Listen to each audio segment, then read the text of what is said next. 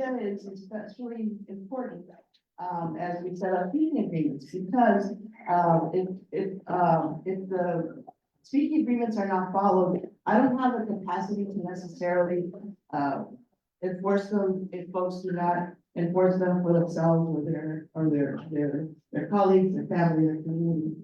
And I will, at some point, if we are not following the speaking agreements of the public, entity, I would advise the chair to close the meeting, adjourn it, and or at least take a recess. Does that make sense? So I do ask you to consider very carefully which speaking agreements you do agree to, so that we can, begin and then conclude. Sound all right? All right. If they're more familiar with the concept of setting up speaking agreements, and I'm sorry to be giving my back to them. Does anybody have a question about speaking agreement, or what the purpose is, or would like to share a definition of it?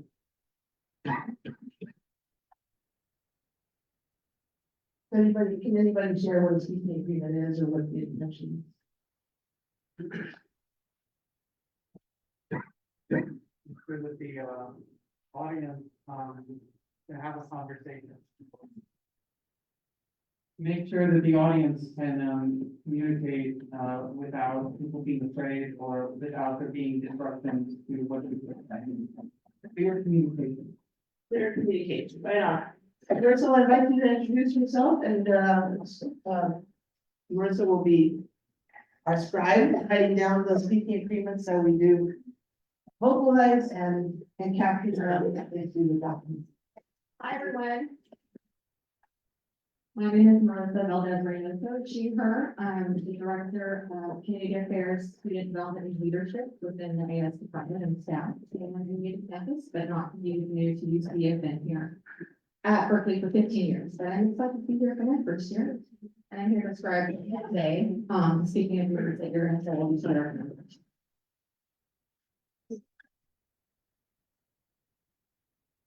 Right on. So, so far, no one has offered any particular speaking agreements yet, but I'm open to hearing any, and Marissa will jot them down for us. I've also constructed a public forum list that's here, if anyone wants to take turns writing down, their names. Well, what speaking agreements shall we write down for us? And, also, just to complete the community agreements, the Senate has their own set of agreements amongst themselves for the speaking rules and like that to be enforced. So who would like to, anybody have a suggested speaking agreement? Raise your hand.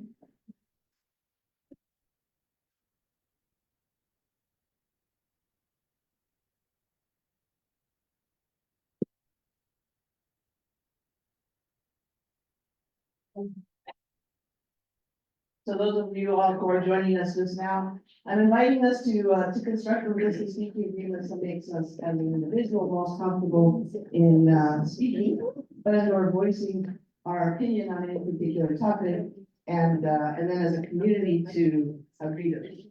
So, anyone have any speaking agreements that you could add, please? And you can be the very first one.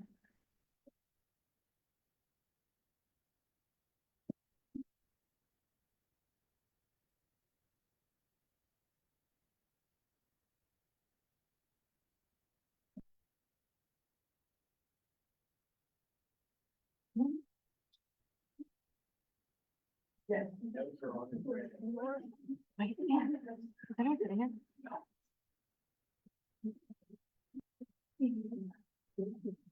derogatory language. Right on, so Marissa's writing down no derogatory language. Would you like to define that again? Hate speech, slurs, profanity, etc. So formal. I know, I have to listen. Any others? Is that a hand on it? Okay. So everyone feels comfortable with, if I could just have your attention for a couple of minutes, we're kind of hoping to start on time, so that we could honor the the shared space for the multicultural center theater. I'd like to just put up the speaking agreements as soon as possible so that we can, start up with the meeting. Any other suggestions? Speaking agreements? Is everyone comfortable with speaking in this meeting? As long as there is no derogatory language, hate speech, slurs, or that. Okay, I'm going to also add one from me.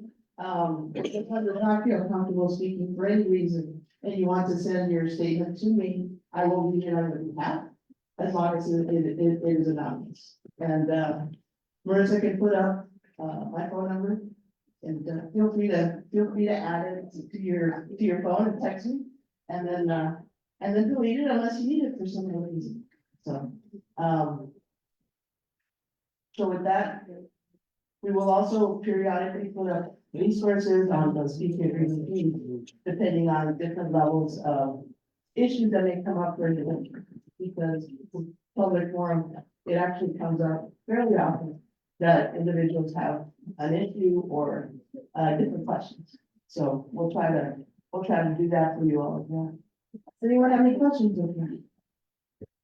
I will share that in a theater such as this, we're able to fit more folks comfortably, but we do ask that the doors remain open, that the doors and passageways remain open, and that any obstructions, if there are any obstructions, they must be removed, and or anyone holding the doors open or closed will be asked to not do that. All right, to the chair.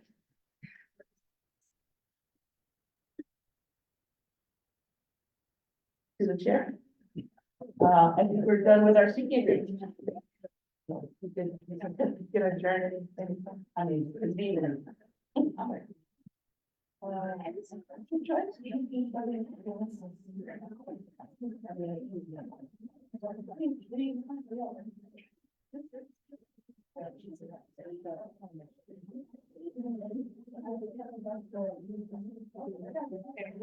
Guys,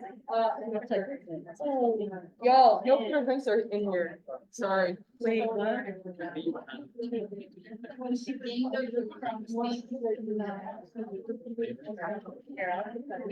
Yeah, no, go ahead.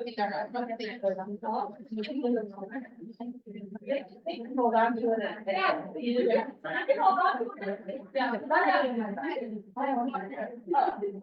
I mean, water's okay.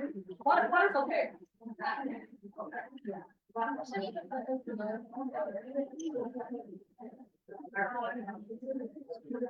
Oh, that's so good.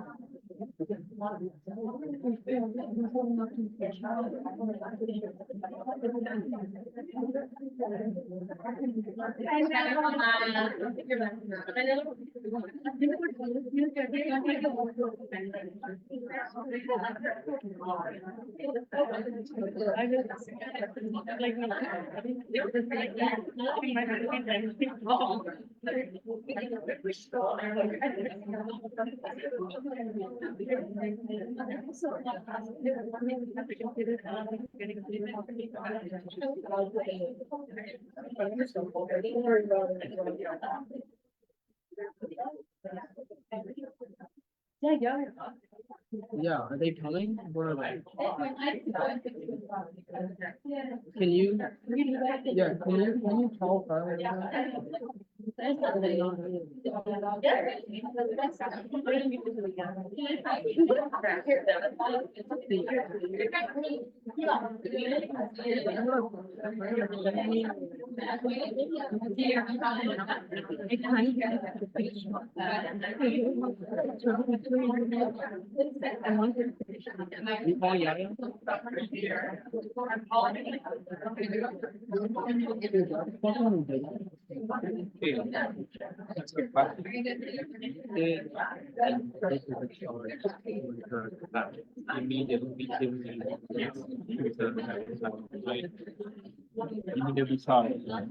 You know, they're charged a third of the purchase they make, but that just means they'll be reimbursed full amount. Yeah.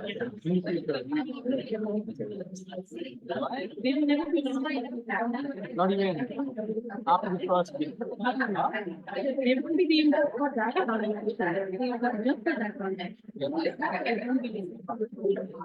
Oh, shit. That's,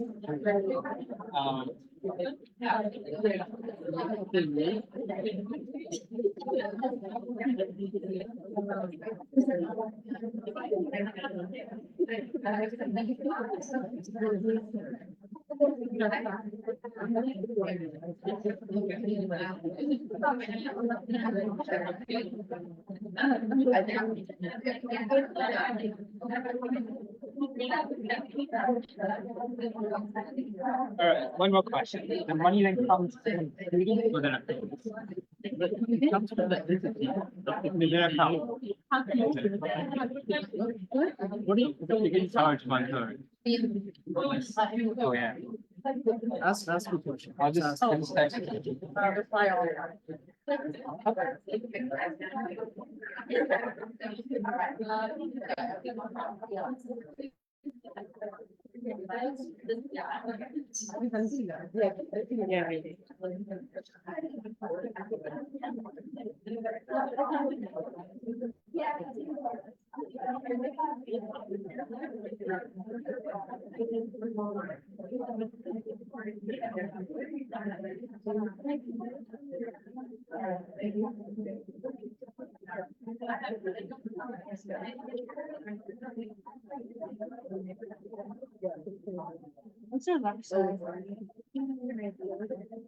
Yeah, we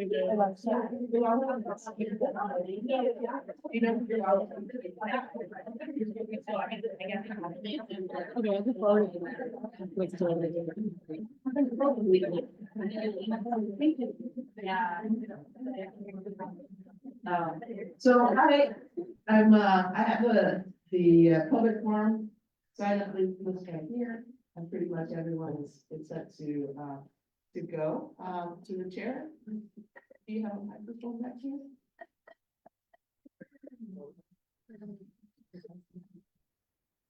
Oh, yeah. Yes. Okay, so, whenever the chair is ready to convene. Well, can you say what I'm saying? I'm saying that?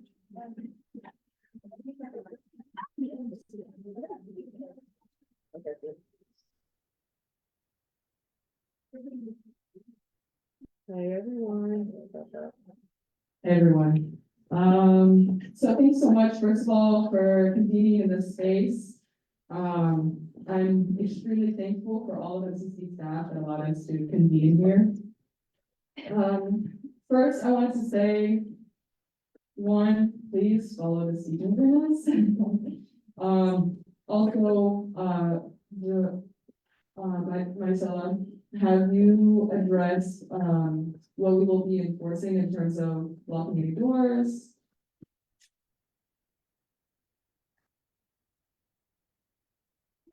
I did, Chair. I said that they needed to remain open and not blocked.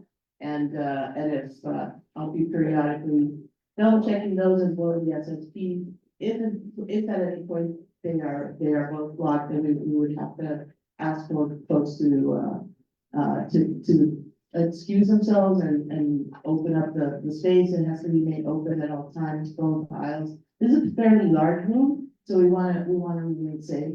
If at any point in time that does not, continue to be an open access door, then we would, issue some requests from our SSPs to help us, keep them and maintain them open. All right, thank you so much. All right, this meeting is being called to order at 6:37 PM in the Multicultural Center by Internal Vice President Pinto, myself. Before we begin, we call for students to acknowledge that the lands the University of California locations were built on were expropriated and founded upon exclusions and erasures of indigenous peoples' human rights throughout California. UCSB is built on Chumash land, specifically that of the non-federally recognized Barbario tribe. As an association that pushes the students' bodies voices to the forefront, we should aim to make strides as just acknowledgement to those who continue to fight for their right to be recognized and respected as the original stewards of this land. I ask you all to dedicate time and care for personal education and to advocate for justice alongside indigenous people. Thank you. We will now be moving into roll call. Dahlia Jerson, Person, you. Alexa Butler, Present. Carlene Lankarani.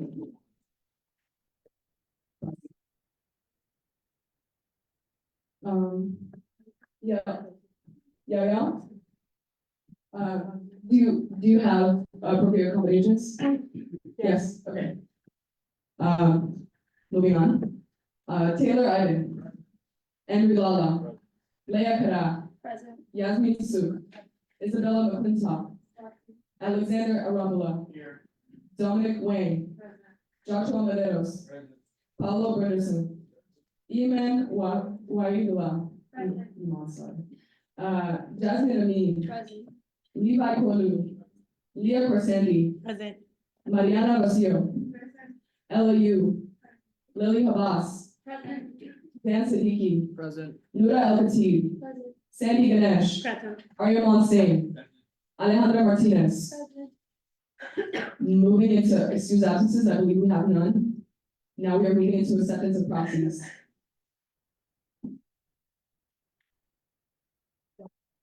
The floor is open for a motion. Yes, Senator Ganesh. Motion to accept proxies for Senator Lankaran and Senator McKinley. Motion to accept all proxies, seconded by, Senator Amin. Thank you. We are now discussion. Senator Butler, call the question. Are there any objections? Are there any objections to the consent? All right, now moving on. We're moving into action items. The first being, yes, Senator Butler. Yes. Motion to add LinkedIn Learning HIP proposal to item G action items. All right, is there a second to add LinkedIn Learning? Yes, Senator Corsendi. Second. There's a second. We are now in discussion. Call a question by Senator Amin. Are there any objections? Are there any objections to consent? All right, it is now added onto the agenda. Thank you.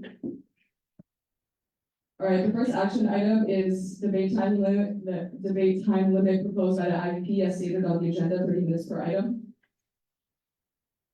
The floor is open to take a motion.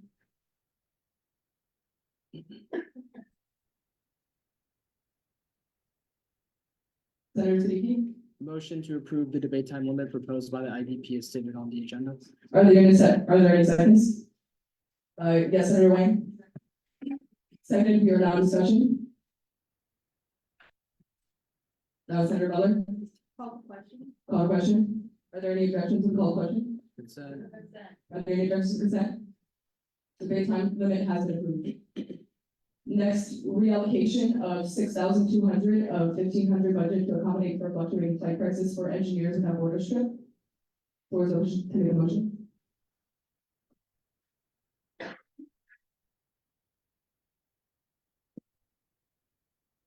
Senator Butler.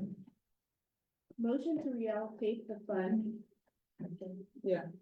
Motion to reallocate the fund approved by the FMB to the Engineers Without Borders trip to be as follows. Line item, LAX to PTY, $3,600, PTY to BOC, $2,400. Housing with floating factors two, $8,000. Housing with floating factors or factors. Doctors, there we go. Doctors one, $800 for a total of $14,800. Are there any seconds? Senator Seal? Seconded by Senator Seal, we are now in discussion. Senator Lee, Call question. a question has been made. Are there any objections? Objection by, Senator Iden. Oh, do you object to, the call question? Would you like to expand on that? Yeah, I just didn't want to breeze through and pass $2,000 without talking about the money. Is there any more information on this? Yeah, Parliamentarian John? Yes, so the money is actually already being approved by the FNB and they are only asking for an reallocation. So we're just doing that right now. The money is being passed to FNB. All right, Senator Iden, you recall your objection? Okay, call question has been made. Are there any objections to the call question? Are there any objections to the consent? All right, seeing none, motion passes. Now moving on to Spring Honoraria Batch 2. The floor is open to make a motion. Senator Siddiqui, Motion to approve spring honoraria batch 2. a motion has been made to approve, Spring Honoraria Batch 2. Are there any seconds? Yes, Senator Al-Khatib. Seconded by Senator Al-Khatib. We are now in discussion. Yes, Senator Wayne. Call a question has been made. Are there any objections to the call a question? Are there any objections to the consent? Seeing none, motion passes. Next line item, motion to add LinkedIn Learning to.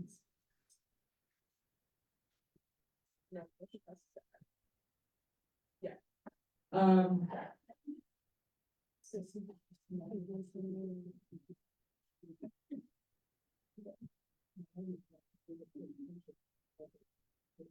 All right, we will be skipping this line item. For next line item, TEDx UCSB, would like to reallocate $200 from line item trash recycling water and $213 from line item photography to line item lot Lerman concert hall rental. Floor is open to make a motion. Senator Lucio, I move to reallocate $200 from line item trash recycling water and $114 from line item Low Lemon Concert Hall rent. are there any seconds? Senator Amin, Second. seconded by Senator Amin, we are now in session. Yes, Senator Wayne. Call question has been made. Is there a second? Sorry, are there any objections? Consent. Are there any objections to consent? Motion passes. All right, next line item, proposed amendments of standing rules of the 75th ASUCSB Senate. The floor is open to make a motion. Yes, Parliamentarian John. Yes, so the amendment is actually quite simple. It just states the explicit process for the use of consent calendar and unanimous consent. It all have started based on the adoption of order and the government. All right, thank you, Parliamentarian John. The floor is open to make a motion.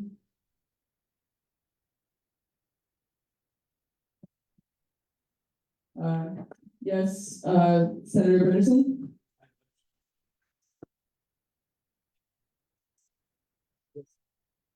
A motion has been made. Is there a second? Senator Amin, Second. seconded by Senator Amin.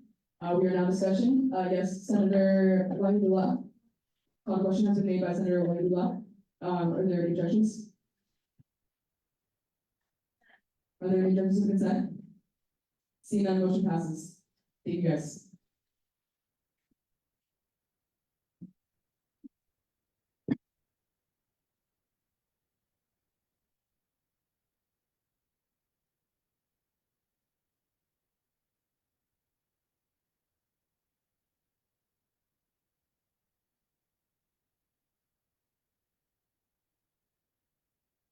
Give me a moment now.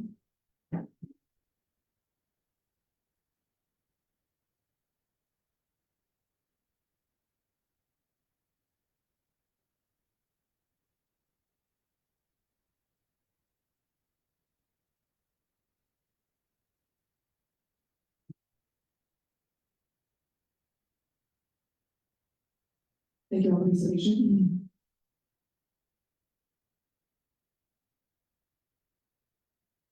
All right, Dr. Marquez, do you have ample time to get a public forum list?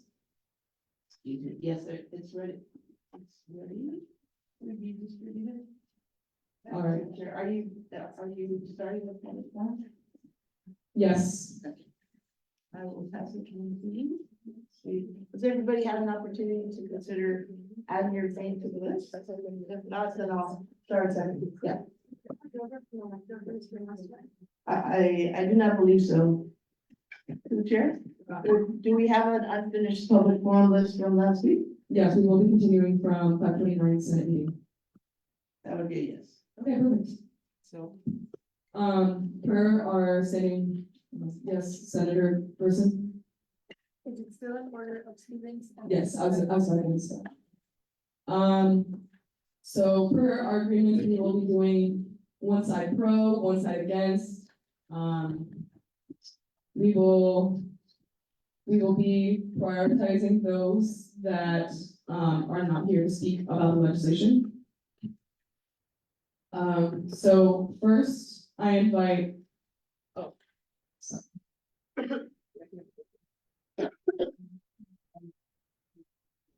Okay, I'm asking for, unanimous approval to move into public forum. See no objections, we're now public forum. All right. Thank you, guys. All right.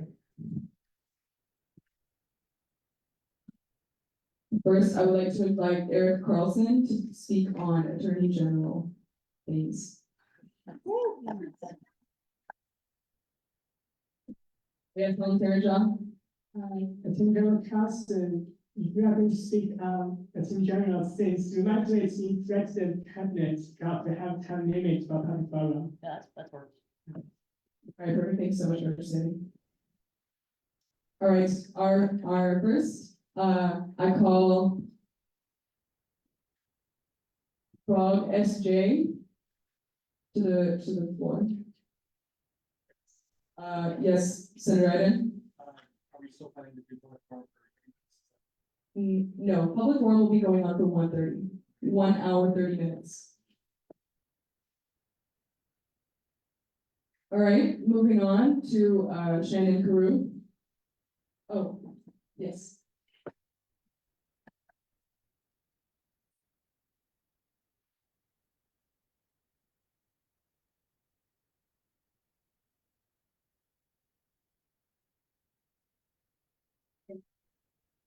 All right, you have 2.5 minutes to speak with 2 minutes for Q&A. Please say your name, pronouns, and enunciate for refrain from yelling. Please note this meeting is being recorded. You may speak on any issue, whether it's on the agenda or not. Please include a content warning if it will be graphic. You may only come up once, and you may choose to not answer questions. I also ask you to review our speaking agreements.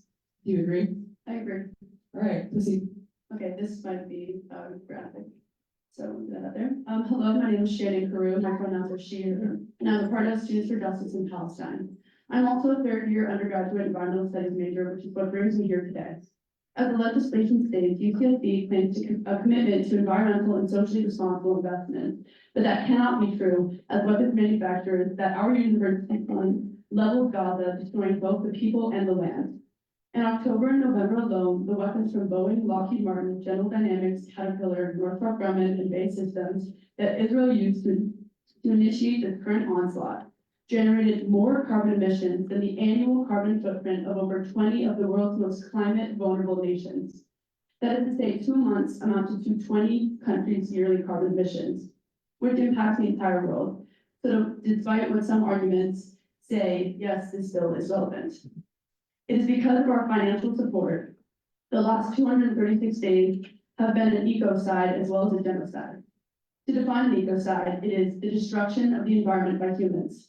Ecocide threatens all human populations who are dependent on natural resources for maintaining ecosystems and ensuring their ability to support future generations.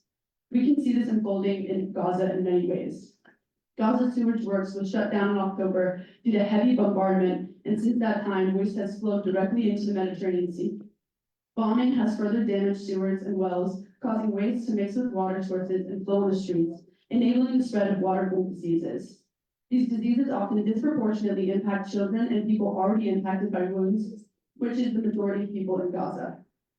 This pollution and destruction of infrastructure has also completely decimated Gaza's water supply, so much that the UN now reports that people in Gaza do not have enough water to live.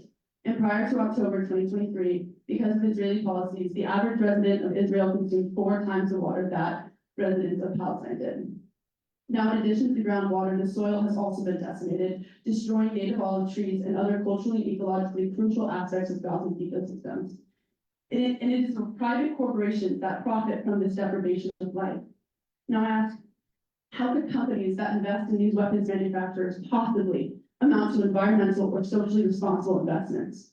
As the university that founded one of the first environmental studies programs in the country, how can we invest and fund in the active decimation of the land and its tenures? I, like many of our fellow students, All right, that is time. Will you be accepting questions? I will. All right, the floor is open for questions. Seeing as there are none, thank you so much for speaking. Thank you.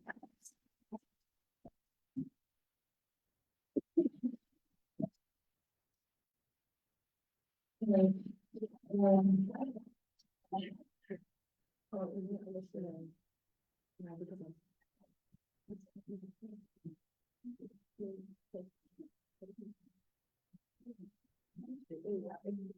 No, it's not. All right. Next on our list is Jacob Rosen.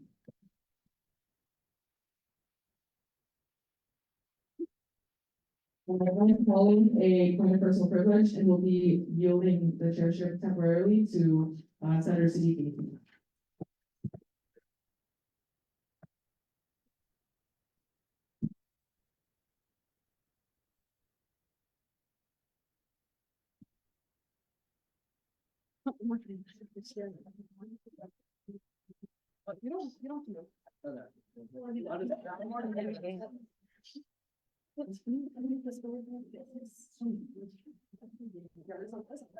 Sorry about that, guys.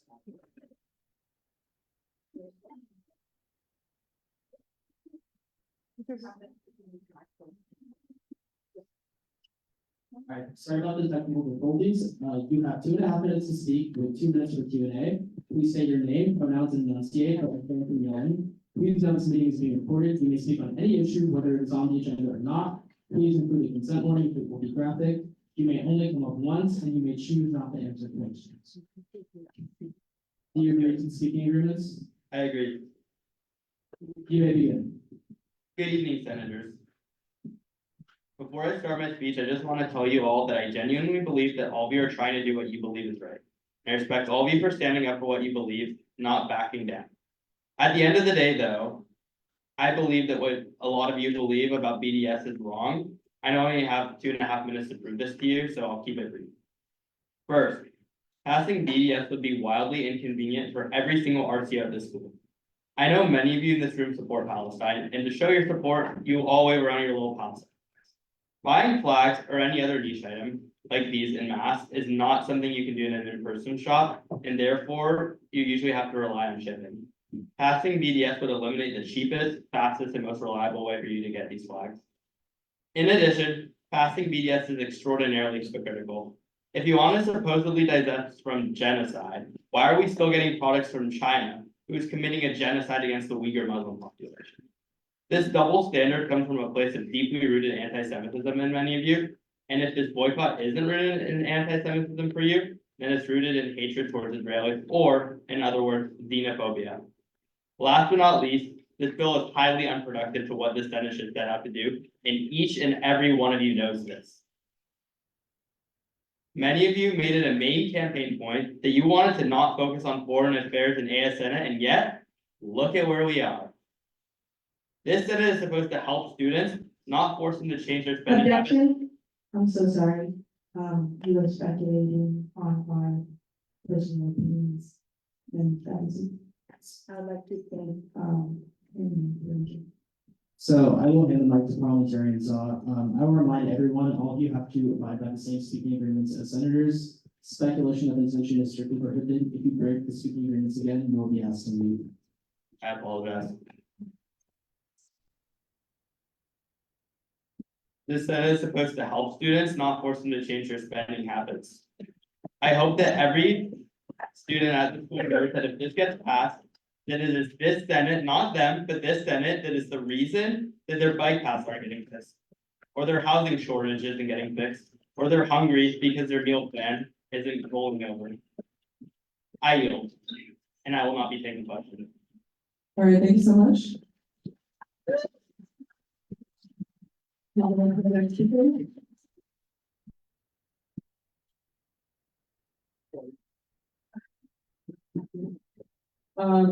to floor, Sarah Bacon.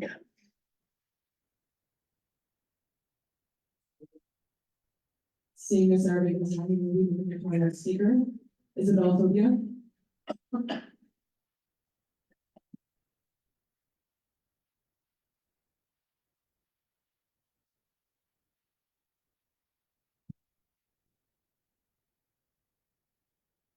All right, you have 2.5 minutes to speak with 2 minutes for Q&A. Please say your name, pronouns, and enunciate appropriate and yelling. Please know this meeting is being recorded. You may speak on any issue, whether it's on the agenda or not. Please include a content warning if it will be graphic. You may only come up once and you choose to ask a question. Also ask you to review our speaking agreements. Do you agree? Yeah. I also ask you to speak a little bit closer to the mic. Yeah. All right, perfect. Okay, my name is Isabel Sylvia. And what's my next again? Pronouns. Oh, she, her, yeah. Yeah, go on. Oh, sick. So I'm a third year global studies major at UCSD, and part of students with us in Palestine. This fall I was studying abroad in Amman, Jordan. During my time there in Jordan, parts of which were a mere 30 kilometers from Gaza, I witnessed bombs being dropped, missiles going overhead, and news outlets showcasing the atrocities in Palestine on the ground every day, 24/7, and in all capacities. I saw people around me heartbroken by losing loved ones, losing friends, and seeing people in Gaza dying in the most atrocious ways.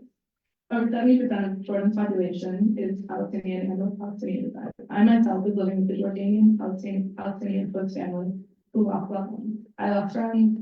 My fears and I witnessed constantly the destruction of land and the death of thousands of Palestinians. Knowing that not only my tax dollars were going into committing war crimes and human rights violations, but also the UCSD students that my tuition is aiding in the war machine, heartbreaking. Seeing in person the effects and the impact that these weapons and these companies have on Palestinians, and knowing that in some way my tuition was aiding in the support. I'm here asking the Senate to pass a bill to divest from these weapons manufacturers and corporations, so that we are no longer complicit in the suffering of others. All right, thank you. Will you take a second? Sure. All right, the floor is open. Yes, Senator Richardson. Thank you so much for coming today and speaking about the atrocities. I have family members that are, Jordanian from Palestine. It's very hard to be displaced, and now they're in America, so it's very hard to be displaced, not once, not twice, but 3 times. So it's, these things kind of stay with you. I can have a question about section. Okay. I guess my question is, seeing these bombs, how did that affect? There's lots of questions about, what's the importance of BDS, blah, blah, blah. So how did that, when you were studying on the bomb, how did that affect your learning? I think you can imagine the mental health aspect of not having, I would come home every single day and my hostess here would be sobbing on the couch because she lost family, she lost her father's burial site, was absolutely destroyed. The mental aspect is one part. Also, I was tear gassed 3 times because I lived near the Israeli embassy and Israeli offices and Jordanian police tear gas area. I ended up in the hospital for a week on and off because of the effects of the tear gas. Mixed class, had to do my midterm while I was being tear gassed in my home. So take your pick of the way. The effects were constant. There was a lot. I was in class, sorry, I was in class at one point and my Palestinian professor found out that one of her cousins had passed away because they had bombed one of the homes that she was living in after already having been displaced in other parts of Gaza. So, yeah. Thank you. Any more questions? Yes, Senator Wigwam. Hello, So I think thank you so much for coming and everything. Similar to what Paul was discussing about it, as personally, I recognize from you and a lot of members of the LGBT community about from your own personal experiences how this can affect them. As also, your question. As I've also global studies major yourself and experienced that from your own personal values. What do you think would you consider, for like, already I somewhat understand, but maybe some people can elaborate too, but some people might discuss about how.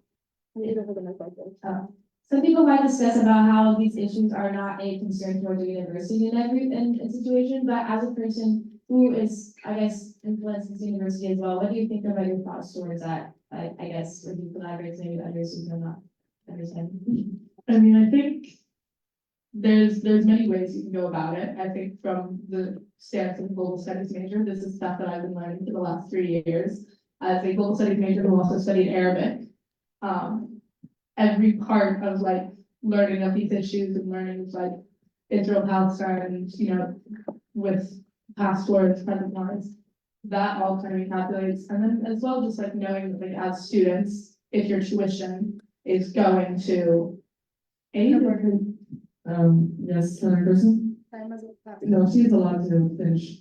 You're allowed, yeah, I'm sorry, continue.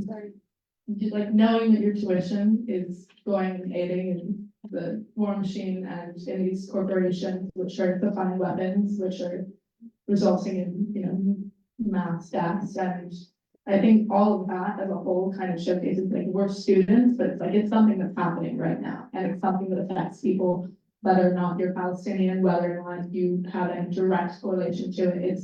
You see it constantly, and it's something that is on my mind and should be on, I don't say should, is on a lot of people's minds a lot of the time. All right, thank you so much for speaking.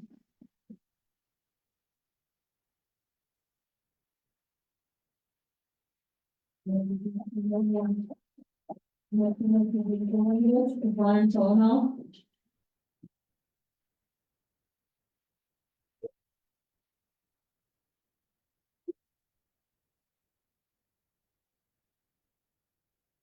There's my phone. Can you say your button? Okay, yeah.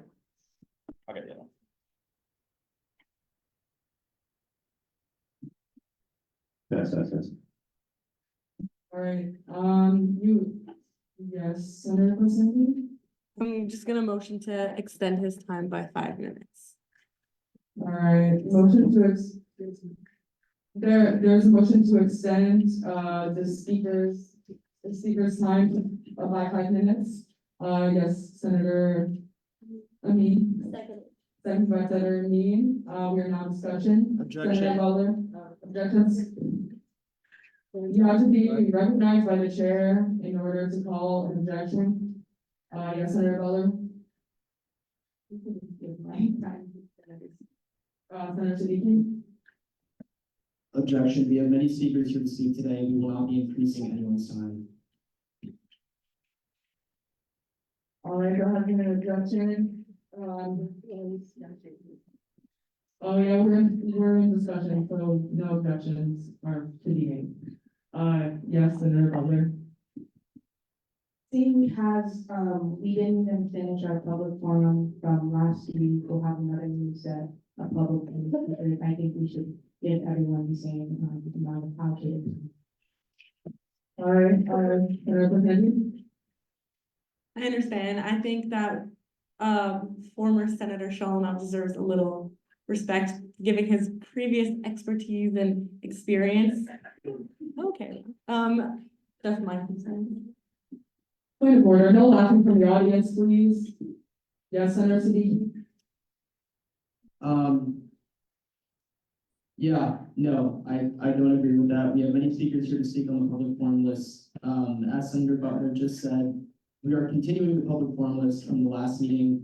This is honestly a waste of time. Your motion is not gonna pass. This is just taking away time from public forum and other speakers won't get the chance to speak. We only have an hour and a half, so we should just move on. Okay, I rescind that. The motion has been rescinded.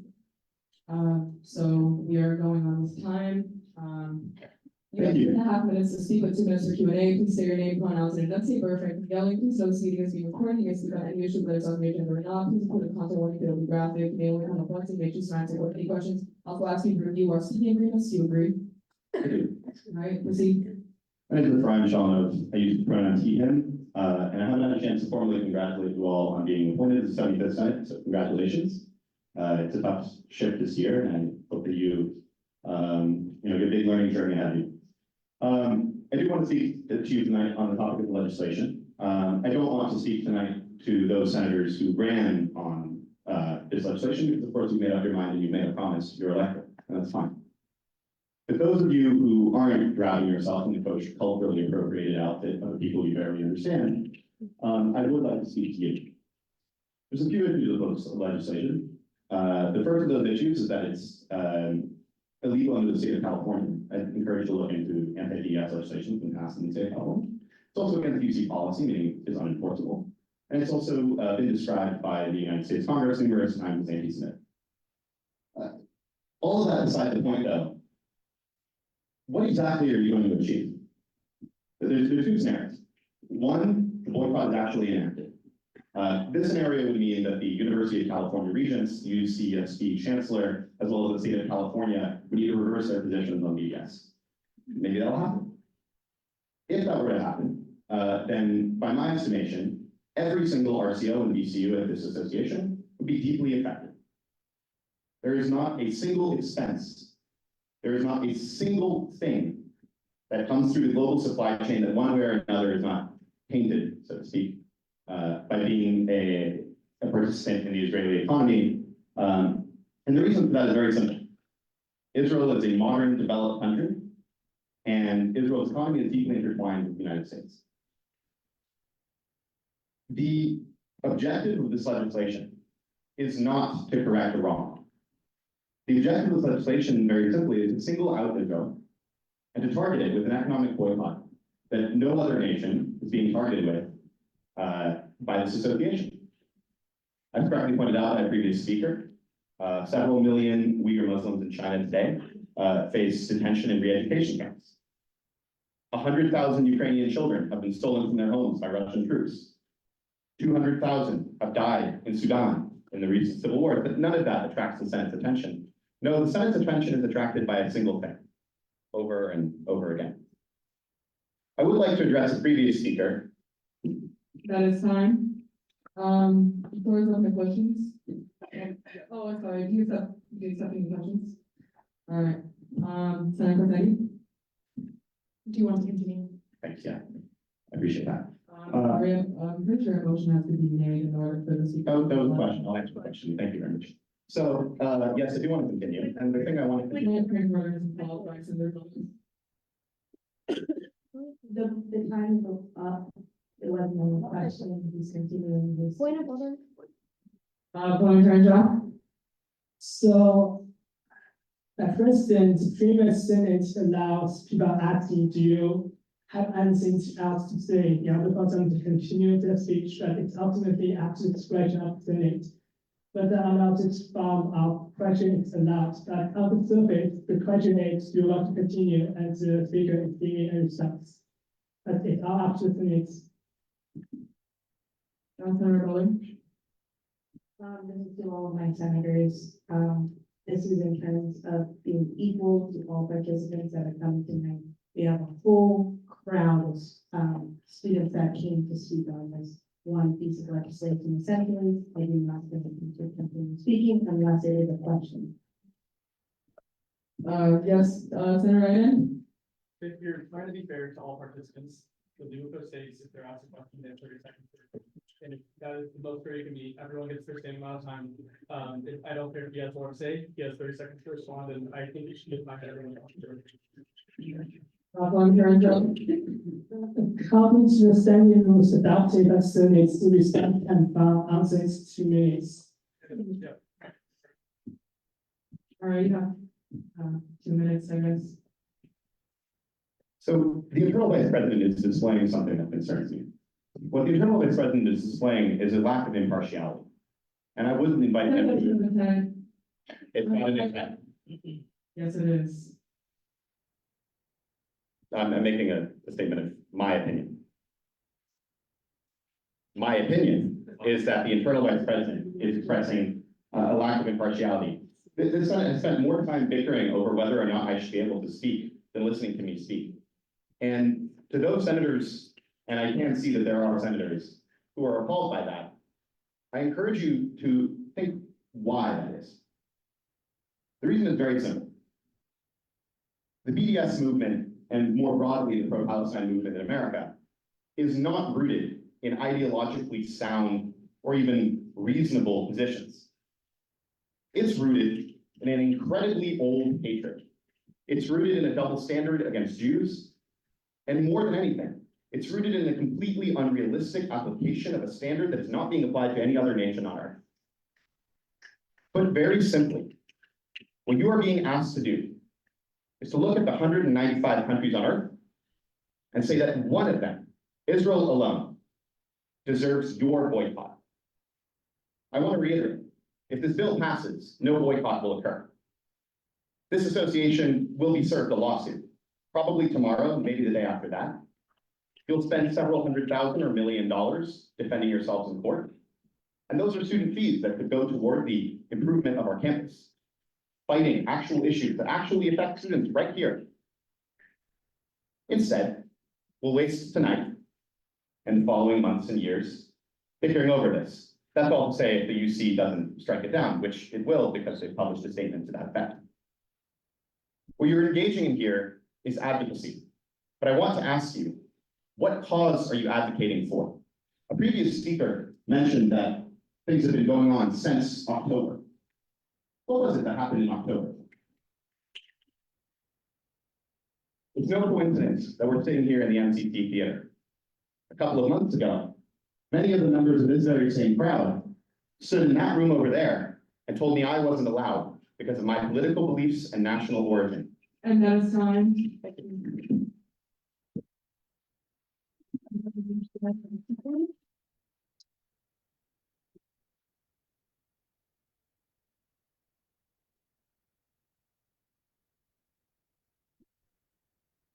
Cosmo L, to the floor.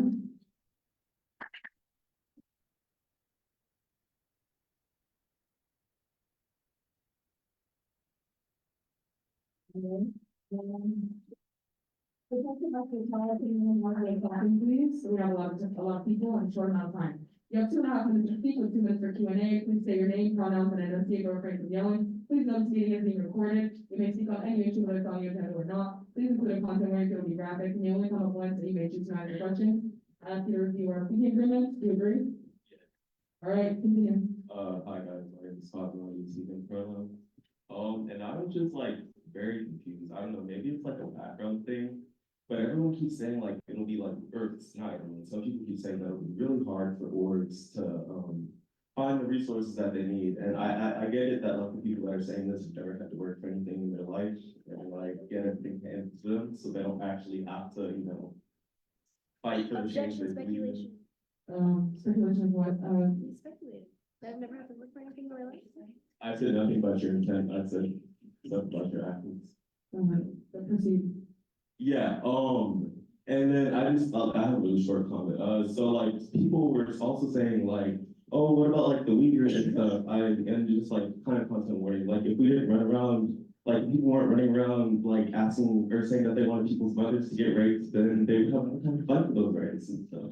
But like, yeah, and I don't know, the previous speaker said they wanted to congratulate you guys on your appointment. I want to congratulate you guys on your election because you guys weren't appointed like some other people you were elected. Oh yeah, and thank you guys very much. Will we begin, please? Sure. All right, Senator Siddiqui. Would you like to continue? Yeah, honestly, you know, His time is up, Senator Siddiqui. His time is not up. But we're going, oh, sorry. Well, that was the question. That was the question. If you'd like to continue.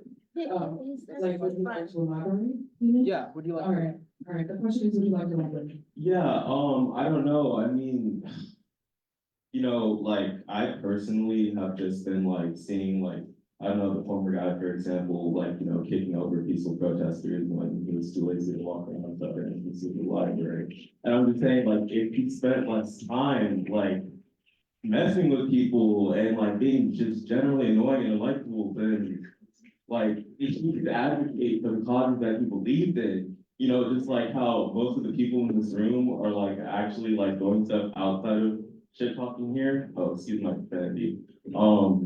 Yeah, that's really all I had to say. That like, you know, if you're really concerned about all that stuff, then why aren't you like, you know, just regarding an encampment for it?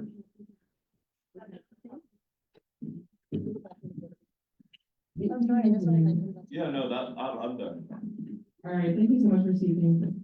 Will you be taking more questions? Yeah. All right, Senator Brunson?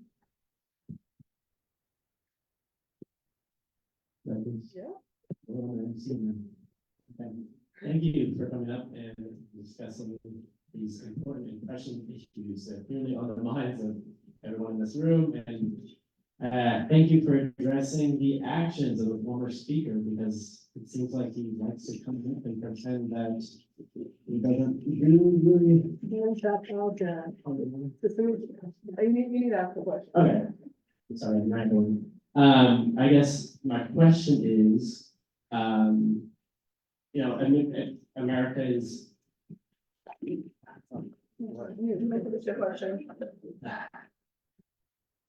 So one of the points raised by the former speaker was that, you know, we are singling out Israel, of course.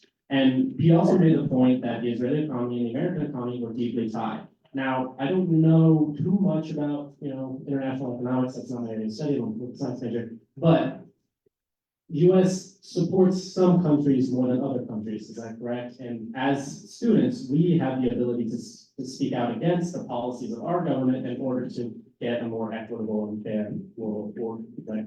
Yeah, I think, saying that it's, oh, it's a really hard process, or like, oh, we're not handling all the issues at once is just like really disingenuous, because like, I'm pretty sure everyone else in here is a student, so like, I don't know how many things you expect everyone to be advocating for at once or fighting for, but like, if you feel so passionately about certain issues, then like, write bills and submit them to be voted on and advocate for that and stuff, and, you know. All right, thank you so much for your time, and that is time. We will be moving into our next speaker.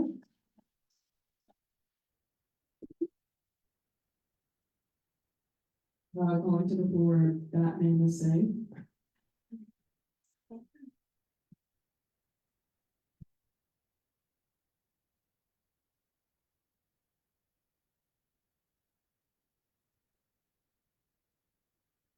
Is your name Nathan? Yeah, it's Nathan. I'm so sorry. You can call me Batman.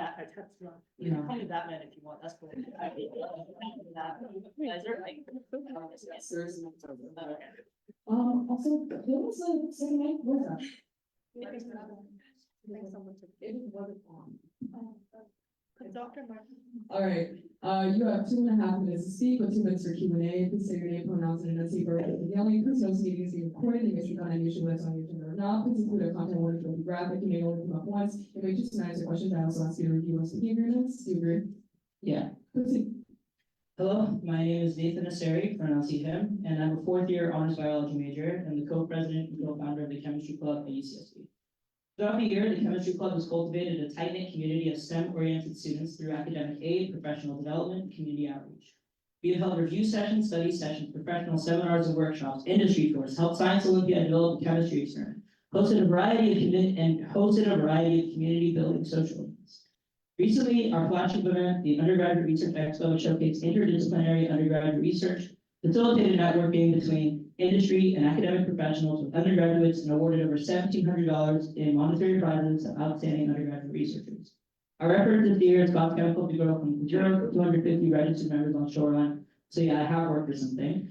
However, the bill to ensure ethical spending practices within ASCCSD would have prevented all of this work. See, for the first event, we hosted an organic chemistry review section that filled an ILP lecture hall. We help prepare the students for one of the most challenging course series a STEM major can take, and we fed all of them with Domino's Pizza. We began a podcast series, PH14, a very basic podcast, shameless plug, that interviews researchers on campus to facilitate the development of interpersonal relationships between students and their professors. We did this with Mike's purchase from Amazon. In fact, Chem Club has used Amazon numerous times this year for various talks, and you can ask them that. We have review sheets, study materials, academic planning sheets, grad school applications, tips and tricks, all contained on a Google Drive. And for our undergraduate research expo, when all our food ran out and our 14 poster presenters went hungry because they were too busy presenting their research, we fed them with Domino's pizza again. All of these companies that I have mentioned are companies listed on the boycott list that Santa plans to implement. Now, I'm a senior, and Chem Club is entirely funded by the American Chemical Society and various academic departments, so I don't have to deal with it. But as someone who started an RTO from scratch, I can tell you that this boycott will stop the growth of any RTO and prevent real student leaders from making a change. In fact, if this bill was in effect and we got money from you guys, you would tax us for helping students pass their classes or get through a research project. If you really want to benefit students, do not implement a ban on these companies. In fact, this boycott won't even affect Israel, and will instead be an obstacle for students trying to make genuine strides in improving campus climate. If the only reason you're a senator is to involve UCSB in conflict in the Middle East that has no effect on the general body, you should step down. If you really have the student body at heart, then you should work with RTOs and student leaders to make their lives easier, not harder. Just because you've decided to be xenophobic, performative politicians does not mean that an organization should be penalized for what they thought because of problems in its right. Point of order made by Senator Butler. This is lunacy and it's bullshit. I agree.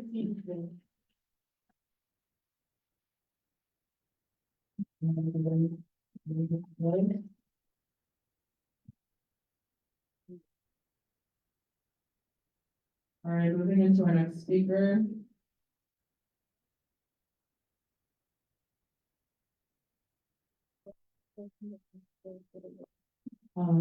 Caitlin.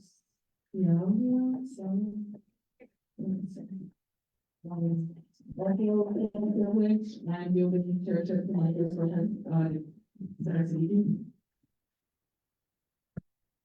Sorry, just give me a second, I'm gonna pull up the speaking rules.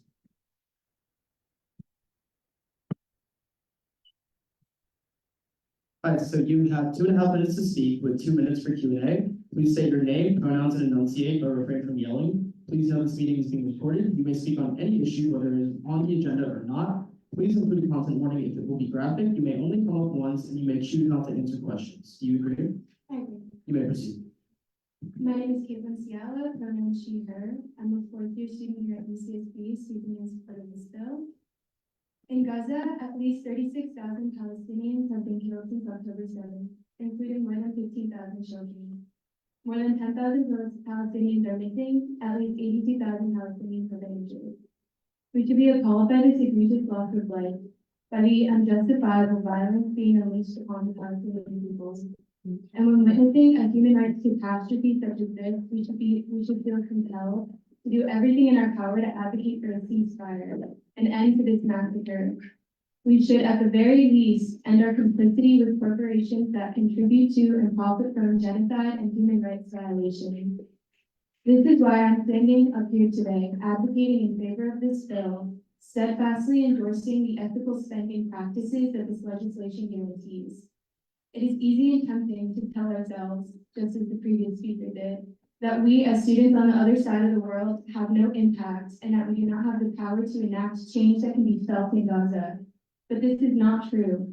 History has proven that collective action, particularly collective action spearheaded by students like us, has been hugely influential in confronting injustices.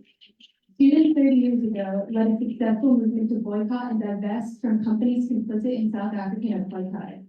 This example especially shows how we spend our money and how we invest is political. And this fact becomes even more undeniable when we consider the tangible links between companies that ASUCSB shares business relationships with, aka the companies listed on this bill, and the ongoing genocide in Gaza. ASUCSB has ties with Caterpillar, a company whose machines have been used for the demolition of Palestinian houses and infrastructure. ASUCSB has ties with Hikvision, a company that produces high-resolution cameras that have been used by the Israeli military to surveil Palestinians in residential areas. ASUCSB has ties with Elbit Systems, an Israel-based military company, technology company, that has enabled genocidal violence in Gaza by building killer drones and surveillance technology and even field testing its weapons on Palestinians. Allowing AS funds to be channeled towards these corporations and the others included in this bill is not apolitical. Rather, we are actively fueling violence and repression in Gaza. I want no part of that, and I urge the Senate to vote in favor of this bill and end the complicity of GCSE students in the genocide by divesting AS funds. And out of time. I will not read any questions. All right, thank you.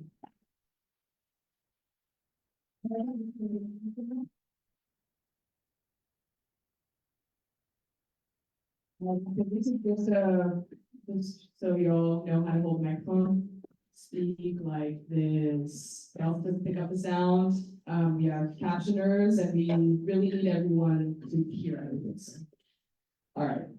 Next on our list.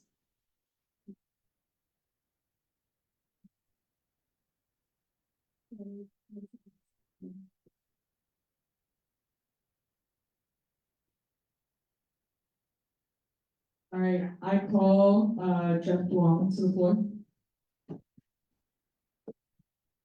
Hello. Sorry.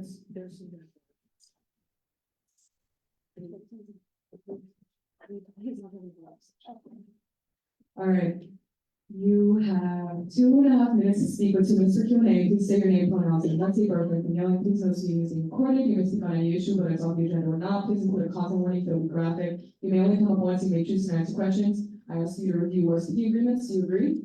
Yeah, I agree. All right, go ahead.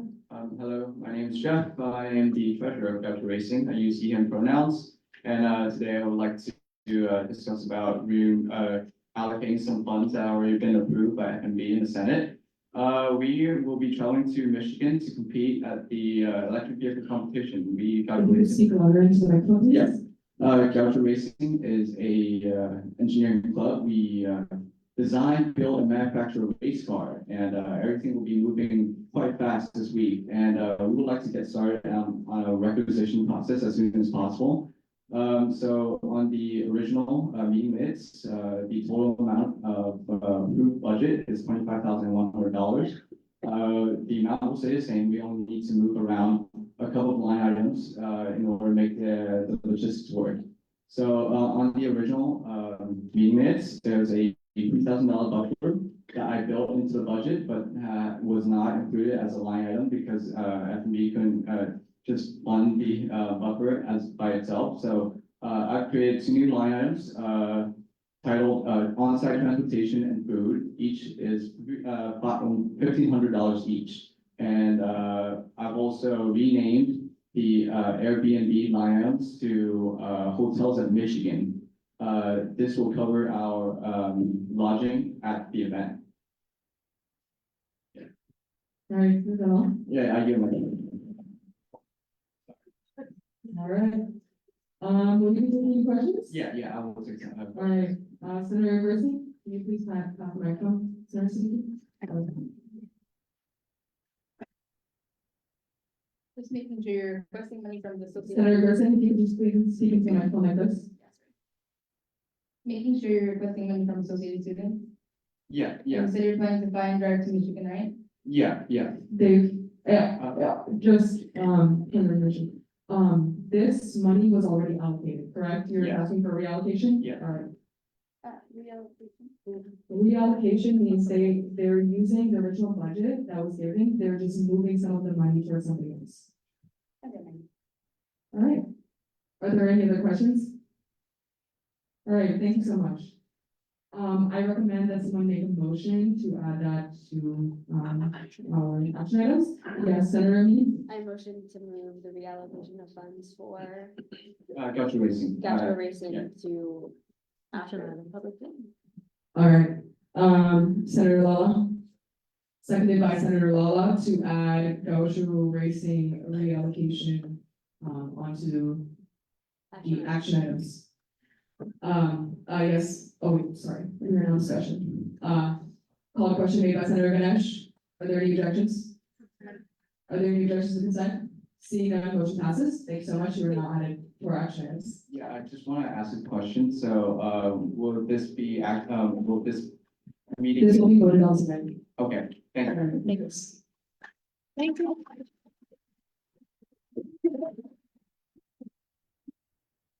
There's a Zoom.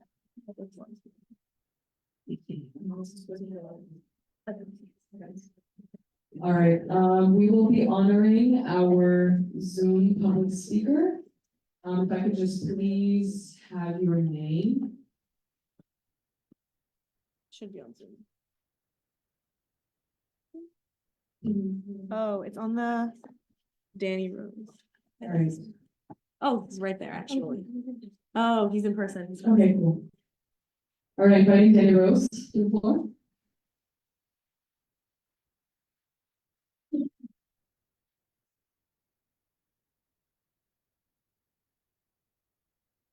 All right. You have 2.5 minutes to speak with 2 minutes for Q&A. Please say your name, pronouns, and enunciate or refrain from yelling. Please note this meeting is being recorded. You may speak on any issue, whether it's on the agenda or not. Please include a contact warning that will be graphic. You may only come up once, so you may choose next questions. Also ask you to review our speaking agreements. You agree? Yes. All right, you have 2.5 minutes. My name is Dan Rose, I use he and pronouns. Thank you guys for having me. Just want to begin by saying, I don't think me or anyone here in the entire room disavows any of the pain anyone's feeling. I just want everyone to know that we understand how rough war is. And I hope you all understand that war has been around for all of human history. And it's probably the most brutal thing humans have ever done to each other. War is bad. I think that's pretty obvious. We should be angry that any war has ever happened. But just because we are angry that wars happen, don't mean that we try to totally divest from any company involved in one. For example, the US used to say, peace with Hitler. Does that mean that we should not be involved in a war by destroying companies that are involved in it? No. Sometimes wars happen, devastatingly they happen, and people lose their lives, which is an unfortunate and tragic and disgusting thing. But wars have been happening since the dawn of human time. So it's unfair to single out one war as all wars are tragic and treat it as anything else. Treating this war by taking away funds from any company involved in it affects the real lives of students here. Students don't want to have research to maybe fix cancer or solve cancer, which the previous speaker talked about. Students don't want to have robotics competitions. Don't want to help students study organic chemistry. The idea that war is bad is something that we all agree with, but it's not something that this legislation will help. It's not something that any of these legislations or effects will help. What only will help is if we talk with each other, not try to punish companies by hurting our CEOs in this campus. So I encourage you, if you want to actually reduce wars and start talking, like happened in South Africa after. They talked with each other and then it helped. Nazis and Germany is one of the best countries now for Jews because they talked and they reflected. It's not because other things happened besides the war. You learn through talking, and that's the best way to end wars, and that's what we all want. Thank you guys. Sure. All right, Senator Ganesh. Thank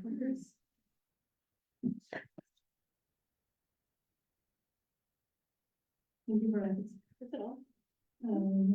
Really close to that. Thank you for recognizing me, Chair. Thank you, Speaker, for coming here and telling us your thoughts.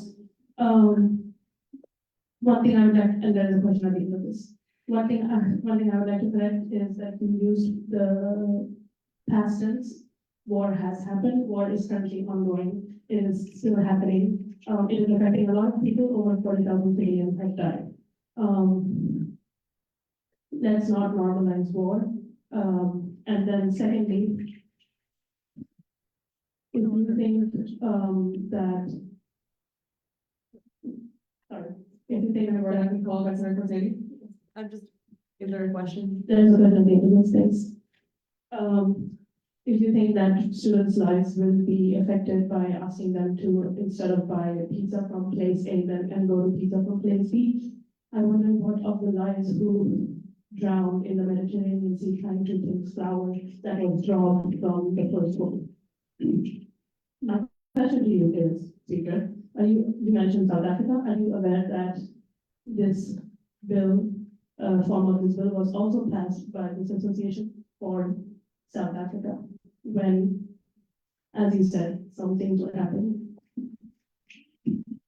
Thank you for the question. A little biased of the question, but I'm happy to answer.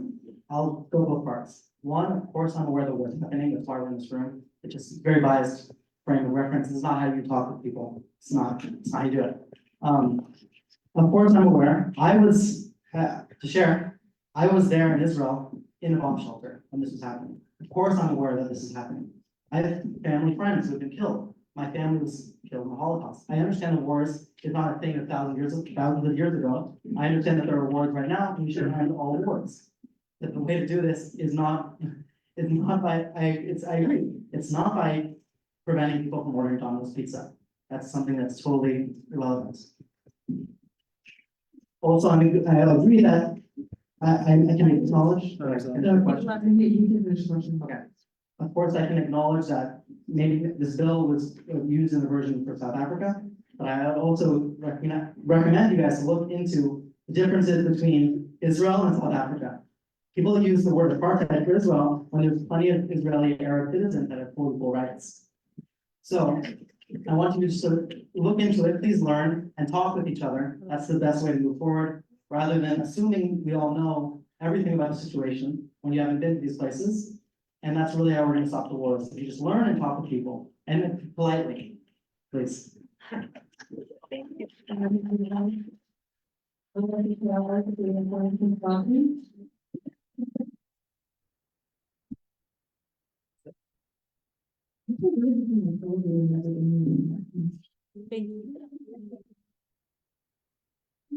All right, calling on Avery Zinner.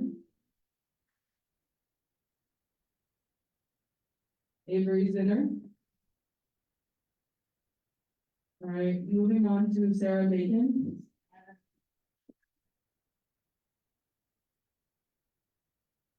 Bacon. Student speakers are prioritized. Yeah, graduating and stuff. Sorry? Graduating and stuff. I will be a graduate student. Are you currently an undergrad student? I am not currently undergrad. Oh. Entrance student. but I'm Okay, ready. I'm so sorry. Would you like We me will to have come to back? meet you. That's fine. Thank you. So sorry about that. All right, Marcy Winograd. Calling to the floor, Marcy I'm so sorry. Winograd. All right, moving on to Cecilia Aiden.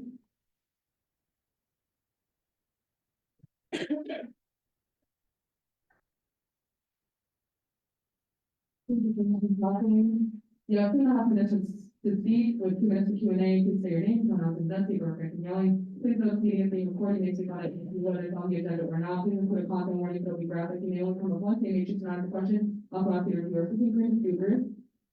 Yeah, my name is Issa. Oh, I'm continue. speaking on behalf of Celia Aiden. Yeah. My name is Celia Aiden, and I am a part of the board of Student Commission on Racial Equity here at UCSB. And I think this is. We're having technical difficulties. No.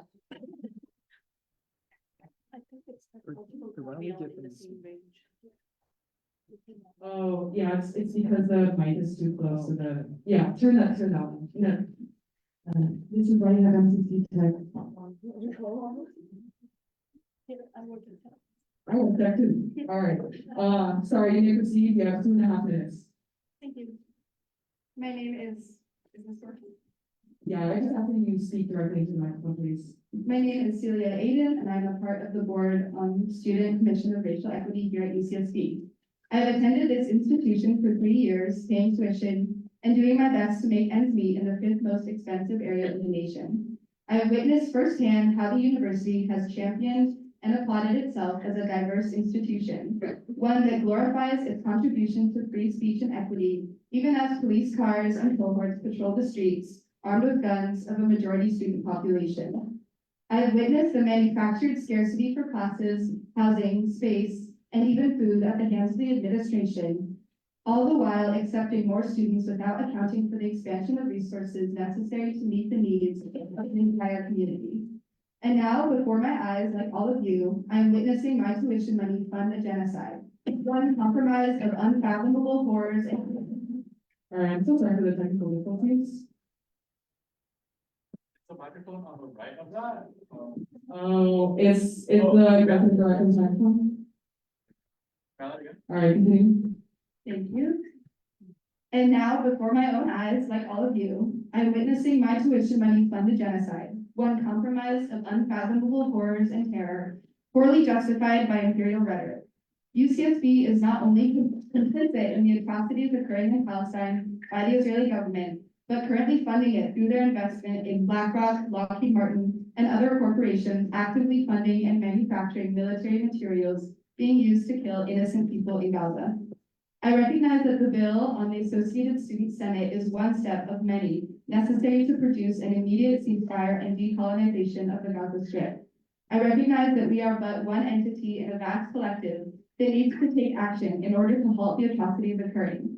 But I cannot be complicit in a genocide funded by my institution, using my tuition dollars without my consent to fund massacre after massacre, killing after killing. By divesting from war manufacturing, UCSB could begin to actually invest in its students and their liberation, well-being, and education. By divesting from war manufacturing, we can begin to address the root of the issues that all of us as a student body are facing: manufactured scarcity that is a product of imperialism and colonialism. This bill is a necessary step towards the vision of university liberation and collective health, a vital instrument into our community and divestment from genocide and war crimes. I will not be taking questions. This is not my statement. Thank you. All right, thank you.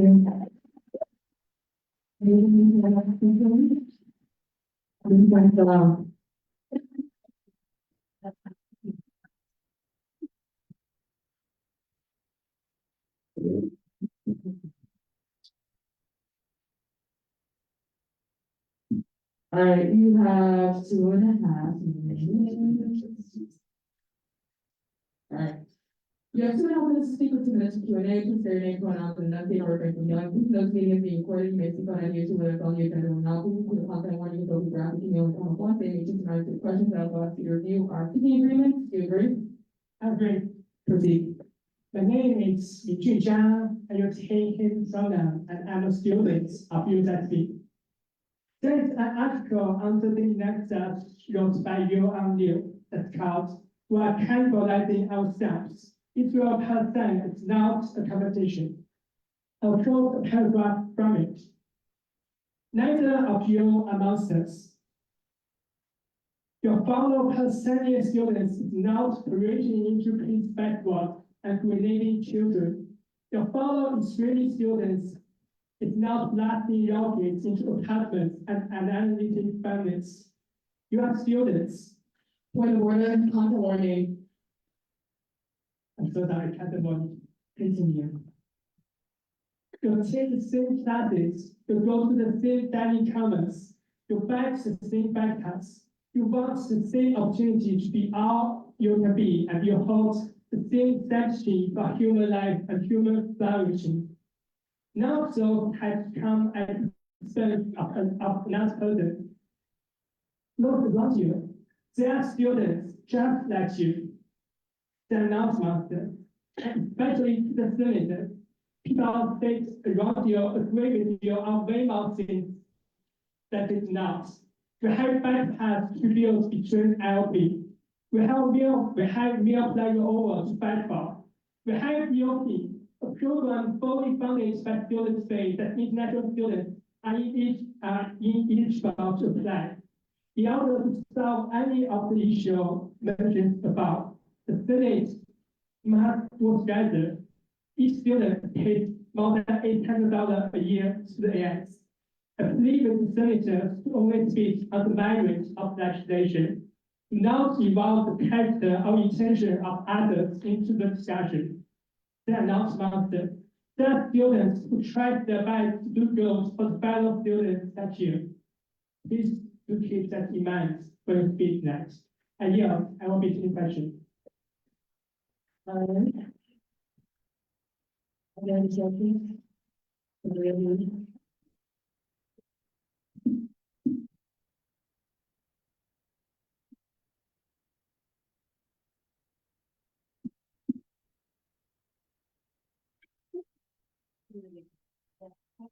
I just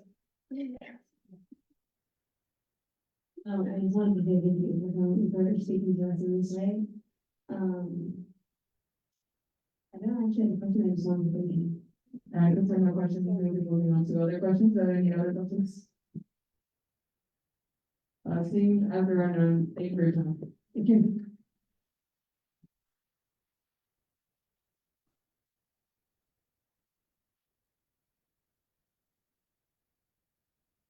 Calling on Brenna Bolt.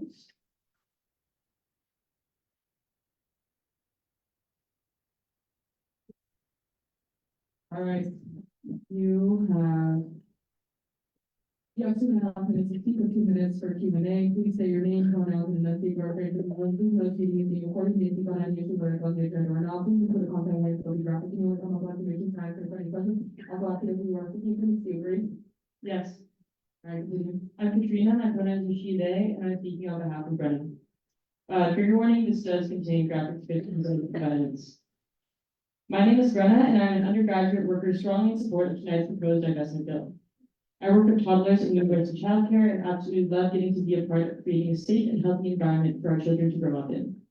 It has already been mentioned that divesting from unethical investments in consumer companies who are targets of BDS is a crucial step towards the UC's commitment to our mission statement and values.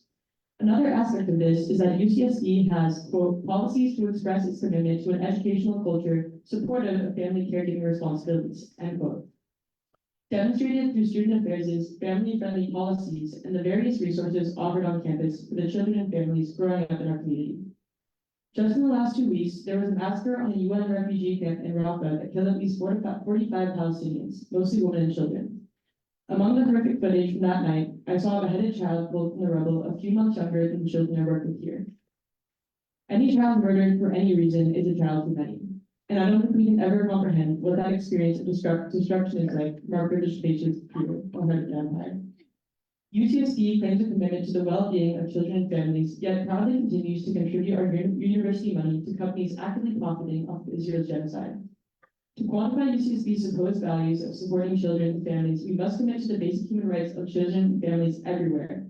And to do so, we absolutely must divest from consumer corporations whose profits are directly tied to massacres that rob civilians of their lives and loved ones. Furthermore, I want to note that while this bill is specifically targeted at Israel due to the genocide currently being implemented against Palestinians, I speak out against all oppression of marginalized groups, just as students at this university before me called out South African apartheid and how current graduate students are protesting against the brutality of the UC system. In the same vein of seeking social justice, this is why I speak on the Israeli occupation. I want to see our university invest in community, education, and healthcare, rather than companies who are actively profiting from their partnerships with the state of Israel, who continues to commit genocide to this day. This is why I urge Senate to pass this bill. Thank you. Will you take questions? Yes. All right, the floor is open for questions. All right, yes, Senator Wilson. How would you feel about adding China to the condemnation and boycott on this bill? I think that's a complex question. I think speaking on behalf of Greta, I don't know how she feels, so I don't feel comfortable answering that question. Are there any further questions? All right, I'm moving to the next speaker. Thank you for speaking. Sorry, Senator speaking. Oh, sorry, there was an additional question. Okay, sorry, if you're willing to, I had a question. Yes. Yeah. Yeah, I got you. Senator speaking, if you want.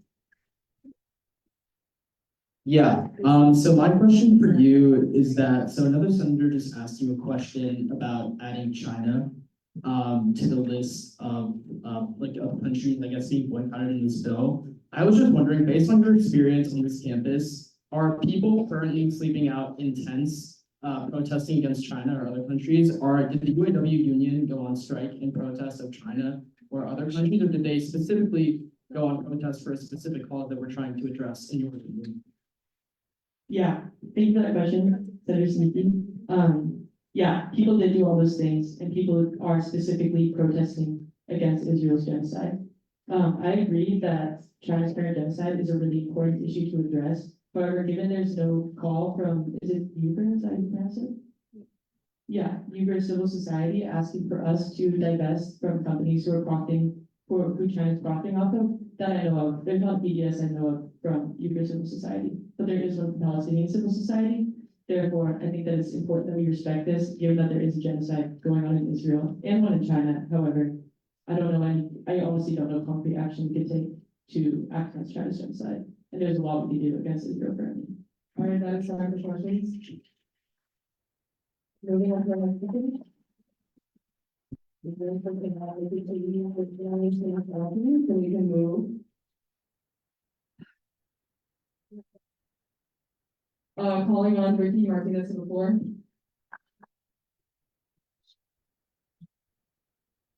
Yeah, Senator Griffin? We have no more we have no more against. Is there any speakers that are against this bill that would like to talk? That's not how it works. You have to sign up for Yeah, public comment. we have now see. Can we get an updated list of public forum, please? Right, we've written everything down. Are there any additional names on the public forum list?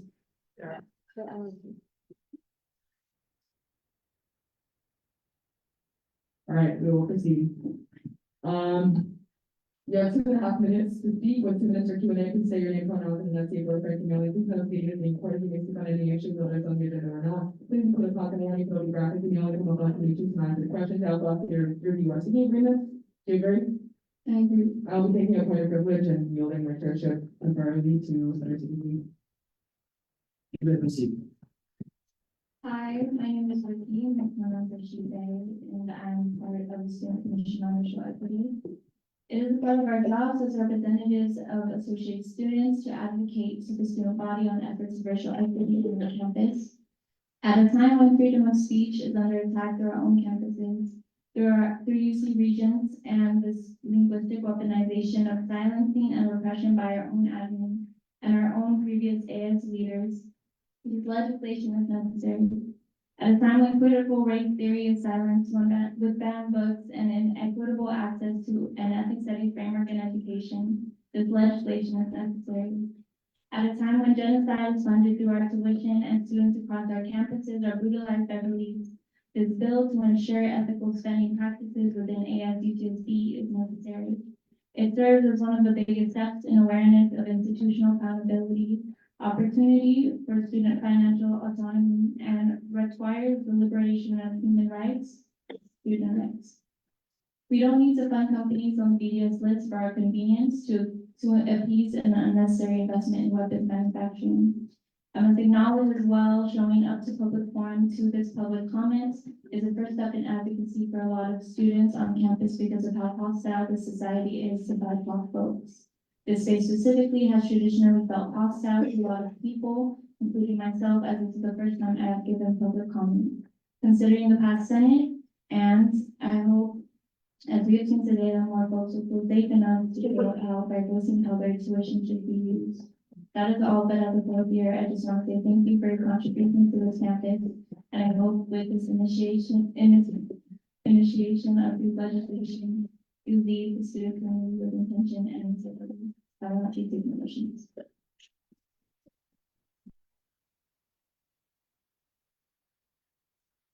Any questions? All right, moving to our next speaker. We have Fullerton.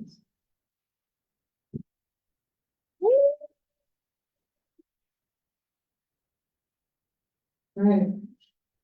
Yep. You have 2.5 minutes to speak with Mr. Q&A. Please say your name, pronouns, and then say your correct yelling. Please note this meeting is being recorded. You may speak on any issue whether it's on the agenda or not. Please put a content warning for the graphic emailing on the points and choose to answer questions. Also, to review our speaking minutes. Do you agree? Yes. Proceed. My name is Leah, I use she, her pronouns, and I'm speaking on behalf of Isabel Montalvo. Hello, everyone. As the co-chair of the Student Commission on Racial Equity, I have 2 minutes to explain to you why prioritizing students, their needs, and their well-being is better than being actively complicit in war manufacturing that only serves to ethnically cleanse Palestinians and uphold U.S. imperialism in an ongoing genocide. Currently, 48% of students at UCSB are food insecure. Students experience housing insecurity again and again. And we pay thousands of dollars of tuition year after year for what? For the UCs to pay more attention in investments for Lockheed Martin and Raytheon? Time and time again, they have shown that they do not care about the needs of students, not when we ask them to stay in Palestine, not when we ask them to justly and fairly provide work opportunities for undocumented students, and not when we peacefully protest in the name of love and liberation for all. To have to stand here and explain that there is a connection to us as students and our money and these institutions and how they choose to invest and prioritize these capitalist ventures over us, who this institution is meant to serve, feels like I'm trying to convince you why the grass is green. This bill is long overdue, decades overdue, and though it's only a step for us as a campus, I have seen so many dedicated people strive all year for this one step of many. And I have no doubt that those in this room are dedicated to making every other step count after this. So to wrap this up, know that I am grateful to have been surrounded by such a wonderful coalition of people and proud to stand for the needs of students first. And as these are Isabella's words, I yield and I won't be taking questions. Thank you.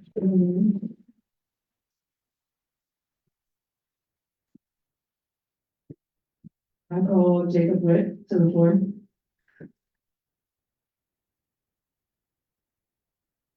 All right, Shayna Gill.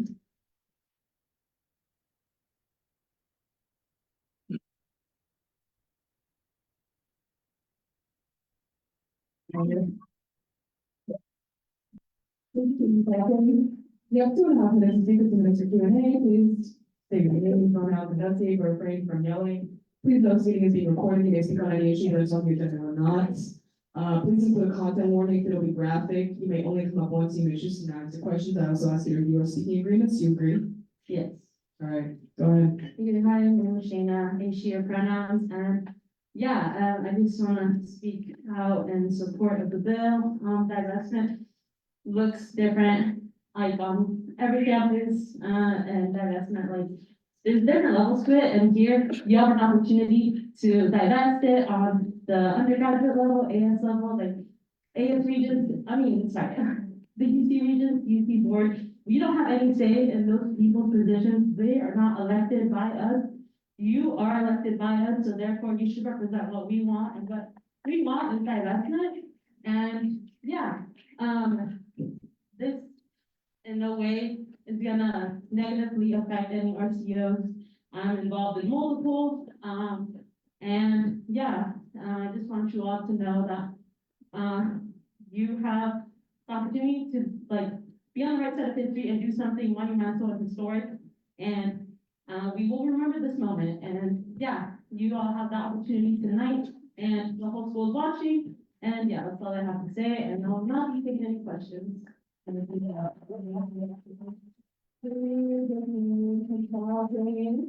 you. Moving to our next speaker, Zena Hassan.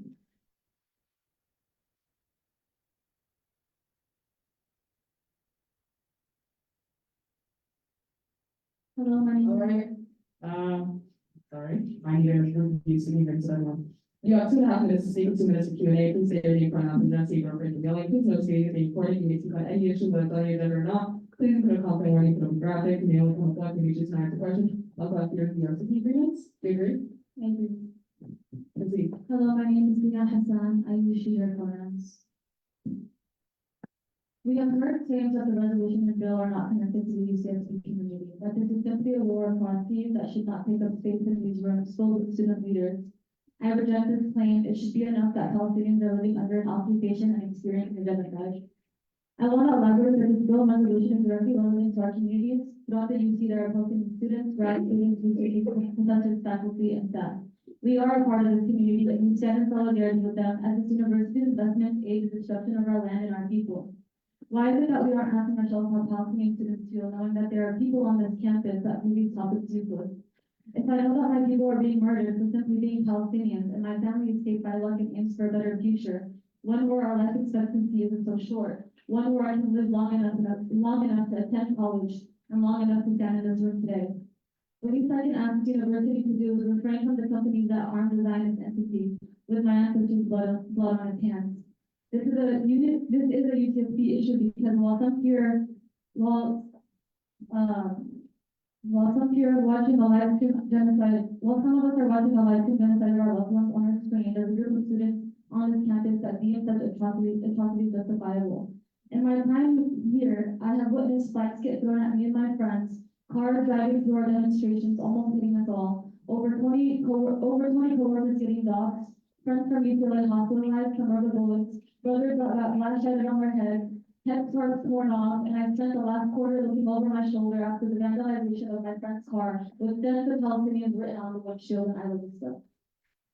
We are all uncomfortable, but your comfort is not prioritized over fighting against genocide. The destructive and deadly war technology used on Palestinians in Gaza is a testing ground for future communities that dare to resist empire here. This room and the word said in this room stand as a footnote in history to affirm that the UCSB students do not stand for our complicity in the genocide of my brothers and sisters. Thank you. No.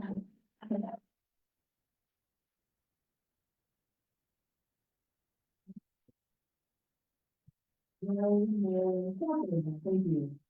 I call next Maria Lopez Hernandez.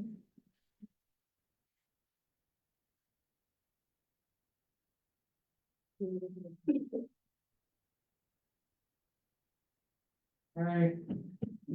You have 2 minutes to speak with 2 minutes for Q&A. Please say your name, pronouns, and not say or refrain from yelling. Please note this meeting is being recorded. You may speak on any issue, whether it's on the agenda or not. Please include a content warning. It will be graphic. You can only come up once. You may choose to answer questions. Also ask you to review our speaking group. All right, proceed. Hello, my name is Hernandez Lopez. I'm using they pronouns, and to be honest, I had no initial intent to be up here tonight, as I've had to explain to previous senates how engaging and debating basic human rights. Can you please speak clearer? Yeah. I've come before to previous senates to say that debating basic human rights is so dehumanizing, and there's no reason why we should even have to do this. Yeah, instead I'm here to call out something that has been making me extremely uncomfortable here, as people who are in opposition to this bill have continuously attempted to weaponize xenophobia. And honestly, as someone who has publicly been targeted for my status and for being queer and so on, simply for saying that genocide is wrong and that Palestine will be free. So to them, I just want to ask, what exactly do you mean when you say that this has no connection to us? And yeah, like, regardless, I will continue to say that Palestine will be free because I know it will be. Yeah, and tonight, this AS Senate has the opportunity to vote in accordance with humanity, so I urge you all to do so. That is all, and no questions.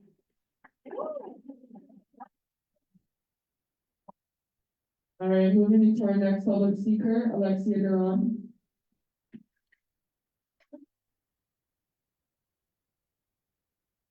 All right, Hind J.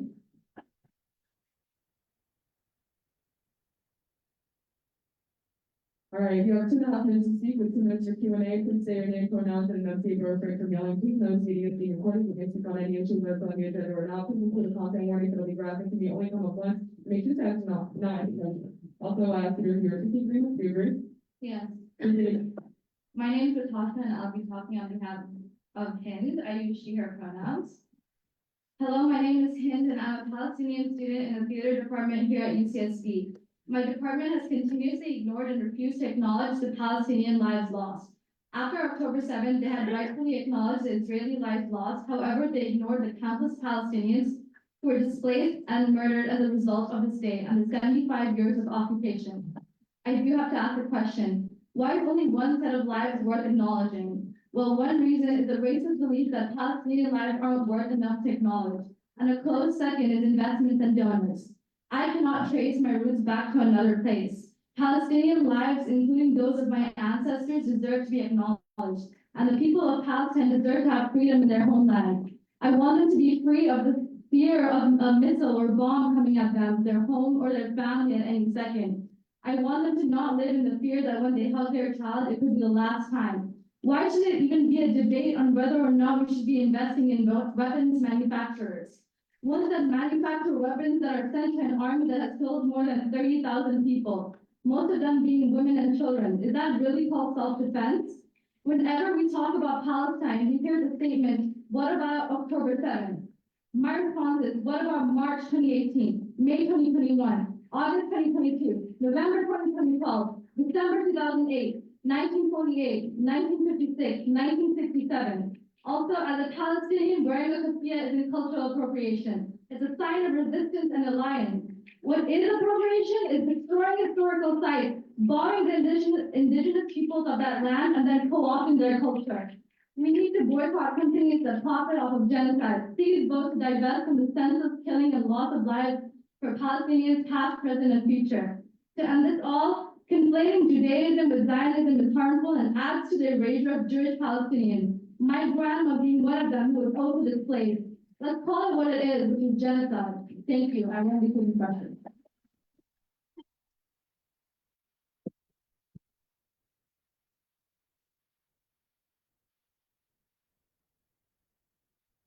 If the crowd does not stop clapping, we will be forced to take a recess and end public forum early. I don't want to do this, I don't want to put this one. All right, moving on to our next speaker, Isabel P. All right, Emily Mullis.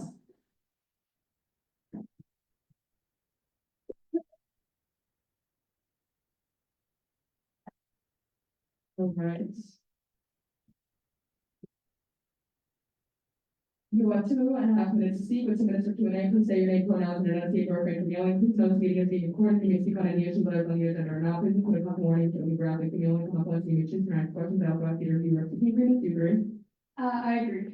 Go ahead. My name is Emily Malas, and she, her pronouns. This bill does not promote discrimination, but seeks to end discrimination. BDS does not seek to target individuals based on religious beliefs, but to end outright human violations. It seeks to end our complicity in genocide by removing our country's assets from Israel's hands, our money. And for those who say that BDS is just against Israel, fails to see the collective struggle for liberation. So when people like Ephraim come up and tell you that we should be doing more, you fail to realize that divesting from one is divesting from all. I'm tired of coming to these meetings and seeing continuous ignorance and uneducated individuals claiming something is unfair and biased. So let me correct some misconceptions. Unlike a speaker last week who said that we are boycotting BDS, or we are boycotting Disney because of Disney's Jewish character, I have to audibly laugh at the lack of education done by the speaker. We are boycotting Disney because of their lack of recognition of Palestinians and their millions donated to the Magnum David Adam, which provides only Israel with medical emergency care. With their mission of helping the people of Israel for generations. You can find various examples of brutality, bias biased companies like Disney throughout the list of companies on this BDS through the BDS campaign. It's interesting on how people even want to work with companies like Chevron who have worked heavily with Myanmar for years with their ethnic cleansing that has displaced over 680,000 Muslims and internally displaced thousands of more. All of this despite their various resolutions that call for an end of ties with governments engaged in genocide or crimes against humanity. It's pretty ironic being that they are actively supplying 70% of Israel's energy and in supporting the country's billions of dollars through exporting the surplus gas over the last decade. It's even more surprising that we want to work with companies like Intel, which are contributing to the mass genocide in Congo and the sexual abuse of millions in the area as they mine and benefit from the armed conflict there. It's the same companies that for months wouldn't match donations to groups urging to help Palestinians like PCRF. So when the UCSB website states our academic common faculty, students, and staff is characterized by a culture of interdisciplinary collaboration that is responsive to the needs of our multicultural and global society. And you're asked, why are we doing this? What do you seek to gain? We are answering to the underestimated 36,000 plus dead in Gaza, 70% of that are women and children. We're answering to the millions displaced in Palestine who are bombed in the middle of the night as they speak in tents. We're answering to our global society. Today is the day. That is time. Will you be taking questions? Yeah. All right, Senator Butler. Would you like to continue? Yeah. Okay. Today is the day that we take steps towards ending our complicity and removing our tax dollars from genocide in Gaza, Sudan, Congo, Haiti, against indigenous women in Argentina, against Muslims in Myanmar and India, and hundreds of others in this fight for liberation. It is not the end, but it's the beginning for our ongoing fight for freedom and liberation. Yeah. All right, Senator Reed. Hi, thank you for coming to speak to us. I know it's not easy to stand in front of a speak. I want to ask you 2 questions. Am I allowed to No. go back? Okay, so now I'm gonna try and condense this into one question. But the BDS movement this is not like a negotiable thing. The BDS movement has a line of funders, which is a terrorist organization. And I'm happy, you have my number. I'm more than happy to send you the New York Times article. Yeah, I'll give you my number. I'm more than happy to send you the New York Times article that talked about this. The BDS movement has also come out and said that October 7th was powerful. Powerful, October 7th. So my question to you, and I'm only asking you this because you have stood here and sided with BDS, is, so BDS has come out and said that the world would be a better place without Israel in it. So I'm asking you, what happens to all those Jews that currently live in Israel? Where would they all go if you were in such support of BDS? BDS doesn't explicitly call for the removal of all Jewish people from Israel. And if that's what you think that is, if that's what you think it is saying, you are the exact people I've been talking about in my speeches that are uneducated and ignorant, to be quite frank. Not once does the BDS movement call for the displacement of all Israeli people and all Jewish people in Israel. And if you can find me a direct quote from that website that says explicitly that they call for the displacement and killing of Israelis and Jewish people on that land, as the Israelis are doing to the Palestinians, then I will stand up here and I'll say that I'm wrong. If you can find that direct quote for me, thank you. And I do not have your number, do not say false things about me, goodbye.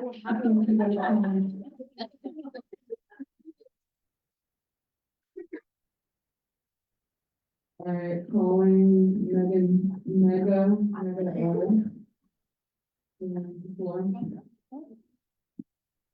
All right, moving on to Lena Mitchell.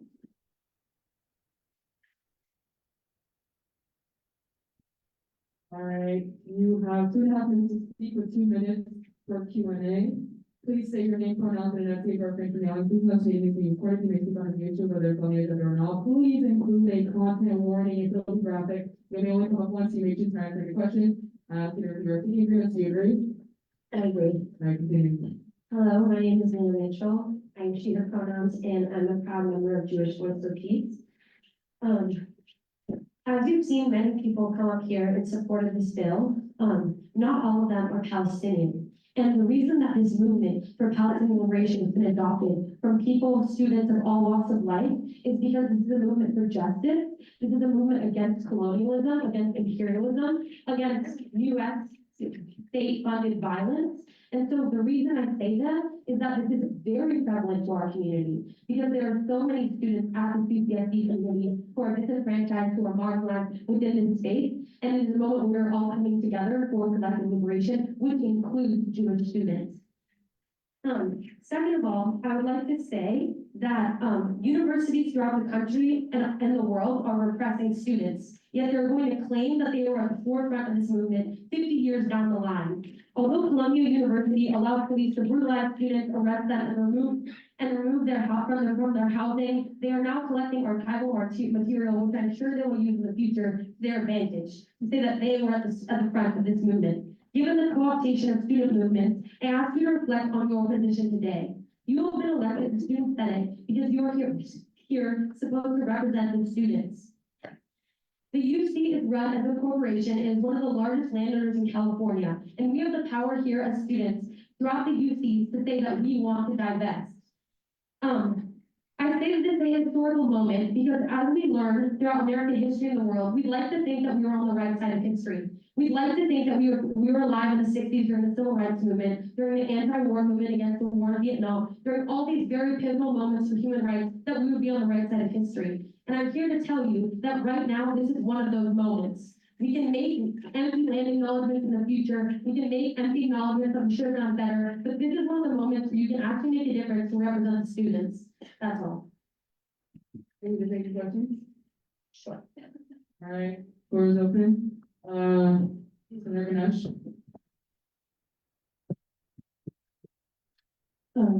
Thank you for recognizing me, Chair. Speaker, could you elaborate on how this bill and the act of divesting is part of a broader decolonial struggle? Thank you. Yeah, I totally can. So, institutional spaces of education, like the UC, should be about learning, about making our world a better future. They shouldn't be a place where our money is going to fund US imperial agendas. So, yeah, I don't think that our tuition money at all should be going towards weapons, towards an occupation, towards a genocide, and I don't think that's that controversial a thing to say. It's just basic learning. All right, Senator Siddiqui. Yeah, thank you so much for coming up here. So I just wanted to ask you, because I've heard from a lot of other speakers who have come up today, that they feel like this bill is xenophobic and unfairly singles out Jewish students. So I just want to know, from your perspective as a Jewish student, do you believe this bill is xenophobic and unfairly targets a specific community on this campus? Absolutely not. Something that's really been super problematic, that's been repeated again and again, is conflating the state of Israel with the Jewish people. The state of Israel is a nation state, and it was founded on the ethnic cleansing and dehumanization of Palestinian people. It is not a representation of Judaism. Judaism has been around for thousands of years. The nation state of Israel is very young. The political ideology of Zionism is very young. So why are we called on this side? All right, you will be removed. The reason I say all of this is because this bill is not calling out the Jewish people, it's calling out the nation state of Israel, which is currently carrying out an occupation and currently a genocide. So I don't think that in any way we can say that this bill is targeting Jewish students. Also, I'd like to acknowledge that this bill is making it hard, or not hard, this bill is making it so that if you are a student in a campus organization using campus funds to buy pizza, okay, don't buy Domino's, please go buy IU Pizza Club, please go buy Woodstock. That is not the biggest inconvenience in the world. And to think that that is more of an inconvenience than having your student tuition go towards arming weapons, arming occupation, arming a genocide is absurd. Thank you.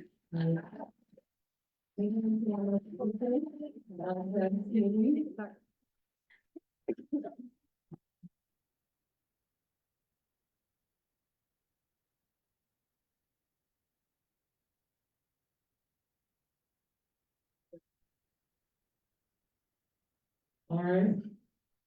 You have 2.5 minutes to speak, with 2 minutes for Q&A. Please say your name, pronounce, and then say your correct information. Those meeting is being recorded, may speak on any issue when I tell you or not. Please put a content warning, code graphic, you may only come up with make sure to not ask a question. After your review, speaking agreement, do you agree? I agree. All right, I accept you to speak into the mic. I agree. Yeah, I agree. All right, proceed. My name is Jessica Healy. I will be speaking on behalf of a friend who wants to remain anonymous. Thank you all for, oh, and there is a content warning. If you can speak up, please. There is a content warning. Thank you all for allowing us to speak on this bill. I'm an Israeli student, something I've always had a hard time coping with. I've experienced prejudice and bias my entire life, and I've never felt safe to share my family's background because I've been immediately judged, hurt, and not listened to. My question for you senators is this: what is there for us to tell you, AF Senate, that will change your minds? I know that bias is unfathomably a part of the human mind, but I stand here watching my senators read books, stare at their phones, stare into space without really understanding the reality and responsibility of their position. As someone with something to lose, with families now refugees, evacuated as my grandparents' house is set ablaze, with a dead aunt who's burned alive in her car, with a cousin with a gunshot wound from his back from the Nova Festival and the events of October 7th, and the death of his girlfriend and best friend, I sincerely want to share my story and my thoughts with you all. I believe that divestment from these companies will not have the effect on war as we think it does. War is devastating, and we acknowledge that, and I'm saddened by the effects and casualties as a result of it on both sides, but this is not the responsibility of ECOC. This conflict is far away from many of you. And I appreciate solidarity, and I'm really impressed and proud of communities across this campus for attempting to get involved and stand up for what you think is right. But a lack of information and a severe lack of education does not make a protest, and it does not make the louder voice correct. Do your research, talk to people who have had experiences and who have lived through this from both sides. I swear it will change your mind. We have done it, and we've lived it my entire life. Thank you. I can take questions, and if I feel like I cannot respond. That is your own. All right, for the questions, Senator Lee. I wanted to ask you because I you mentioned like the counter protesters, and I wanna ask you, it is 100% our job as a Senate to represent the student body. Given that only 22% of the student body voted in this election, do you think that's a majority of the student body? Mathematically, no.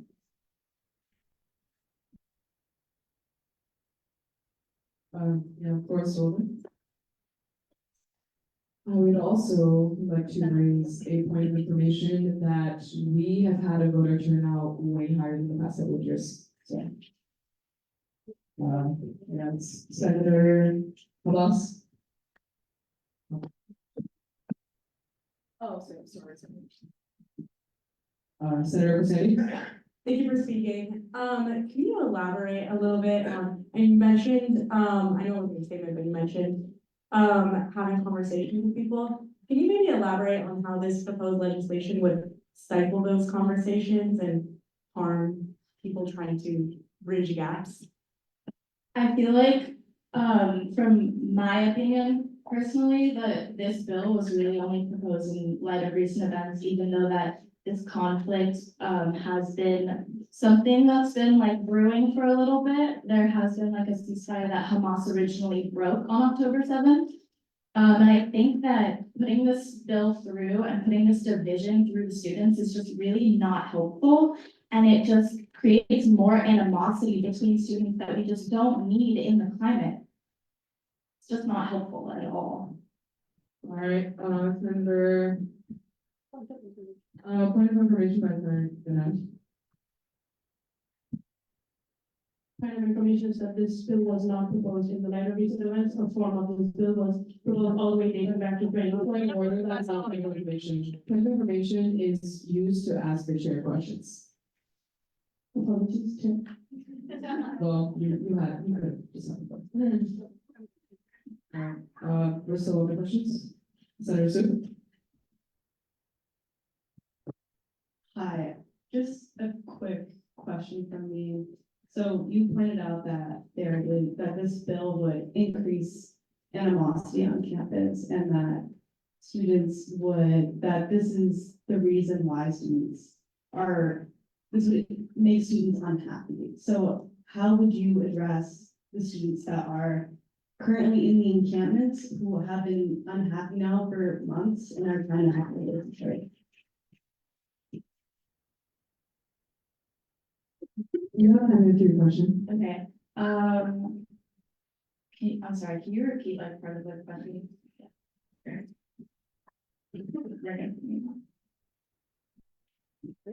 Right, so you pointed out that this bill would increase animosity on campus, that this would create division between students. And my question is, how would this be the source of the animosity?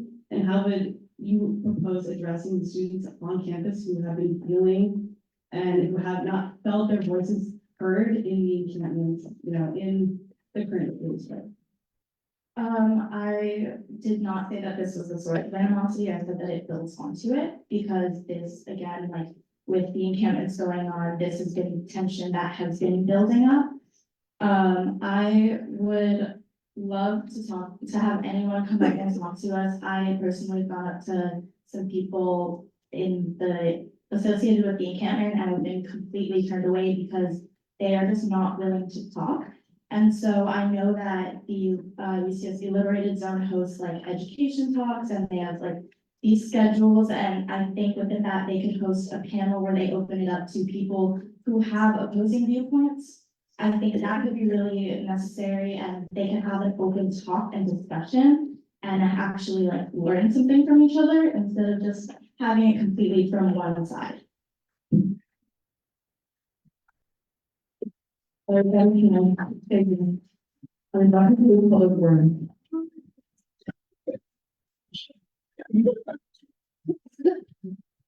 We have 5 minutes.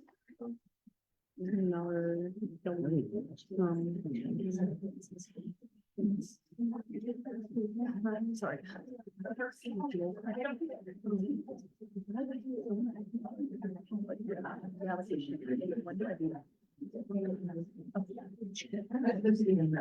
Now we have 4 minutes. That's what I'm saying. I wonder if it's now, but we have to take another one. We don't have time. Don't worry about it. We have to take a recess at 9. Okay, but no, if we do it now, we also have to take it. All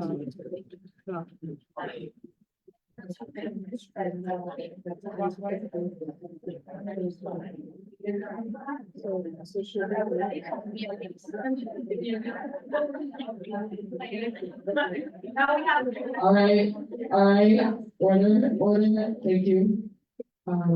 Now we will be moving into the present cabinet reports.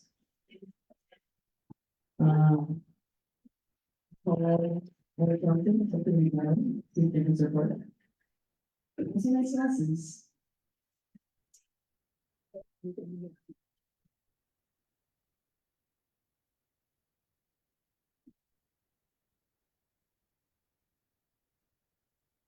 Good evening, everyone. Thank you so much. Is this close enough for the mic? Yes. Perfect. So, again, congratulations, everyone. It's a privilege to kind of see you guys kind of in a new space. It's very exciting when we move around. I know it can be tough. It's a good job making sure the meeting is going as planned. Basically, I'll kind of start from last week. Many of you know that I joined the meeting late over Zoom. And this was entirely because I had senators getting in touch with me saying, Eric, this doesn't feel right about how the meeting is progressing. And I joined to provide some insight. I joined not really knowing what I was walking into. And after kind of digging around, inviting more senators to speak to me, inviting other people to speak to me, inviting non-senators to speak to me, and inviting other people to say, hey, how have your experiences been? There have been a few instances that have turned up that I'll kind of in brief. In short, I will be providing a written report to the Senate, ideally by week 1 fall quarter, because we're about to enter the summer. This week, this written report will include the legality of last week's meeting. There are many instances brought up that I think senators are somewhat aware. I know some senators are definitely aware of this thing called the Brown Act. And the Brown Act is something that we don't have control over. It's an actual California law. And yes, we have actually prosecuted student governments for not following it. And this includes agendas being sent out in a timely manner. Agendas being sent out in a timely manner does not mean 24 hours in advance. For regular meetings, it means 72 hours in advance. For special meetings, it means 24 hours in advance. That's just one instance. And that's a really easy thing to kind of correct. We'll be kind of moving forward in that regard. That's just like one idea. As an example, when the 73rd, as it turned into the 74th, didn't send out an agenda, we were told that every single piece of things that we voted on, it needed to be redone by the next meeting. And the fact that AS staff haven't told you guys that, like they told us last year, is somewhat illuminating. Now, another thing that I'm really happy to see already addressed in this meeting is that points of order have been heard out. Under no circumstance should, when a senator makes a point of order, should that point of order be automatically ruled. Again, that's already been addressed, and everybody in the room already seems to be doing a remarkable job. I'd love to shout out Senator Iden for just their ability to be able to say, hey guys, these are just rules, they apply to everybody. I appreciate that.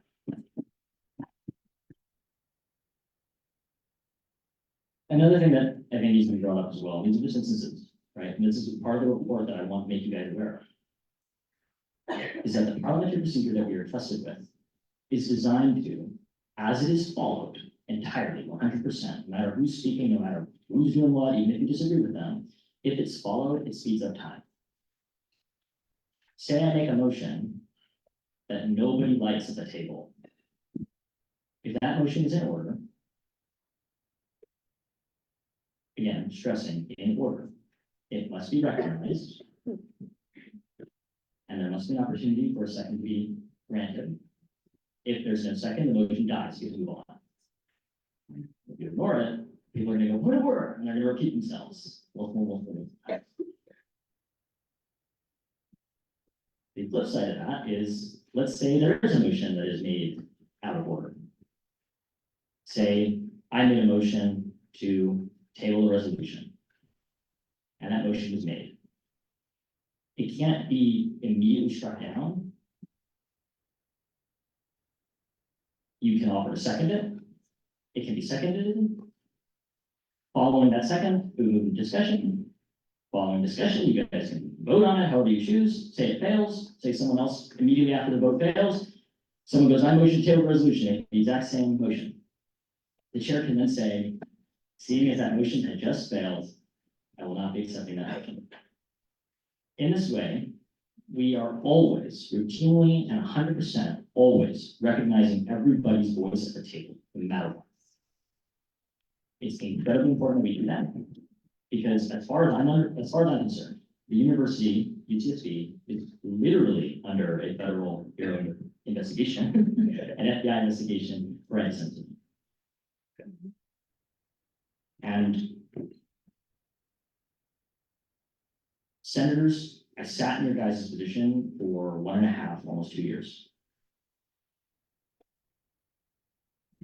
You lead by example. When you guys are disrespecting people on stage, people will disrespect each other in the audience.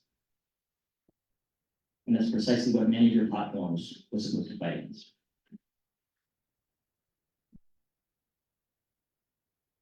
There are a couple other textbook things that I would like to kind of study about as things that are concerning.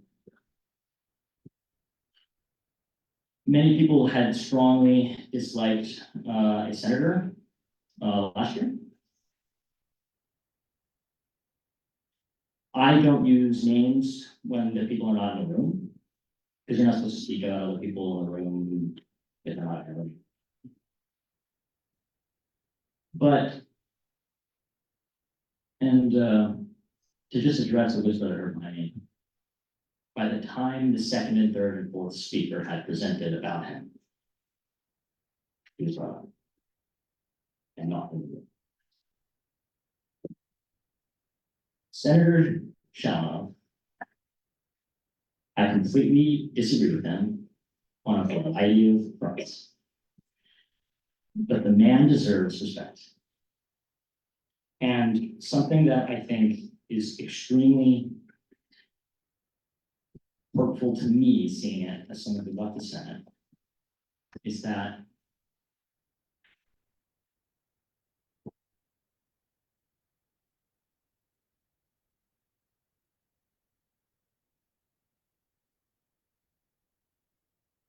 I saw Senator Shalanow from behind the scenes, right? Working to try to make sure that senators at the table could work together or were invited into spaces. I saw this because I was sitting on these meetings and having these discussions. Never once did he threaten to remove someone from their position. And this is a fact. And I've already received allegations from multiple senators, from execs, who have threatened to block appointments for people for political reasons. That is fundamentally worse than anything that guy did in his position as senator. I want to stress that. If you play by the rules, it makes us go by things way faster. It keeps the emotion way down. And as the Attorney General, I just want to make sure that you guys understand that if a motion is made, you can second it, you don't have to second it. You can vote no on it, you can vote yes on it. You guys should feel comfortable in this space. You have a supermajority. Not many things are going to be met with a lot of discourse. If you really wanted to, you could have ended public forum an hour and a half ago, and I doubt the vote rules would have changed. What I'm trying to say here is that you guys need to make sure that you're listening to each other every step of the way. Because that way, you're gonna humanize each other, and you're not gonna have this kind of back and forth bickering, these gotchas about playing with the rules. Pick it and stick with it. I will be drafting this report throughout the summer, as I have more time. As the Attorney General, according to the Brown Act, they are empowered to ask you guys to redo legislation and fix it so that it's legal. I won't do that. Unless the president really wants me to. But seeing that all we're trying to do in space is seek to understand one another, professionally develop any solutions, I just want to make sure that you guys are doing everything as straightforward as possible without all of the unnecessary stuff in the back end. Okay. So if you would like to reach out about any possible grievances, if you would like to reach out about any concerns or questions, comments that you might have, relating to legal code, relating to financial policies, procedures, it's an incredibly boring task. So you don't have to do it alone. That's why I have the Attorney General to do it for you. So you can email me at as-ecarlson@ucsb.edu. Please reach out. I'm there to help you guys. So please take a deep breath. Thank you. Can I ask you a question? Yeah. So our standing rules has made it so we have to send out the agenda 48 hours in advance. How do we go about this, given that it conflicts with the Brown Act that you mentioned? So there's a couple things where, like, and this is horrible, right? Sometimes as like student governments, depending on circumstances, it's not the most ideal way to go about it, but you can be slightly pick and choosy. The Brown Act, for example, says that under no circumstance, secret ballots should ever be used. But seeing as like when I was a senator, I had my truck egged, I had my house graffitied, all that stuff for students that I'm supposed to represent.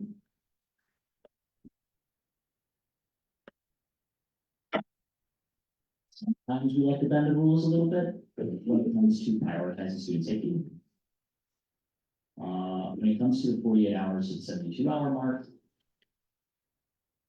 sometimes according to like how students, because we have like the week, you know what I mean? We have 5 days a week to work on all your schoolwork, and you have the weekend, you know, you're supposed to have all these other super deadlines of being like 6:30. Something like say, like I remember seeing some papers back from like 2015, 2016, back when we used to read things. I used to say that you wanted to have the agenda sent out like Saturday, 6 p.m. Somewhere it's Sunday, 6 p.m. Some, you know, it's as long as a real opportunity, or sorry, a real effort is made to publicize the agenda, you can kind of like 48 to 72 hours is in my opinion, kind of like your Goldilocks zone to hit. 24 hours is really short. And that's just because sometimes people have events, right? So I would suggest Sunday at 6 o'clock, just because it allows the senators at the table to then motion on things on the Monday, Tuesday, send it to the Senate agenda so that there's also ample time. Because I know people, when I work with them, like to have the agenda sent out before, and then they would send it out as like a reply all function. It kind of depends on how you work together, but I would definitely recommend 48 hours at least, 72 hours big deal. All right, thank you so much. Is he taking questions? If you're questions? Yeah, I'm doing the reports, yes. Oh, okay, yeah, okay. Senator Siddiqui, also, point of privilege, yielding the chair to Senator Siddiqui temporarily. I'm presiding officer, so yeah, I can still speak. Yeah. All right, Dom. Thank you, you are shared to take introduction faster. Okay, fine. Okay. Senator Siddiqui. Yeah, I yield the chairship to Senator Butler. Thank you for coming. I wanted to go back to something we were talking about in regard to an alleged incident of blocking an appointment for political purposes. So I was curious, and I am genuinely curious because I wasn't listening. What's your perspective on Senator Shalanoff's effort to try to block the appointment of Cesar Castillo as election board chair after Cesar Castillo previously resigned as parliamentarian earlier in the year, saying that the reason that he was resigning was because he was dissatisfied with the way the Senate leadership was conducting the meetings? Thank you, Senator. I recall the meeting very vividly. Sat there, listening to it. Cesar Castillo. Actually, I might be forgetting. Was Cesar Castillo's appointment blocked? It was not blocked, but he rallied to vote against it. Like, he asked other senators to vote against it. It very narrowly passed. Point of order, you have to be recognized. Sorry, that's my bad. Thank you, Senator. My understanding is that when former Senator Cesar Castillo resigned, Senator Shalanoff cited the fiery nature in which he resigned. He stood up from the table and said, like, absolutely abhorrent, like how Senate leadership is acting, et cetera, et cetera. The appointment was put on the agenda for Cesar Castillo to be the chair of Elections Board. Elections Board, as you might know, is a position that becomes like sequestered during the election cycle to count votes. It does not need a fiery-headed individual. And Senator Shalanoff's points that he was making, because of the impromptu nature of that appointment made by President Bexler, those points need to be taken into consideration. As far as I'm aware, Senator Shalanoff didn't even vote no on the appointment. But I would have to go back and look. I have not abstained.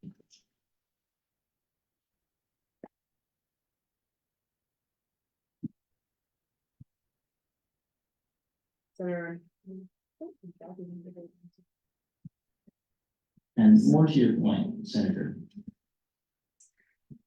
if you have a fiery individual in charge of counting ballots, you don't really want that person to run out of the room and be like, oh my gosh, I can't believe this person won before all of the votes are counted. Those were the instances cited. One of the more like pressing issues that I remember senators and other people being mad about was like threats made to other senators. But as someone who sat in the room with then IVP Kalia to discuss how some senators were occupying the seats that they were technically ineligible for, Senator Shalanoff made week-long attempts, months-long attempts to try to correct that and appoint them to positions that would properly reflect their constituency. If I can interrupt, Attorney General Carlson, I would like to instead use this time to address current matters. I think that this would be best addressed maybe in a meeting with the current Senate board, just to have some of that background knowledge. Thank you so much for operational context. I feel like that's really important, seeing the shoes that we are stepping into. But yeah, if we can keep matters current, that would be best, because we do have 15 minutes before we're going into break. All right, Senator Bernison. All right, Attorney General, thank you for coming today. We're being so contentious one of those. I really appreciate, like, I know very little about police, and, I've had 2 trainings, and I know, under your circumstances, they, you said it's okay to bend the rules sometimes, and, that's fine. I totally agree with that. To see that we just didn't even know the rules, like, when we done now, this whole thing, like over the summer, could we like, we want to do more trainings, is it possible we can like do more trainings, and then like, now that we're all trained, and now we all know the rules, like, it could be like a press meeting. So now we all know what's going on, this sort of thing shouldn't happen, now that we're all prepared, you know. We're all taking a deep breath, we all know the rules, we all follow the rules, because we love the rules. You know, is that something you're looking into? Absolutely. The reason why I think, staff, among others, have corrected us, not just staff, but also President Wexler and their chief, wasn't their attorney general, because they weren't appointed yet, I think. But they had pressed us to make sure that we were doing things by the book and make sure that all the rules are being followed, because what you guys don't want to do is learn how to use parliamentary procedure by fall week 5, 6, even anywhere past that, because then, let's say you're fall week 8, and you're listening to quarterly reports, and you're listening to all these other things that you have to do as your duties. You don't want to be like, wait, but like, that's not how we did things before. Well, how you did things before is one, right? So it's important to correct early so that you can establish that precedent, exactly as you just said. And so I'm really happy to know that there's interest, at the table, looking at kind of following these rules, doing stuff like that. So absolutely, I'm looking at it over the summer. I'll be writing that report. And that way we can use it as like a case study to learn, right? I don't want to hold it over your guys' heads and be like, look at all this stuff. We're going to redo it. I'm going to make you jump through all the hoops. No. We're just going to look at all of the instances kind of led up to that, and how do we avoid that in the future? And so it's just this is trying to serve as kind of an invitation and say, like, if you guys have any other ideas, any other questions, oh, I know this thing felt weird. Oh, I thought that person made a motion, but then we read over, someone called a question after that, and things like that, where it's like, if you record them, you're way better at learning who you are. It's like a situational awareness, but in Parliament. So, thank you. That's Senator Remy. Thank you for having me, Chair, and thank you for coming to speak to us. I really appreciate you. Last meeting was really embarrassing, honestly. So I'm really glad that you came to correct us. I really appreciate that. And with full respect to my fellow senator, I also acknowledge though that it is our job as senators who have already been elected, it is our job to know parliamentary procedure. And we've had ample time to read whatever it is that we need to read in order to do the best job that we can. I 100% agree though that we should have trainings over the summer, and I would love to talk to you more about doing that. We should 100% do that and do the best job that we can. I wanted to ask you though, I have 2 questions. For right now, so that we can do the best job that we possibly can, what are your 2 recommendations of things that we should do right now to prepare? And then also, last week, during all of the mess, we appointed the first 2 protests. As the Attorney General, I'm asking you if that was legal, and if not, can we do it again?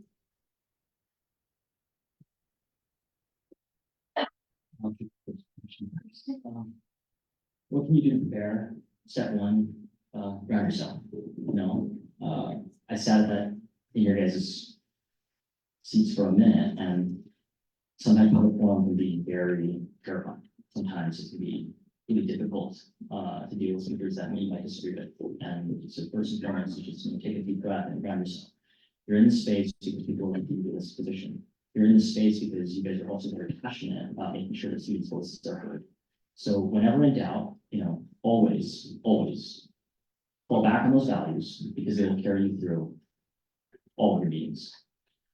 In the near term, I would suggest that you memorize each other's names. It's everybody's most favorite thing they like to hear. So learn each other's names if you haven't already. And the third thing would just be to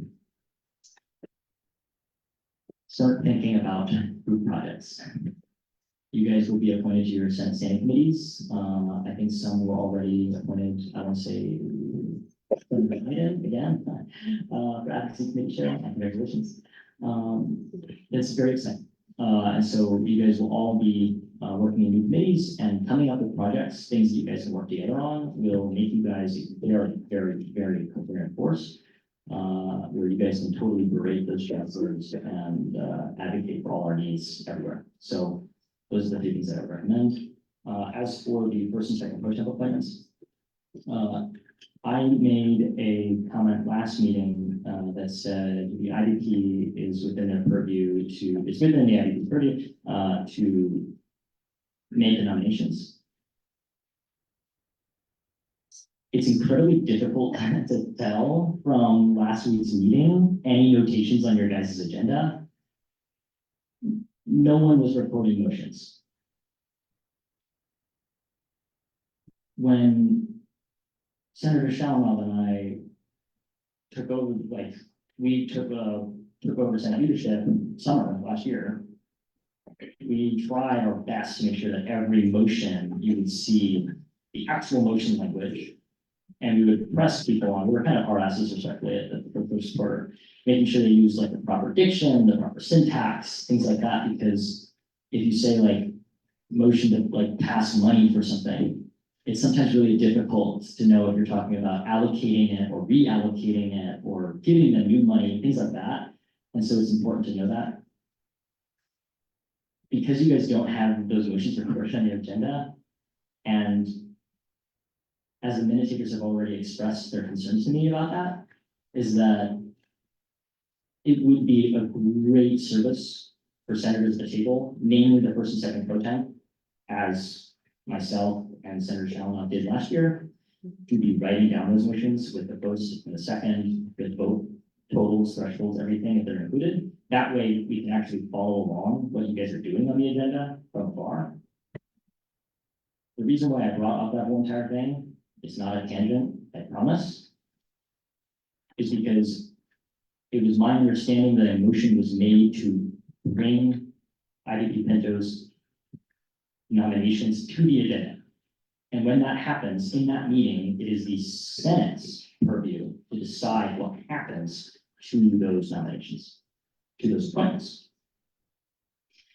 A week went by, and the agenda wasn't sent out until relatively later. Granted, there's reasons, right? There's IT reasons. Sean Lieberman, our IT director, is changing up the listservs, right? So some people aren't going to get the email just yet. That's, that's fine. It's kind of what I mean as a good faith error, right?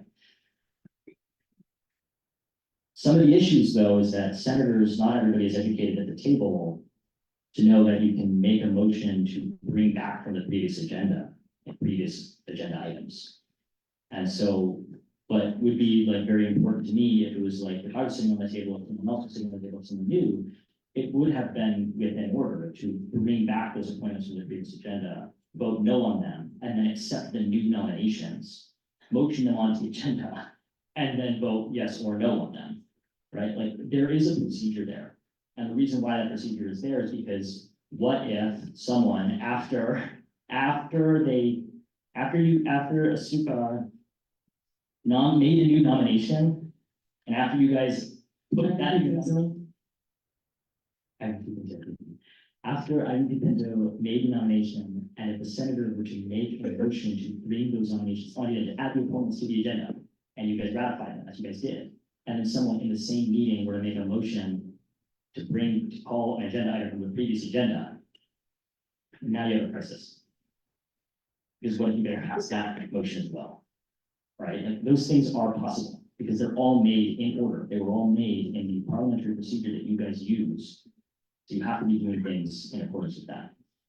So like, when I was stepping down from pro tem, because I pursue a STEM degree, then I don't have enough time to do all this. I've made a joke being like, hey Frank, can't you just resign and then I'll be automatically like appointed to this position? Because no. You really do make like big holes in the parliamentary procedure if it's not followed in a way that makes sense on paper. So if you can't follow it on paper, it's probably not gonna make sense in the room. So write everything down. Make sure you're saying no to things, don't leave the questions unanswered, and make sure everything's accounted for. So yeah, I would say, to answer your question, they're legal if you want them to be. All right, honestly, we are nearly at time to enter recess, so I would like to move on to the next report. Thank you so much, Senator Carlson. Thank you. Attorney General Carlson. Yes, Senator Butler. Motion to add, take back the night to, media reports on the agenda.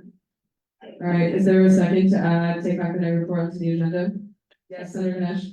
Seconded by Senator Ganesh. We are now in discussion. Yes, Senator Sandy, Call the question.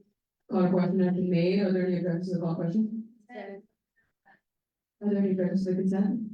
All right, take back the night report is now on the agenda. Yes, Senator Sandy? Motion to reallocate or put this on the, I don't know how this works, to put on the agenda to reallocate $400 from outdoor restroom rentals to lighting rentals from the AS Jewish Commission sponsorship of Mega Shabbat. Oh, my bad. Yes, parliamentary, help me out. The Senate wants to things that we want to implement, and so I can recommend the proper local language. Please recommend. So, I have no, It's. how about a water express as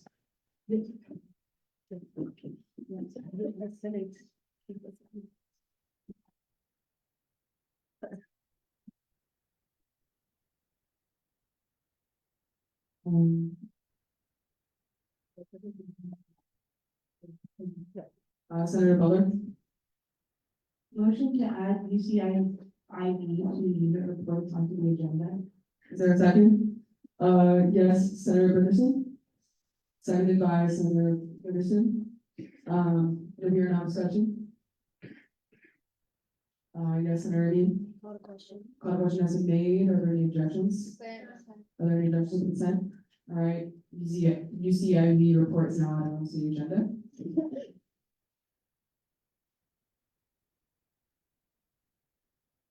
All right, we will now be moving into checking in with our note takers. Are we ready for recess? Can we give them another, how are we feeling?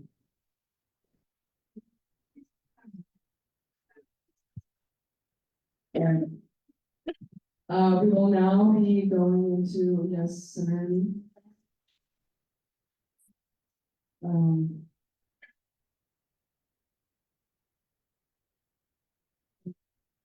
All right, I'm asking for a unanimous consent to go into recess. All right, we will now be entering 15 minutes recess.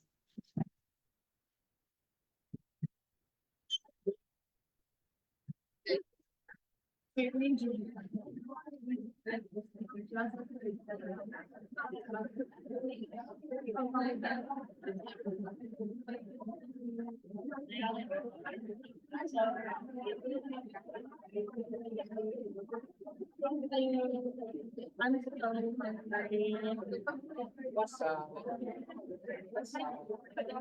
How you guys doing?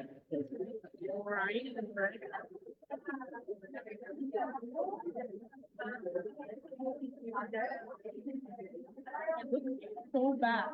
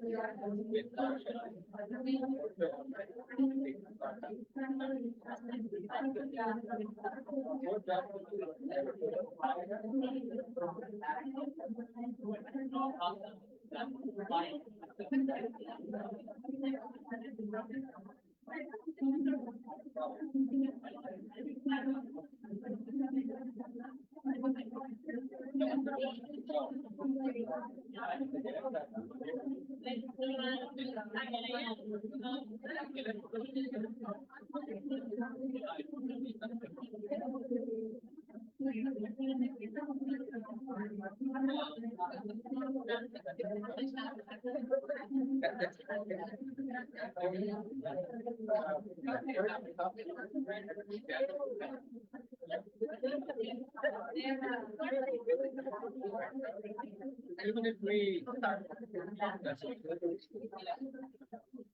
Yeah.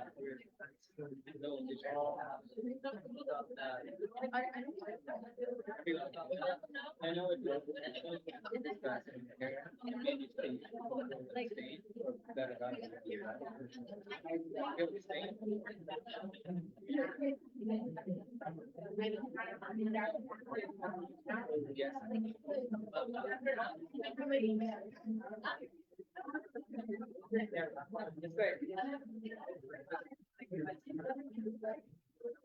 You have enough yes, you have 13 yes, you have like 25. There's 25 out here.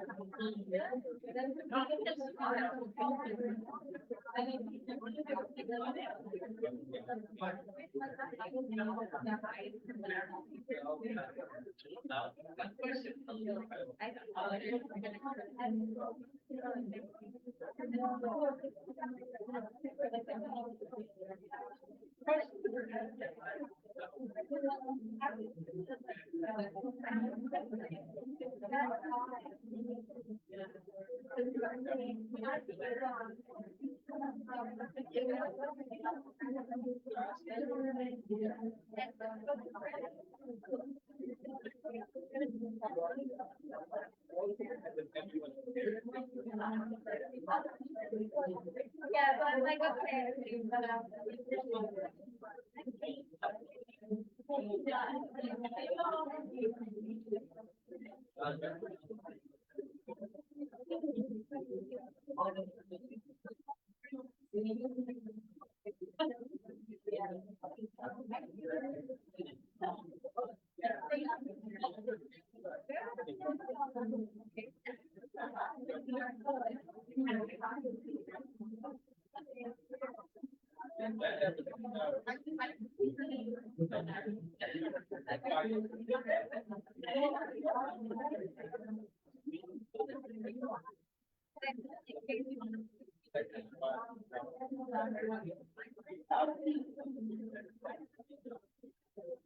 Same time, on static mode, will be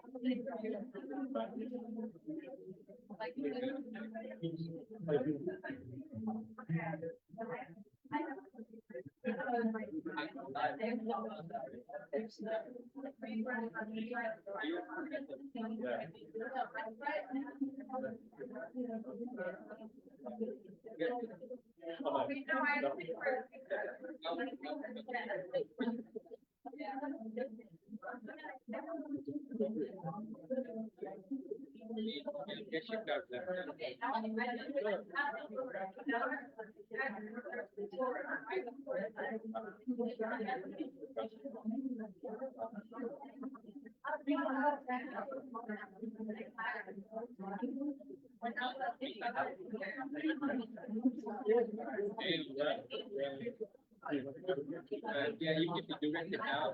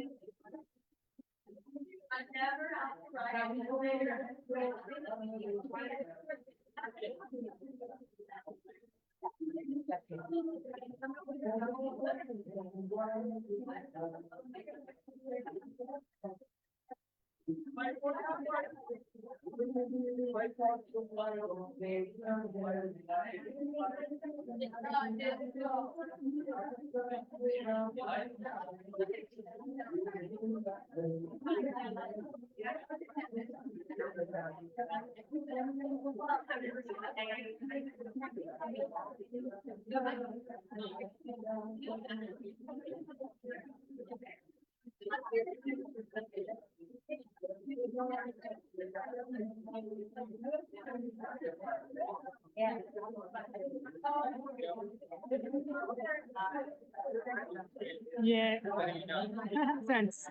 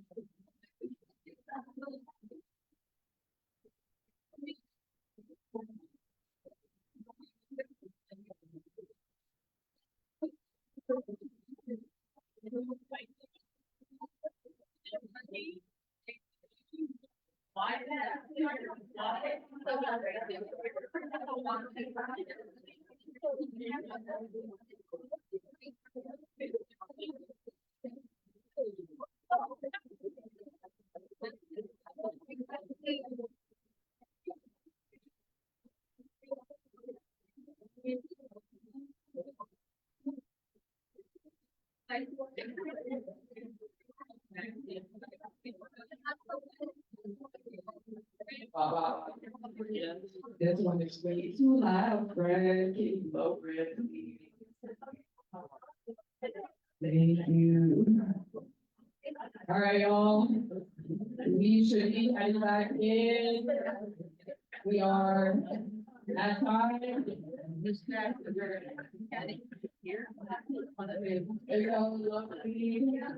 Tax person. Captain Hughes, go down, please.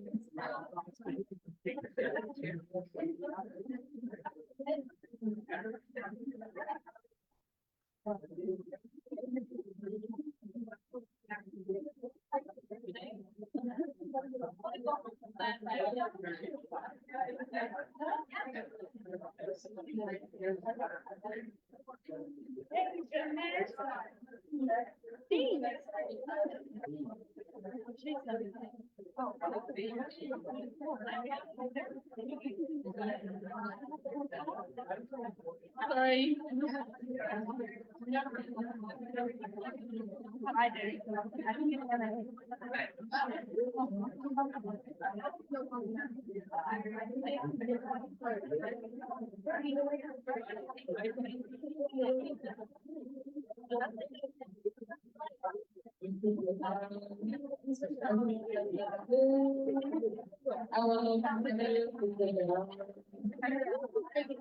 Hey.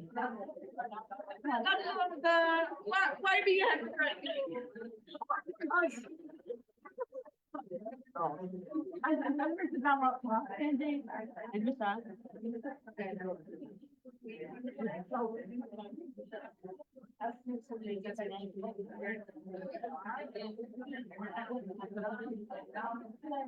What am I getting out of here?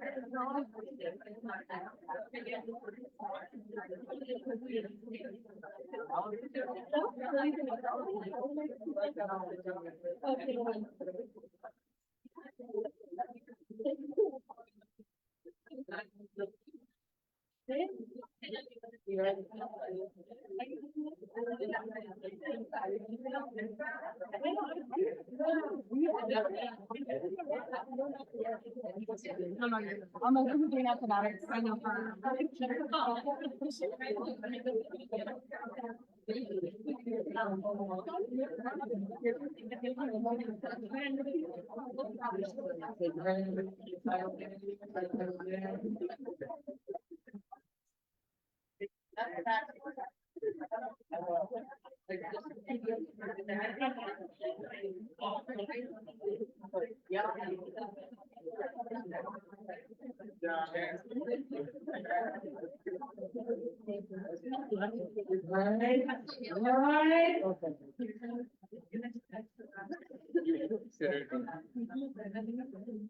No, reconsider for why?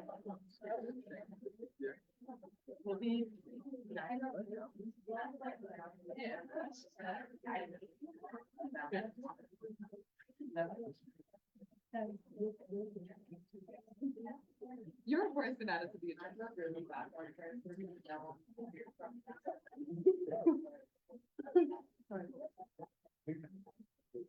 Oh, it's already been added to the agenda. Wait, isn't it? It is. Can we do that before? Like, you the church argue that you want it. We jump ahead. How many reports do we have left? We didn't like talk about it. The proposals. Yes. Oh, yeah. I motioned it and yes, But it requires action, so I think we should do that before we. Since reports are shut.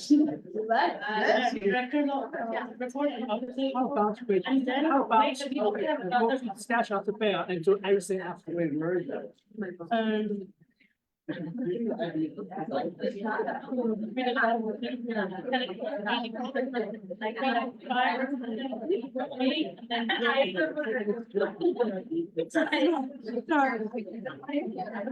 everybody back. I want to go for one business right now.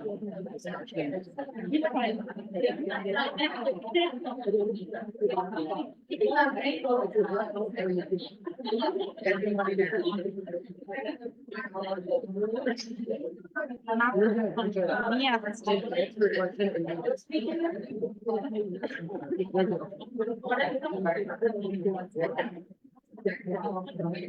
Yeah.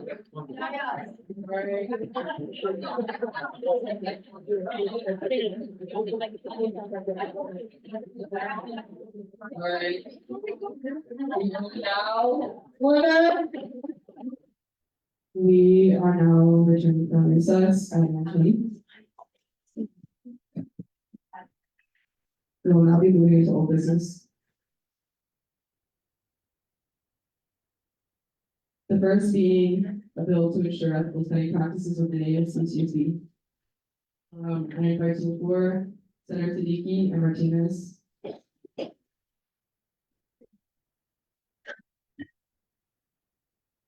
Sure, I'm still pulling up the bill on mine, and so I'm gonna go on my turn to Senator Martinez, and then I can go out. Alrighty, hi everyone, thank you so much for coming, for being brave enough to like speak out and give your thoughts and your opinions. So, a little bit I wanted to speak on this bill was, first of all, this bill is built on history, the history of seeking process and advocacy, the history of persecution and oppression of the Palestinian people, the history of corporations and companies, building the prosperity of the backs and the blood of the earth, and for indigenous children. And this is fast forward a lot of what I wrote out here, and I have very limited time in here. I wanted to say that to clarify, the main intention of this bill is to bring verification on how weapon manufacturers and corporations and how our student fees go toward ecocide and endorsement to human life. This boycott does not aim to target any individuals based on their religious beliefs, but puts accountability toward the genocidal actions being carried out by the government of a nation state built on the displacement or dispossession of the indigenous community of the Palestinians. It puts an emphasis on the responsibility of students and the sacrifices made by students to recognize and condemn the genocide of Palestinians, of the Congo, of Sudan, and so many more of the ethnic cleansing of minorities being powered by weapon manufacturers and the ongoing ecocide being carried out by these large corporations. So students make so many sacrifices to get here to this university, and the students and their families make sacrifices to pay for this, to get here, the tuition fees. So very, very mixed, but thank you all for coming. Thank you for being brave enough to speak, and I really hope that this bill will be passed. So thank you all again for being an inspiration as you are. So that's my time. Thank you, Senator Martinez, Senator Siddiqui. Yeah, so we have 30 minutes allotted to this item to debate. I know there's a lot of questions in regard to logistics and implementation, so I want to give others the chance to have the floor. And I would like, I'm still speaking, thank you. I would like for others, if they do have objections to the bill that they want to discuss, I'd like for the opportunity for everyone to kind of vocalize that, and then kind of give some of the authors and chief contributors the ability to respond. But I will say a little bit about the bill, and I kind of want to go back to a lot of the things that certain public forum speakers were saying earlier that. Senator Siddiqui, can you speak up? Yeah, sorry, I kind of wanted to go back to some of the things that certain public forum speakers were saying earlier, because some of the statements that were made about the bill were just flat out untrue. There was a speaker who came up and said that immediately upon passing this bill, number one, it won't be enforced, and number two, am I able to be heard? The Sorry. Am I good? Yeah. Okay. Number one, that upon the passage of this bill, it will not be enforced, and number two, that this bill is illegal, and we're gonna get a lawsuit if we pass it or try to enforce it because of California state law and federal law. So for the first point, I just want to point out that I've had extensive discussions with the executive director. I have had extensive discussions with Michael, our CFO, and other members of ASPO staff who have pledged to actually implement this legislation and have given me the game plan and the format as to how to do it. Again, myself, Senator Martinez, Senator Butler Ganesh, and Senator Kanawha have been meeting with ASPO staff about this legislation for weeks, and we've had their commitment that they will enforce it. But there was a good point made about anti-BDS legislation in the state of California and the state, and on the federal level, because that does exist. And that could potentially maybe be an issue down the line if someone does decide to file a lawsuit. But the reason why we're going ahead with this bill is because we're directly emulating what other UC schools have done. UC Davis specifically was actually the first public university in the nation to pass a BDS bill of this nature. Bill, not a resolution. So for those who aren't familiar, a resolution is just a temporary stamp on an issue made by a legislative body, and a bill is a permanent change that is put into legal code. So this bill that we're proposing, it's been done in Berkeley's ASUP, it's been done in UC Davis's AS, it's been done in UC Riverside's AS, and I can go down the line. There's about 4 or 5 other UCs that have passed bills actually fundamentally incorporating BDS into their bylaws and into their guidelines, and that has been enforced, to my knowledge, up until this point. So I just want to clear that out of the way, that upon its passage, this bill will absolutely be enforced. And any concerns about a lawsuit, frankly, just aren't substantiated, because in the 4 or 5 other UCs that have passed a similar bill, nothing of the sort has happened yet. So I just wanted to address that. And then obviously, I'm gonna speak more about the actual logistics and implementation, and also kind of the ideology and the reason for it, but I just wanted to use my initial time here, to clear up some of the lies that were being said about this bill.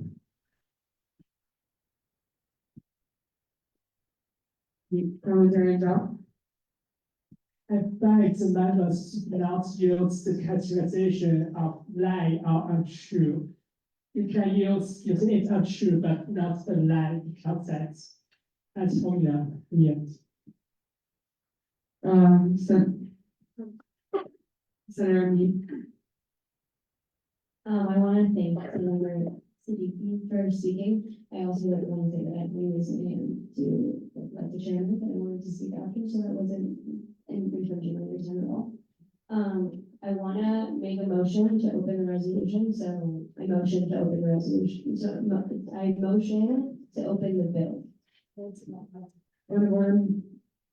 So I've had extensive discussion with Senator Castillo, the former parliamentarian, and our conclusion is that you cannot make a statement and then make a motion. You can only make a statement or make a motion. Thank you, Senator Sandy. Thank you for pointing that out. So I motion to open the bill.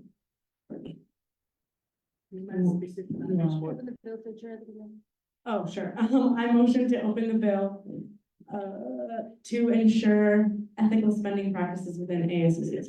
Point of information, so do you guys want to like propose live amendments to the bill right now? Yes. Okay, I understand that we had a meeting scheduled and we weren't able to follow through on that. I just want to remind you. I said a point of information. Since speaking has written instead of chair, and that's not really enough information. Okay, sorry. My initial comment was a point of information.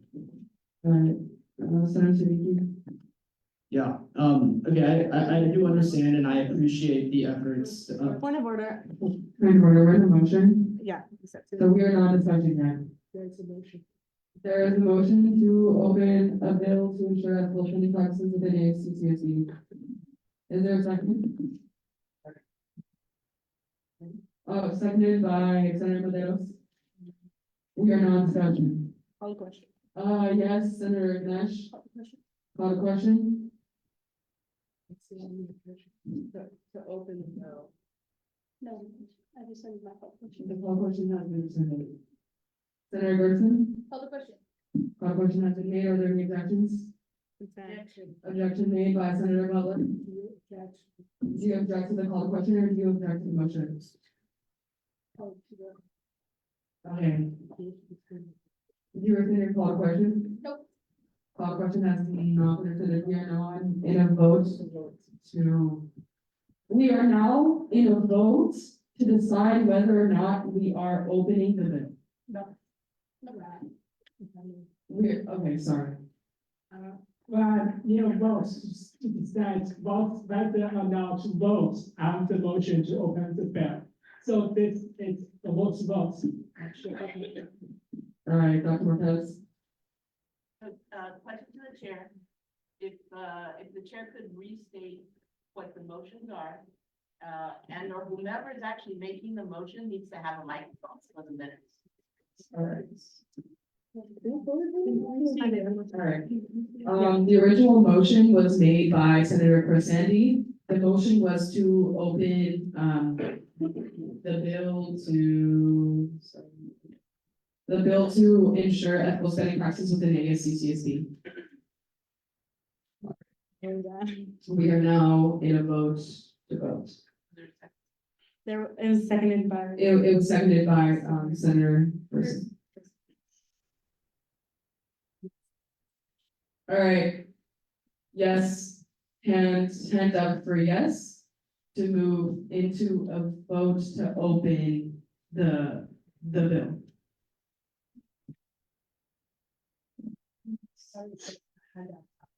Yeah, that's fine. All right, abstention?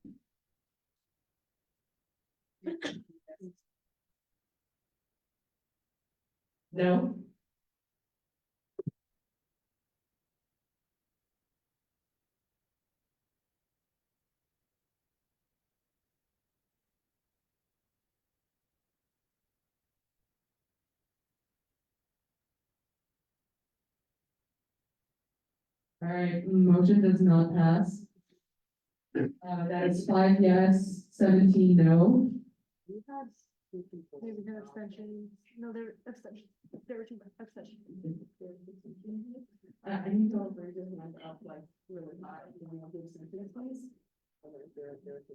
And 2 abstentions. Motion does not pass. We will not be opening, oh, all right. So we're now in back discussion of the original motion. Senator Mead. I want to ask my fellow senators why you don't want to open the bill, and I just like, I'm genuinely asking you, I just want to open the bill, and we can make amendments together. I wanna say again, that opening this bill does not mean that whatever I propose automatically gets passed. Opening the bill simply means that we work on it together, and we're able to talk about it and go in discussion for whatever it is that I propose that we have. So again, if we open this bill, it does not mean that whatever I propose automatically gets passed. Senator Ryan. This is, So the reason I voted no to that is we just had our Attorney General come up here, make a lot of really great points about meeting procedures, making things work effectively. I understand that some senators do not want to reopen the bill, completely valid. You can totally do that. But in terms of meeting procedures, when we object to a call to question, we go back into a discussion. You know, I understand that we might not want to reopen it, but just let the vote go through. If you want to vote no, you can vote no, and then it's done. It's gonna make the meeting go a lot faster. Just get these things done. You know, we've got to work efficiently here because there's only so much time, so just Robert's rules of work said, just focus on it, okay? Just let the vote go through, you can vote no, or you can vote yes, do whatever. Senator Gerson.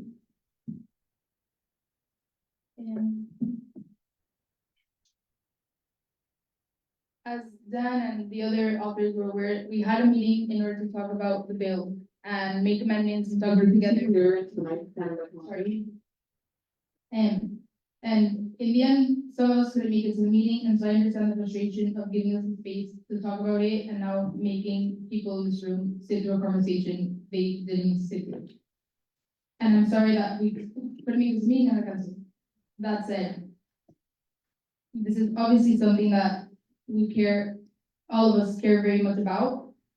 And I don't think the discussion of the opening this bill, maybe we can set a time limit for how long to discuss it. I don't think it needs to take forever.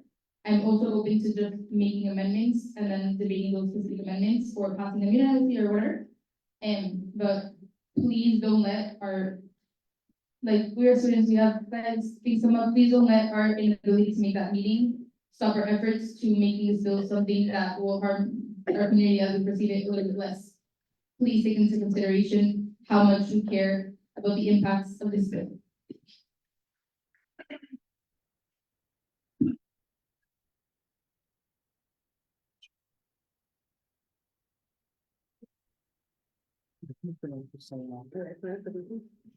Senator Siddiqui? Okay, yeah.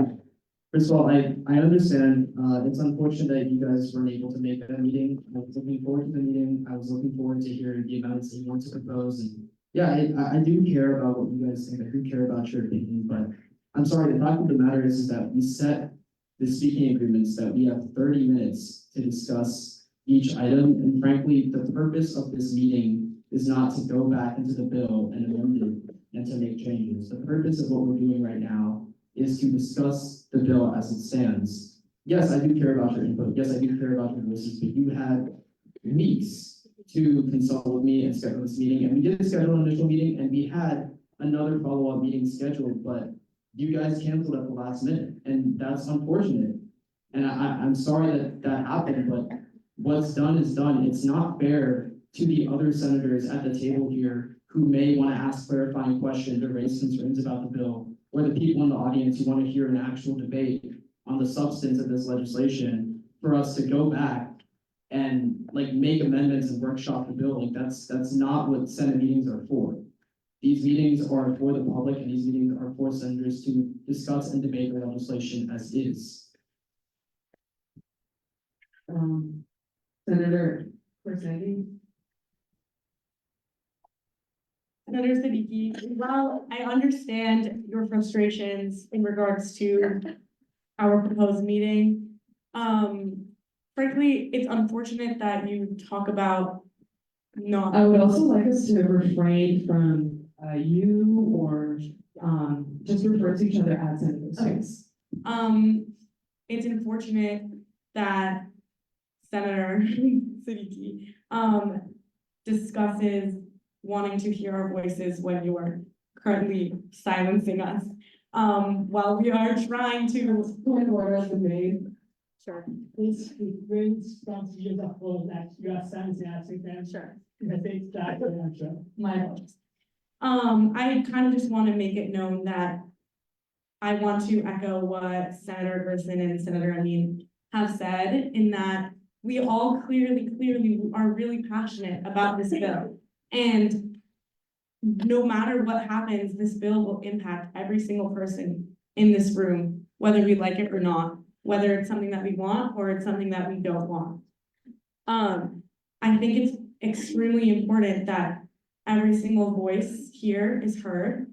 And I don't really, I think mentioning that Senate meetings aren't for workshopping bills, and we're here to discuss the bill. That's precisely what myself and Senator Gerson and Senator Amin are trying to do here. We're trying to discuss the bill and make it so that it's something that will minimize the negative impacts that we've brought to many senators' attention.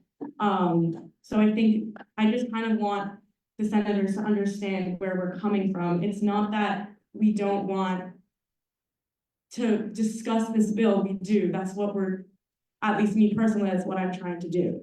So I think it's important that we facilitate this conversation. Frankly, we are kind of wasting time discussing this back and forth. I think we should just get to the amendments, and talk about it and discuss. Senator Martinez. I believe there's another vote going on. Thank you, for opinion, Chair. So, I just wanted to also say and also add on to what Senator Siddiqui was saying. We held a meeting to discuss this bill on Tuesday, the 28th. After that, we decided we were going to hold another meeting to continue to discuss this bill before today. And so a went to meet was sent out that very night. And I asked you all to fill out that went to meet ASAP.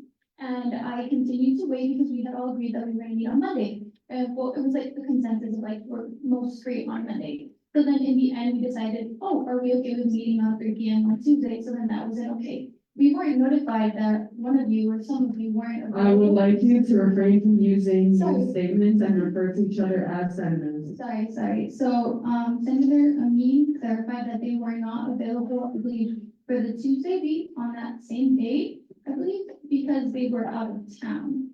But we had already agreed that we were going to meet to discuss this. And so, I wanted to just clarify, we had a lot of opportunities to discuss it. We even had a meeting to discuss this on Tuesday. A Wednesday meet was sent a week ahead of time. I asked you all to fill that out. I asked all of the senators within the discussion to fill that out. So I believe right now, trying to hold this open, like this discussion to amend this currently in the Senate meeting is wasting time to vote on this and is wasting everyone else's time. So, thank you. Senator Ganesh. Thank you for the presentation. Senator, Gerson, I would like to say that I'm not saying, I mean, we're all students, we all have lives, I believe the quarter system. And that is supposed to be, but this bill has been on the agenda for 3 weeks, ever since the day we got sworn in. We as people who wrote the bill and those the Senate who had wanted to, speak about the bill with us. We've had meetings, we had one meeting, then we were scheduled to have another meeting, and and the authors never canceled on that meeting.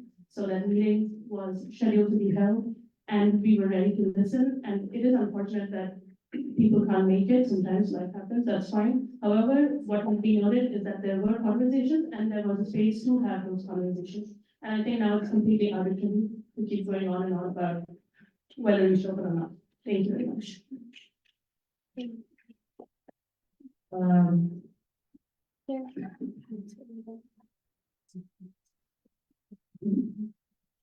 Senator Meadows. Oh, wait, sorry, Senator Umke. Thank you for recognizing me. Frankly, I think it's a bit insulting to the senators that spent long hours writing, editing, and fact checking this bill. I don't think this is the time for making amendments. I think that time has passed. And I think you're wasting our time and everyone else's time by doing this and trying to block the bill. Point of order called by Senator Cortez. I just want to reiterate that we should refrain from making these statements. Thank you. Senators, Point of order, leader, manager, I'm very well. The meeting cannot proceed until share rules are split about it.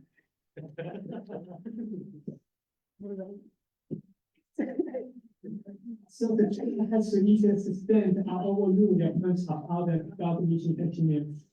Thank you. You can continue. thank you. Yeah, I just think this is a waste of time and we should continue to discuss the bill but not make amendments. Thank you. All right, Senator Meadows. I call the question. Call question has been made on the motion to open a bill to ensure ethical spending practices within ASCCC. Are there any objections? Objection called by Senator Butler. Your senior call question.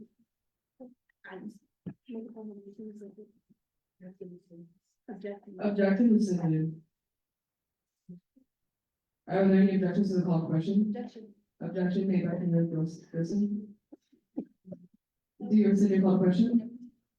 Call question has not been rescinded. We are now in a vote to vote. We are going back into a vote. Probably during, would you like to explain? So we are now going to a vote. Our invite not going to a vote to open a bill to ensure ethical spending practices within ASCCC. So this vote is not a vote on the motion to open up the bill. It's a motion that if we are going to vote, I found out. If the vote to vote fails, we are back in discussion. Senator Gerson.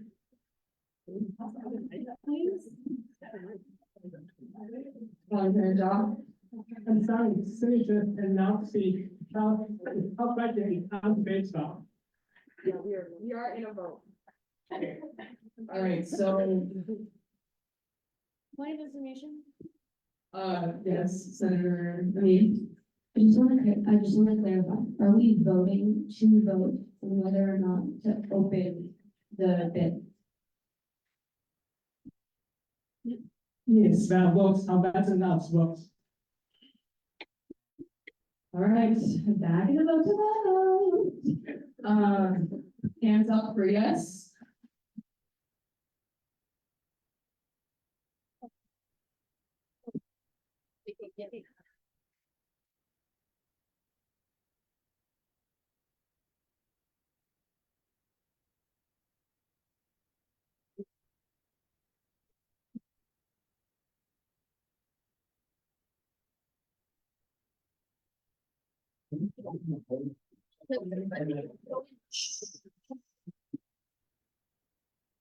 All right, no, hands up.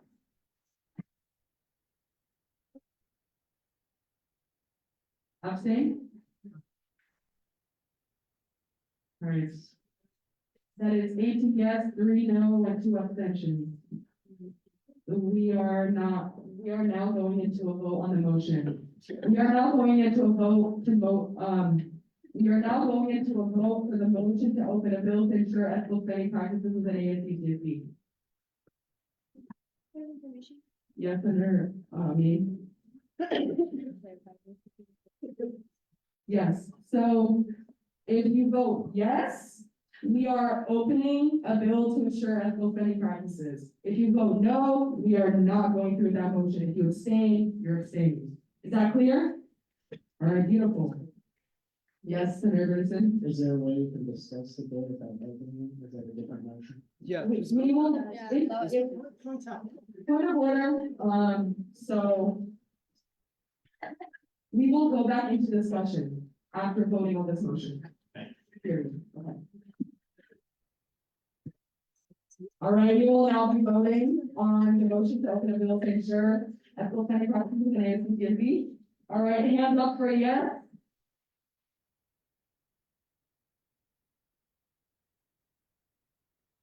All right, hands up for no.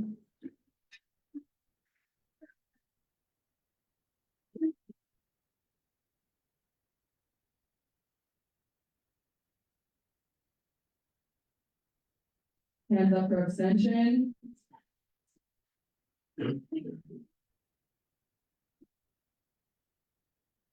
All right, so that is 4 yes, 18 no, 2 abstentions. The motion to open the bill does not pass. We are now back in discussion for a bill to ensure ethical spending practices at ASBCSD. Yes, Senator Mullin?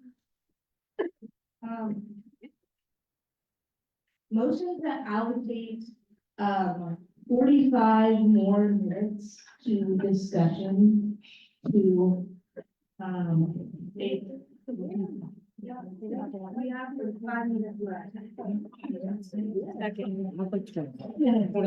I would like, 30. We're in motion. all right. I would like to clarify, we are only in the space until 11:30.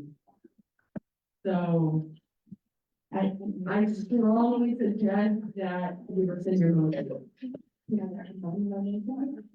Senator Boland? Motion to allocate, 20 more minutes to the discussion. All right, there's been a motion to allocate 20 more minutes discussion. Senator Grissom? You can second. That is the only thing you can do. You can either second. May I ask you a minute? No, we're not in discussion. Senator Rowland? Seconded by Senator Gerson. Now we're in discussion. Yes, Senator Ganesh. Call question has been made. Are there any objections to call question? Consent. Any objections to consent? All right, we are now back in session. Yes, Senator Lee. Okay,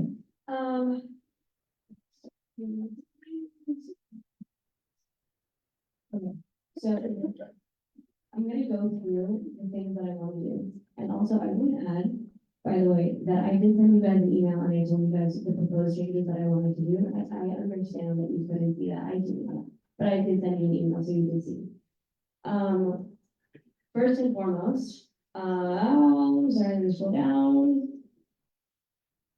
First and foremost, the most important thing to me on this bill is that we do not penalize the students that we are supposed to be supporting for making mistakes. It is not it is not the job of the entire student body to understand every single little thing that we do. It is simply not their job. And to penalize students, who it is our job to help them, by the way, for doing things like not reading every little thing they need to do. If students are gonna be fined on their third strike, and I don't think that's fair. It is not the student's job to understand every boycott, to understand every company that you guys are trying to boycott from. That is not the job of the student body.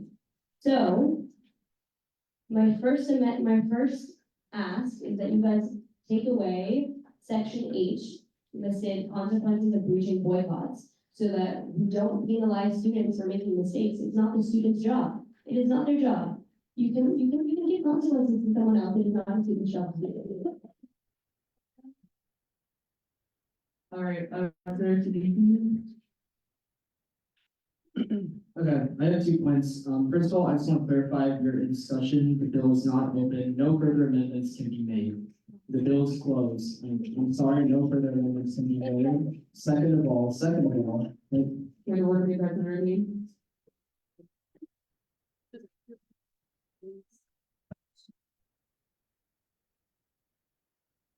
The bill is not fully closed. It is the job of the Senate to work on this together.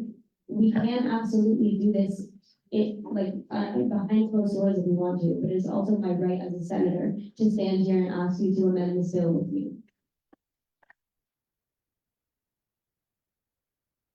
Senator Iden. I just had a question for the I was authors. interrupted during the point of order, so I'd like to mic. Oh, No, you can go first, but I want to back up. All right, it's a quick question.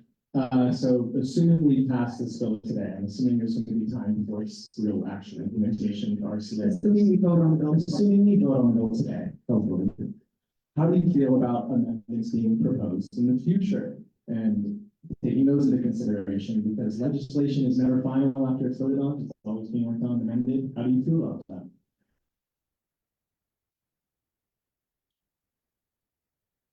Amendment can only be made in the future. What's that on now? Senator Siddiqui. Yeah, sorry, yeah, so thank you, Senator Eden, for the question. And yes, to answer your question, I'm happy to make amendments to this bill in the future. The entire point of trying to pass it in the spring is for Senate leadership and the executive committee to use the summer as a trial period to consult with even more organizations than we already have. We consulted with the IAC, we've consulted with the Food Bank, we've consulted with the Judicial Council, we've consulted with SEAL Boards. I can go down the list, but yeah, any kind of comprehensive policy like this changing our finances, there's bound to be hiccups in the road, and that's why I want to get the ball rolling from now so that we have the summer to work on implementation and to make future amendments. So yeah, I'd be happy to do that in the future to answer your question. To my second point, before I was interrupted by the point of order, in regards to making amendments to this bill, we just went into a vote on whether or not to open up the bill or not, and we voted no. And I say this with the utmost sincerity and grace, and I hope you don't take this the wrong way, but I'm sorry, Senator Amin, I don't take this the wrong way, but frankly, this bill is not about you. The audience came here to see this discussion. Senator Griffin? Yeah, the audience can please refrain from laughing, comments, please. Senator Siddiqui. Yes, your input on this bill is important, but so is everyone else's. So is every single other senator who is here today, and frankly, trying to force us to go back and to open this bill to make amendments that you want when you had multiple weeks to contact us. And I'm sorry, it's just really hard not to use you when I'm talking about this, but I'm sorry. It's ridiculous. It's not fair to the audience. Frankly, we're wasting time. We're not even talking about the actual legislation. We're just talking about the fact that Senator Amin is upset that they can't make amendments to the bill because they were unable to make a meeting that they previously scheduled. All right, that is your second strike. Third strike, and you're not allowed to speak anymore for the discussion of this bill. Point of information. Point of information called by Senator. Sorry, this is for our Attorney General and Parliamentarian Zaw. Am I, as a senator, allowed to make amendments with my fellow senators? And is it my right as a senator to have this discussion with my senators so that we can vote on this bill together and amend whatever it is that needs to be amended? Parliamentarian General. So as a president of the Senate, in order to make an amendment, you had to open up the bill first, and since that motion failed, and now you will read in order to now need it will permit in order to still try to give amendment about the bill at this meeting, but you are entitled to that not bill to change part of the bill in a later meeting. Yeah. All right, Senator Meadows. I will make this short to spare all your time. I have no issue with reinvesting, student funds by AS. My issue lies with club funds. I don't think that mandating a boycott on student funds is the right way to go about this, and I don't think that is showing all the freedoms we have as students. The great thing about this university is we have multiple diverse fields and clubs. And now I'm sure that most of you agree with this bill. And I think that those of you who do agree can take this boycott onto your own terms. But I do not think that it is right to mandate everybody to boycott what their student fees are going to as well in clubs that represent their own special interests. I yield the rest of my time. All right, Senator Durkin.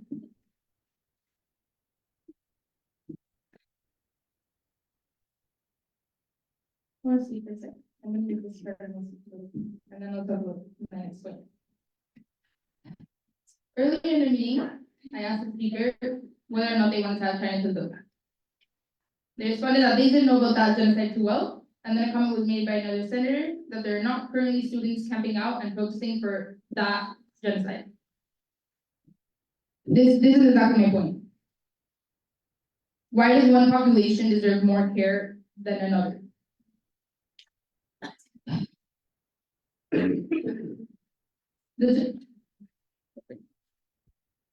The genocide of the Uyghurs began in 2014. So you've had plenty of time to read about this. Where's the outrage? Where's the encampment? But I want to state that I keep getting the question, why do you feel like this is targeting Israel? Why do you feel like this is targeting Israel and caring more about targeting Israel and caring about the lives? This is why. If you claim to care about all lives, Please, country bring from your statement, you can say sentences or subjects. You know how to strike.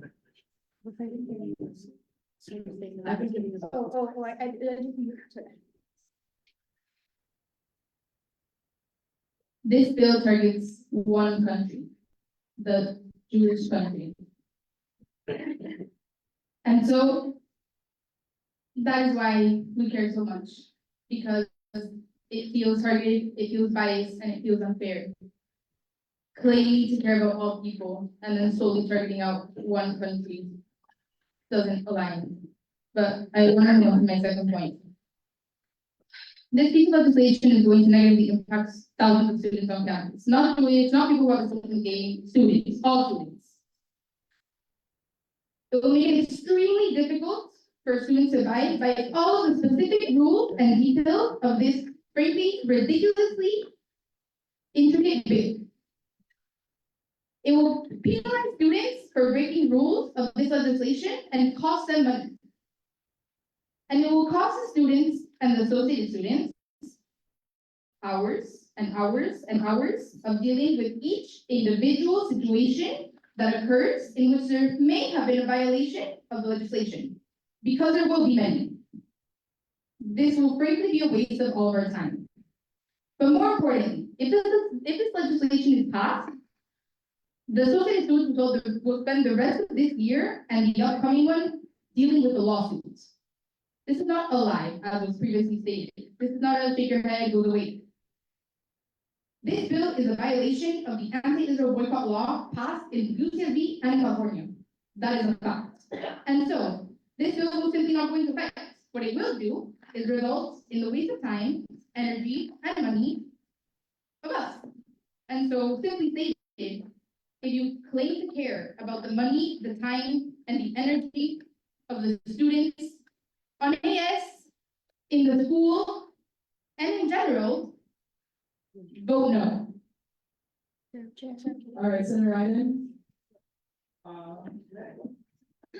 I motion to vote on a bill to ensure ethical spending practices with the ASUCSB by secret ballot.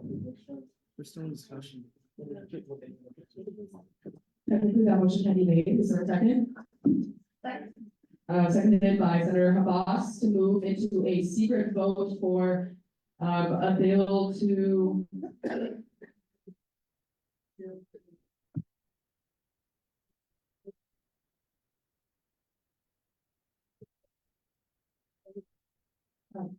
Just, point of information as Senator Iden, you specifically mentioned the secret ballot, correct? Yes, I think that was mentioned. All right, is there a second to move into voting for a bill to ensure ethical spending practices with ASUCSD? Yes, Senator Henderson. Seconded by Senator Henderson. We are now in discussion. Objection. You can object. Senator Voss. Call question. Call question has been made by Senator Voss. Objection. Objection has been made by, Senator Amin. Do you rescind your call question? All right, we are now in a vote to vote. All right, to clarify, not carrying on these correct, unless you have answered. Thank you, Chair. So now we are using about two votes out of bill to ensure ethical spending within ASUSD. If the Senate has this vote to vote, we are going to have a vote out the bill. The Senate rejects this vote to vote. We are going back to discussion of the bill, which had 12 minutes remaining. Yeah. All right, so now we are moving into a vote. We are now in vote to vote. Hands up for yes.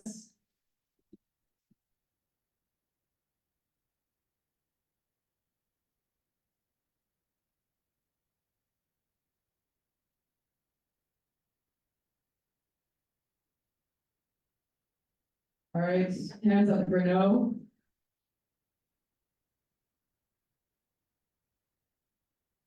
Abstentions. All right, that is 19 yes, that is 3 no and 2 abstention. We are now moving into voting. All right, I ask everyone to remain quiet during this time as the proposed voting method is secret ballot. Dr. Marquez will be going around with the pieces of paper. Point of order made by Senator Iden.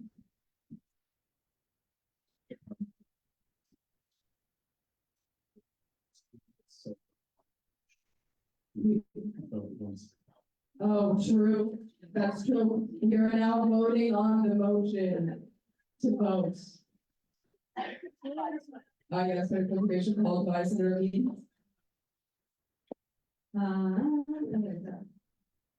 So, as a senator, this is either to our attorney general or probably during the, I think senator, I might not get in, I will get it. We're now in the session. We are now voting.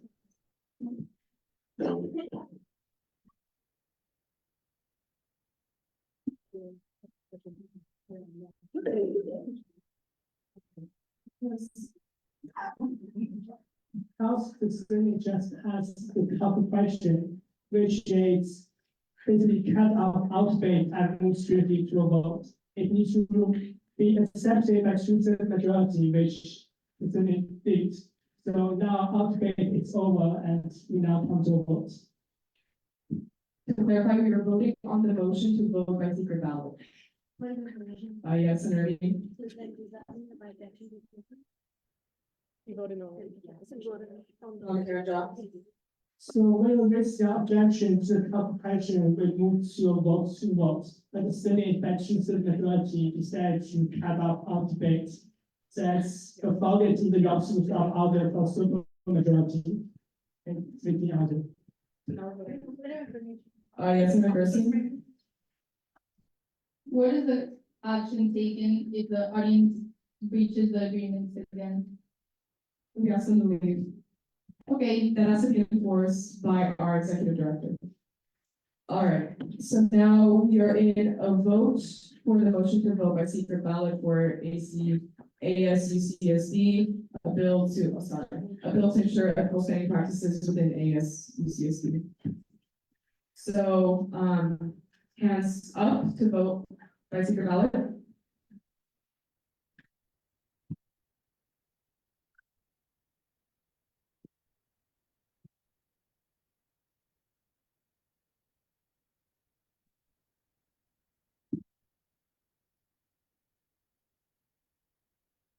All right, hands up for no.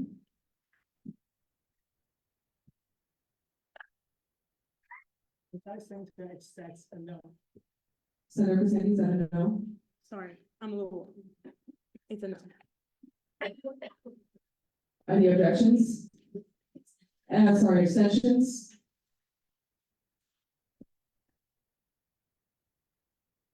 All right, we are now moving into a vote for a bill to ensure ethical spending practices within ASUCSB. I ask everyone to refrain from speaking as we are in a secret ballot vote. Yes, Senator Mead? Is there anything that I can do so that I can actually ask my clauses? This is either the Attorney General or parliamentarians on. Parliamentarian John? The only thing we can do is make a motion to reinstate the legislation to not open the bill, but expect it has not yet seen that. Can I make a motion? A motion to reconsider has been made. Is there a second? Seconded by Senator Gerson. The original motion was made by Senator Mead. We are now in discussion. A question has been made by Senator Iden. Are there any objections? Yes, Senator Mead. If I now want to speak, can I speak now? No, it's a call question has been made. Fine. Is there any? Are there any objections to the call question? Senator Siddiqui? Objection. Are you an objection as a do you rescind your original call to question? Nope. No, call the question. Point of information by Senator Iden. Can you please pass the microphone, Senator, please? Okay, so motion made, right? From discussion, I call question. We are now in a motion to reconsider. What else? So we're gonna do a vote again, and then we're gonna vote and say no, and Yes, so well, I mean, if Senator Siddiqui rescinds his objection, no one tore, we just go straight to the vote? we go back to the discussion for the motion to reconsider. No, if he rescinds his objection, the coalition. And then we just go straight to the vote. We go straight to the vote.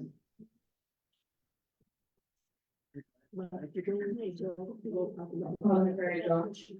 Any chance, so instead speaking, instead his objection to the question. We must go.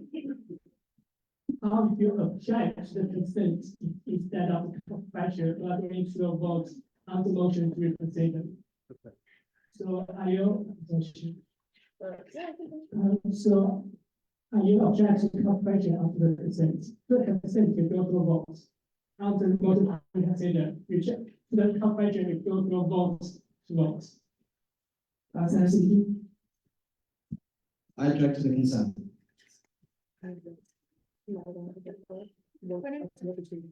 All right, we are now voting on the motion to reconsider. All right. Yes, Parliamentarian John. So if the Senate has the motion to reconsider, then we go back to the discussion of a motion to enact the bill. If the Senate rejects the motion to reconsider, then that is going, nothing can be changed after that. So if you want going to vote on the bill right now, you should vote no. If you want to have more discussion on the bill, you should vote yes. All right, hands up for yes.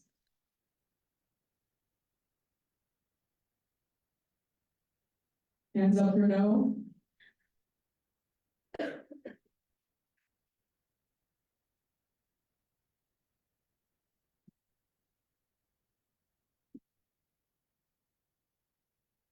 Abstentions? All right, that is 3 yes, 20 no, 1 abstention. Point of information called by Senator Gerson. And for the secret ballot, since we're stage and politicals, what can we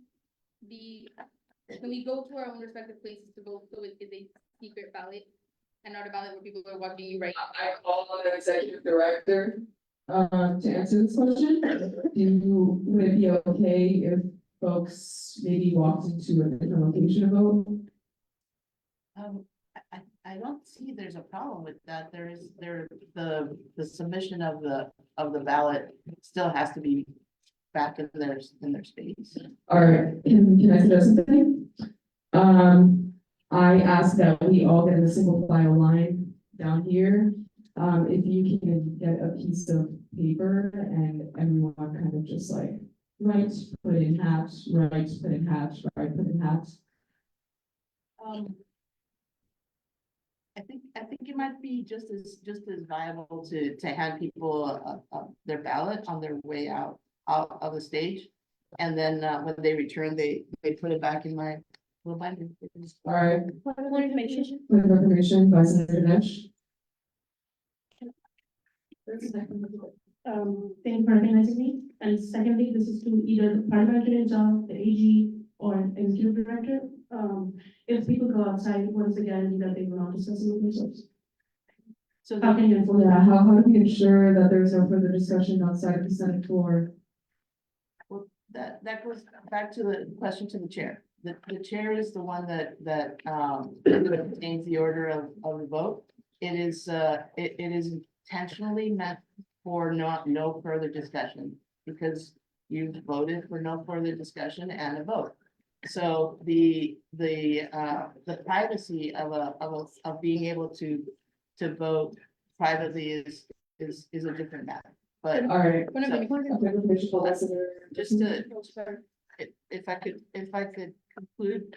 Oh, yes, sorry. The chair might want to ask, what is it that doesn't make this a private vote, if everyone is quietly That's true. sitting here? Senator Gerson? My point of information was. Sorry. And I understand that it's gonna be a harder process now, this will be done easier. But this is not a typical setup, and I feel intimidation. I'm not even someone who is eating, but obviously but voting on the bill, yes. I feel intimidation by sitting in an audience. I'm asking you to ballot. I'm asking to not make it go public. Sorry. Continue.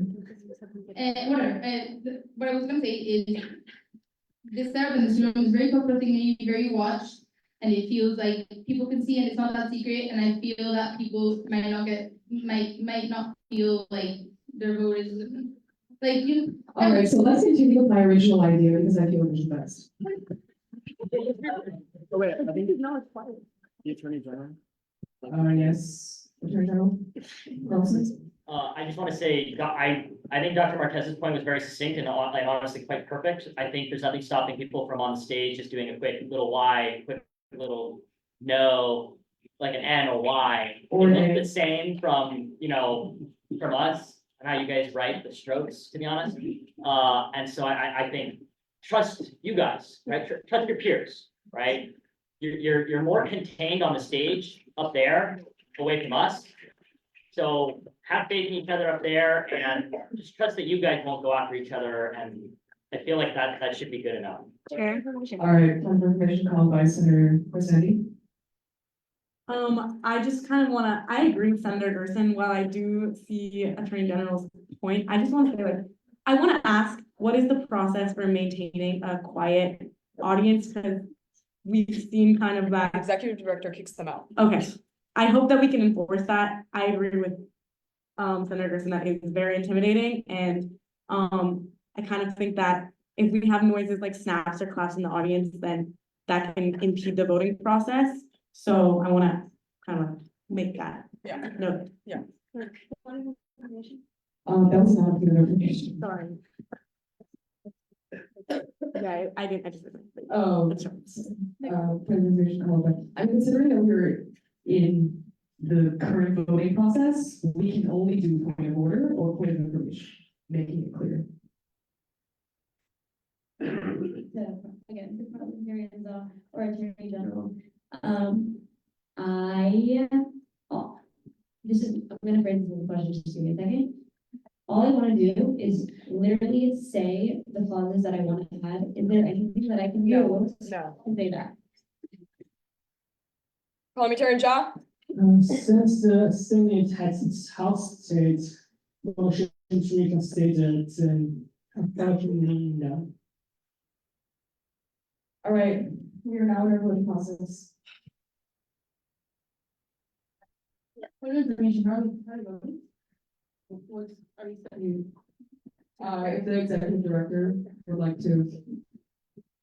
So the process is, we'll distribute Marissa and I will distribute the ballot, item to each person and then, folks will have an opportunity. We also have pens for those who do not have a pen. And so we usually distribute both at the same time and invite you to mark the paper and then hold it up. And then we'll invite you to put your ballot into this on there. Can we all turn off our electronics? Sorry, pardon? I was just asking everyone to turn off their electronics as we're moving into. Yes, everyone, please turn off your electronics. Again, I will ask y'all to leave. So please maintain your composure, maintain cordial and respectful to our senators.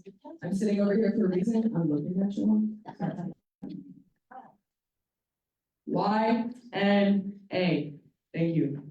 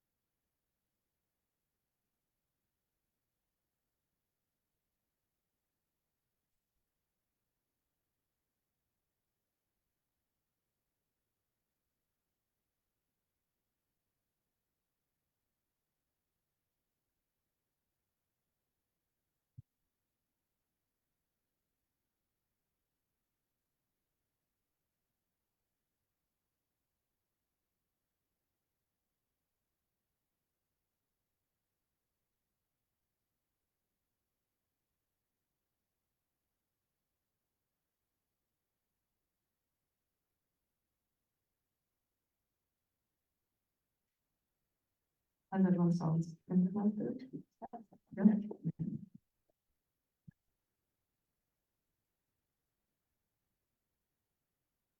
I call a point of personal privilege to go pee? All right. Point of personal privilege. I yield the chair to the first person. Senator Deakin.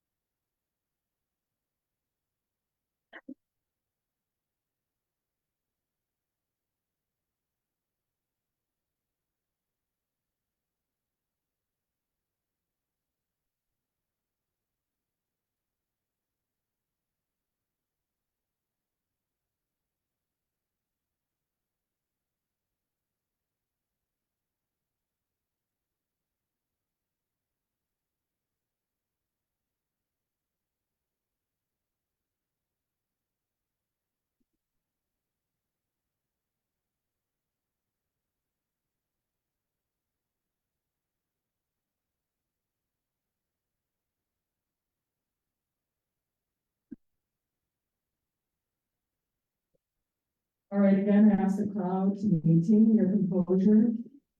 I will keep you all up. All right. 18 yeses, 5 noes, and 1 abstention. Motion passes. All right. Senator Siddiqui? I'd like to motion to enter a 5-minute recess. Secretary John? It is my understanding is that President Godfrey and student Attorney General had a hidden proposal that has to be approved by the tonight, so I think we should do that. Can you do that? 5 minutes. 5 minutes. I please ask the crowd to go outside.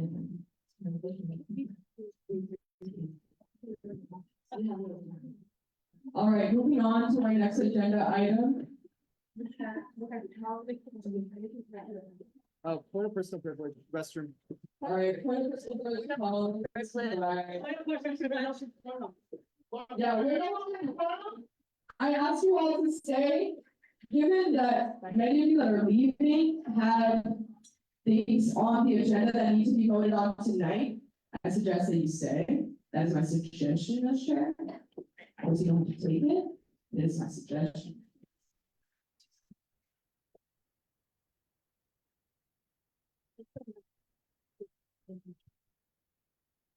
All right, moving into appointment minutes. Actually,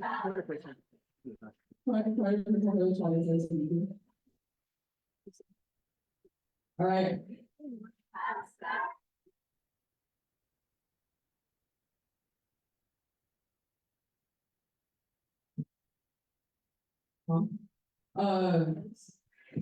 No, we're not gonna go with this.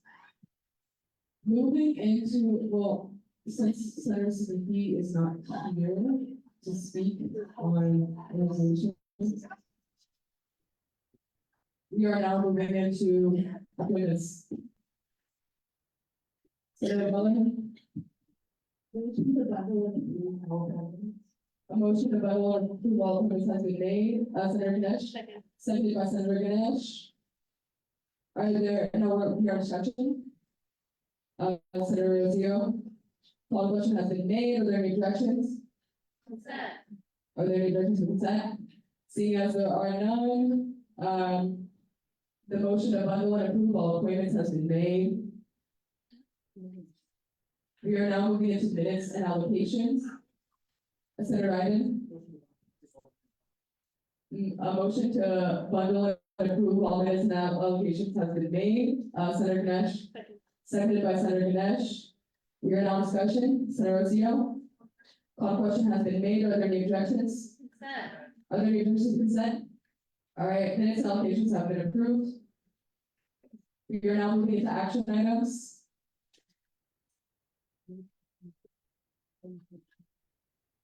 We are now in the HIP proposal by the president and student advocate general. I invite you to the floor.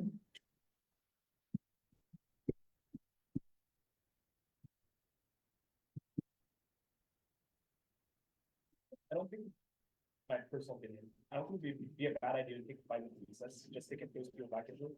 Because this is pretty good. And it's a lot Great job. It's 5 minutes recess. It's now empty 5 minutes, and 30 minutes maybe it starts. And since you are talking about at least $30,000 out pay, I think you should have ample time to talk about it. Yeah, I guess. All right, would you like to see? Is there a mic? Do you want us to use a mic? Yeah, can you pass the mic, please?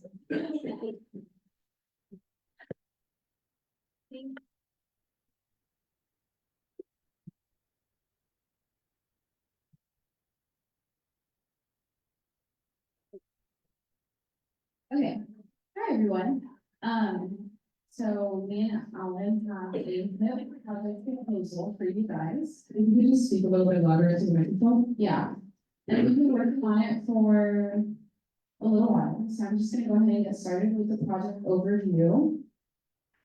So LinkedIn has invited UCSB associated students to participate in a pilot program that would give all UCSB undergraduate students the opportunity to use LinkedIn Learning free of charge. If you're not familiar, LinkedIn is a business and employment-focused social media platform that aids in bringing the recruiter to the employee rather than the employee to the recruiter. Many students adamantly use LinkedIn to help recruiters find them for various job opportunities during and after college. LinkedIn Learning is an online learning platform which provides video courses taught by experts in software, creativity, and business skills. It is a subsidiary of LinkedIn.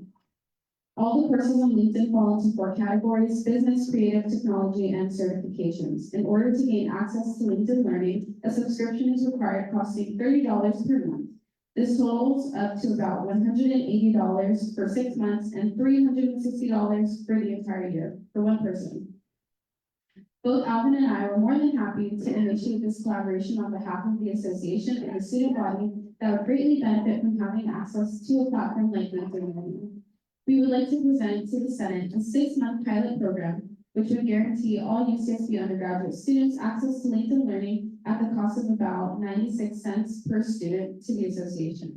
This partnership would total to about $28,550. Again, giving students access to this platform would be an integral piece of career services to UCSB undergraduate students. And real quick, do you guys all have access to the proposal? Yes or no? You guys you can see the doc. Awesome. So if you have access to the doc, please direct your attention to attachments and other files. It's at the very bottom, all the way at the very bottom.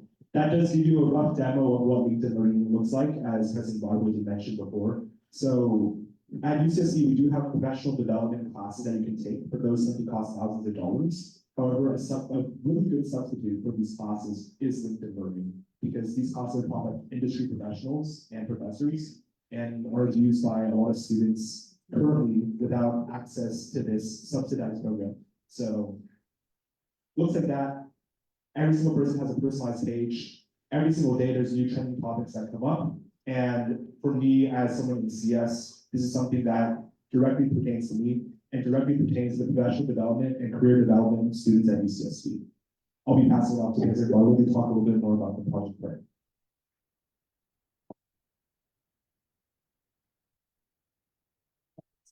So the project mission or the goals of this project include career development, exposure to the industry, and then expanding opportunities for UCSB students interested in working specifically. For career development, this would give students access to thousands of courses across various fields such as technology, business, creative skills, and more. They would be able to learn from industry experts and professionals who provide high-quality content and insights, and learn about new trends and emerging technologies to stay competitive and one step forward. And then for exposure to industry, they can earn certificates of completion for courses which can be added to one's LinkedIn profile to showcase skills and learning achievements to potential employers. and participate in study groups and discussion forums to engage with other learners, share knowledge, and gain different perspectives. And then for expanding opportunities for UCSB students interested in marketing, if any of you guys looked at the bill that Alexa and Dan authored for this week, it was a bill to add a subcommittee under my office, which would be the committee that would be the head of this project. They would be the contact point between UCSB, AS, and LinkedIn. And then they would also be in charge of all the marketing that goes into it. So getting students to like know about it and sign up for it, that's what they would be taking the charge of. So this would give students access to the opportunity to achieve marketing initiatives in collaboration with an established company. And then 4 paid positions for students to gain hands-on experience in the marketing field. And just to talk a little bit more about how integrating LinkedIn Learning into UCSB would work, it would be an extension of single sign-on. So all of us have access to dual security single sign-on. LinkedIn is really good in that they provide API endpoints. API is a CS term for programs to just talk to each other and be friends, if you will. So if you will, UCSB IT already has a talking partner that it's already built, and all we have to do is activate another talking partner and they can chat with each other. So it's as easy as an hour for UCSB IT to just click a button, and then LinkedIn Learning works for every single UCSB student. So it doesn't take much on our part. We just negotiate a contract with them, and bang, every student has it. And as for the timeline for this project, we want to get this FIP proposal passed today. That's what the Senate would like to do. And then from here over the summer, we would sign the MOU, which is signed by me, our executive director, the IMP, and the pro temps. And then over the summer, we would also get in contact with the IT department to integrate the single sign-on into LinkedIn Learning. And then our marketing team would start meeting and do their marketing stuff. And then in the fall, all UCSB students should have access to LinkedIn Learning profiles. And that's it. Any questions? Senator Lawler? Thank you, guys. Genuinely, this is just an extremely hopeful initiative. I'm really glad to see we're getting to work as an association. This is something concrete as a first project that we can bring to the student body. And I just wanted to offer myself, having worked in communications role in ASOP and probably being on outreach, this all comes or like any way that this needs to be implemented. I'm not even saying this is a question. I just wanted to express my excitement for you guys doing this. Let's get to work on this. Senator Ryder? I feel like I saw on the agenda earlier, there was like 2 funding routes, right? Like one was funded solely through AS and the other was with collaboration with the university. Would you want to elaborate on that and like the timeline for how long you would have been learning for with this funding? Yeah, so the money that we're requesting, the 30,000, is just for the 6-month pilot program. But there are 2 ways that we can go about it. So associated students, just us, we can sign a contract with LinkedIn. However, it's gonna be that 28,000, like around that. However, some of you guys may know that our HR actually has LinkedIn Learning already, which is kind of crazy. Admin has it and students don't. So they already have a contract with LinkedIn, so our other option is to kind of join contracts. And it would make that price a little bit cheaper, but just in case that route doesn't go through, we still wanted to ask for the larger amount. So we're gonna try to work with HR and do it that way because it is a little bit cheaper by like a couple $1,000s. But yeah, so we wanted to provide both of those options to you guys. And then what was the timeline for how it's 6 months this amount of money will fund? Yeah, so 6 months and then we'll have the option to, so part of the job of the marketing team is also to make sure that it's being utilized enough and gain feedback from the student body, like if they like it, if they're using it. And if we decide to, then we can renew our contract and then we have a couple different options to renew it for like 1 year, 2 years, or 3 years. So this right here is just for the 6 months. And then if we decide we want to renew it, we would revisit it and also revisit like where that funding would come from. Okay. Senator Meadows. Nobody's on my phone. Here, I'll just pick it. I want to thank you guys for sitting through the meeting, and I think what you guys are doing is amazing. Having a boots on the ground effort, something to help the students right off the bat's amazing. We'll work on passing that bill and let me know if there's anything else we can do for you. Good job. Thank you. Thank you. All right, for time reasons, I would like to limit, what we were saying, just a question. Senator Sandy? So my question is, how do you guys plan on making students aware of this? I think this is a really cool idea. I wouldn't know about a person if I wasn't listening. Yeah, so that's what the marketing team is for, which is why we're creating a whole subcommittee, so there's gonna be like the team lead, the marketing team lead, and then 3 marketing assistants. And their whole job is surrounded by like outreach and marketing, yeah. And then LinkedIn also has like some type of marketing like contact point that will be in contact with the marketing subcommittee. And they already have things in place that have worked on other campuses. The whole reason that this idea came to us is because UC Berkeley just did it. And they have things that have worked on their campus and other campuses like across California. So LinkedIn is going to give us all the marketing materials that they've used on other campuses that have proved to be successful. And then we can implement those things, so whether that's through emails or going to like BCUs and RCOs and letting them know like, hey, we have this, promote this to your groups. Or if it's like just one big association wide email, like, hey, you guys have LinkedIn Learning, like use it. That's what we've been doing. Yeah. And then I also want to add that one thing that came up was if students who are graduating will have access to it. Just because it is like kind of like a career thing, so a lot of people will utilize it like in their 4th year and then like a little bit after. And you'll have access to this LinkedIn Learning account 6 months after you graduate. So it's really. Sorry, follow-up question. I know that you said the LinkedIn certificate, you can put it on your profile after you graduate. Oh, sorry. The proposal mentioned, will that stay after you graduate too? Yeah. Yeah. So, and you have the option to add those certificates to your LinkedIn profile, so you can take all the courses you want and decide which ones you actually want to add and like don't want to add. Yeah. And it's really cool, and those will stay on your LinkedIn profile forever. All right. Senator Iden?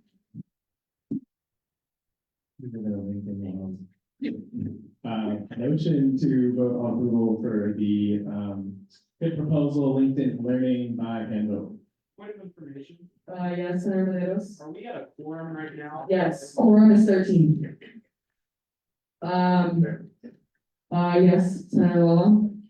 Oh, seconded by Senator Law. Also, if y'all can read the exact language we're making a motion. Senator Iden, if you would like to read, just so we have the exact amount of money. Yeah, Senator Iden, would you like to amend your motion? Motion to amend, motion to accept and fund $30,000 from the High Impact Project Fund, the LinkedIn Learning HIT proposal from President Broadway and Student Advocate General.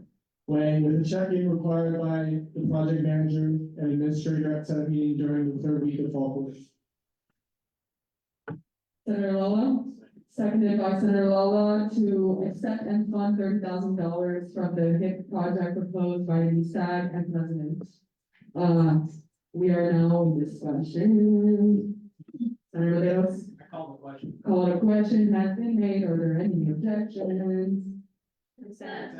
Are there any objections to the consent?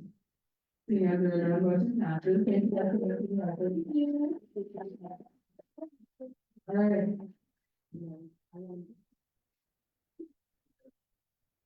Moving back to old business. Actually, moving into our next action item.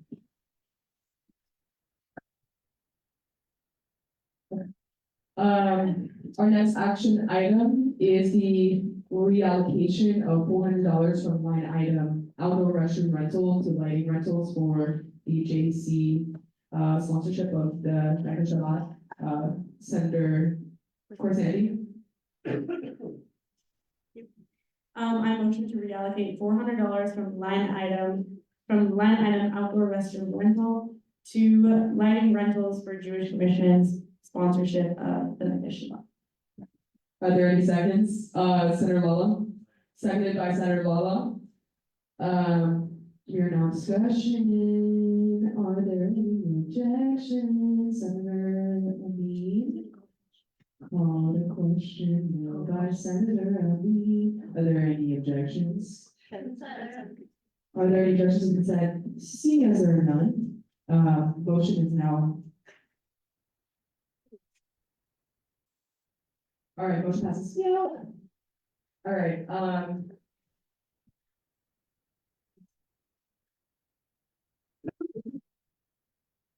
Senator Butler. Motion to reallocate the funding given to the Collegian chapter of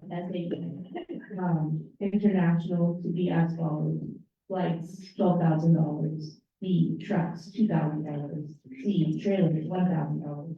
D, Michigan hotel, $3,000. E, gas and additional mileage, $2,000. F, on-site transportation, $1,500. G, food, $1,500. H, van rental, $1,200. I, country hotel, $900. Are there any seconds? Senator Villeros, seconded by Senator Villeros. We are now in discussion. Senator Rosio. Call question has been made. Are there any objections to the call question? Are there any objections to the call this? Call votes? Are there any objections to consent? Seeing none, motion passes. All right. Senator Siddiqui. Yeah, before we move out of action items, I would like to make one last motion. This ties back to financial transparency and also the bill we just passed. I motion to empower the internal vice president, the Senate First President Pro Tempore, and the Senate Second President Pro Tempore to access all financial records of the associated students within the past 10 years. The said office holder shall also be given access upon request to any and all financial contracts, audits, investigations, or other documents in a bona fide manner by all officers, employees, and members of the associated students. A motion has been made for financial transparency. Is there a second? Senator Villeros. Point of information called by Senator Ida. Yes.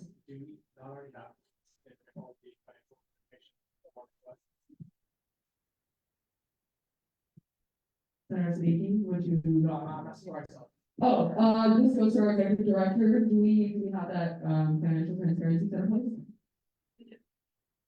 We do. Can I ask exactly how that works?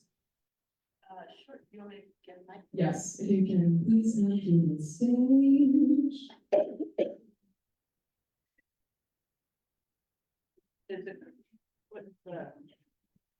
What is the question, Jim? Do we not already have? Do we not have access to all our financial records the past 10 years? We do, yes. Is that made clear, or is that distributed properly to the IDP and projects? It is, it's typically, the other way around, meaning you're making affirmative decisions as you're approving things in the micro. And if you want to, you want a report of a year, 6 months, or any particular, like distributed to like a particular vendor or time, it's just a question of how you pull the records at that time. So on an annual basis, basically, you will be seeing an external audit probably by the mid-fall of the last year and a half to 2 years. But before then, if you want to look in the aggregate yourself, we actually have a link now where you can request any particular financial records you would like.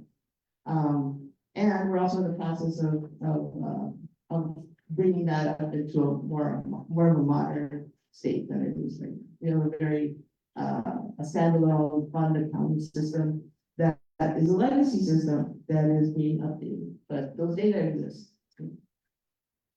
Right, is there a second? Senator Butler? Second. Seconded by Senator Butler. We are now in discussion. Senator Meadows. Question has been made. Are there any objections to the question? Are there any objections to consent? Seeing none, motion passes.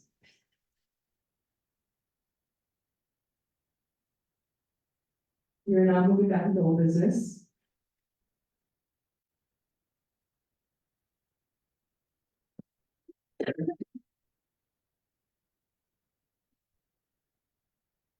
The first reading of a resolution in opposition to California State Senate Bill 1287, proposed by Senator Singh and seconded by Senator Siddiqui.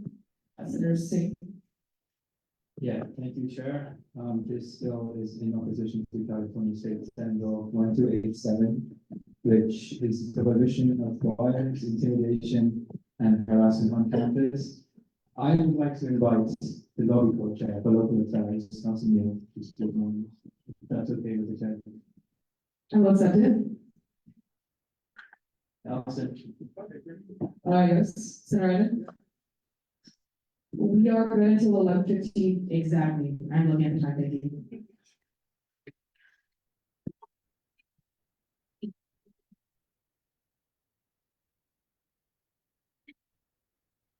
I thank you guys so much for having me. Pleasure to be with you guys and the very packed room we have. I don't really have too much to say on this because I know that some people had some concerns about this last time. I know it seems strange to put a bill in front of the Senate that on its face, claims to essentially condemn harassment and, bigotry and all that, but actually does none of that and actually makes the current situation on campus a lot worse. So I'd rather, spend this time and kind of open myself to questions. If anybody has any concerns about anything, I'd be happy to present our legal analysis of it as well. So yeah, I don't have too much to add. Yeah, questions. Senator Gerson.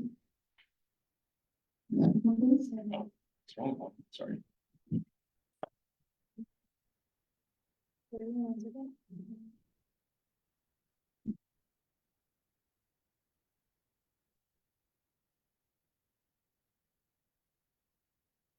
Maybe, I'm a little confused, maybe to clarify.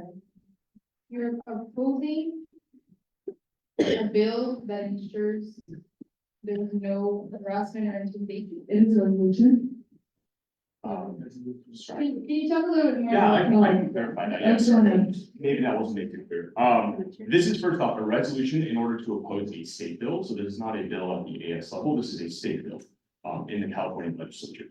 Now, the reason we're opposing it specifically isn't because we are, like bigoted set support hatred. This is obviously not the goal here.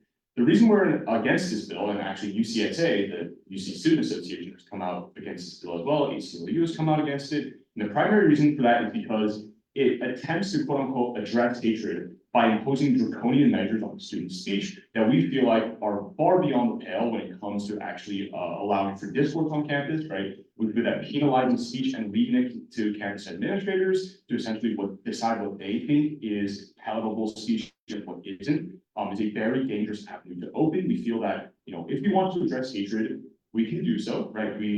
But we also need to do so in a free and open forum, right? If people are making hateful speech, they have a constitutionally protected right to do so, and it is also our duty and right to speak up against that and shut them down with proper discourse, not by saying, well, you're not allowed to say that because, it violates whatever we feel like right now. Yes, Senator Gerson.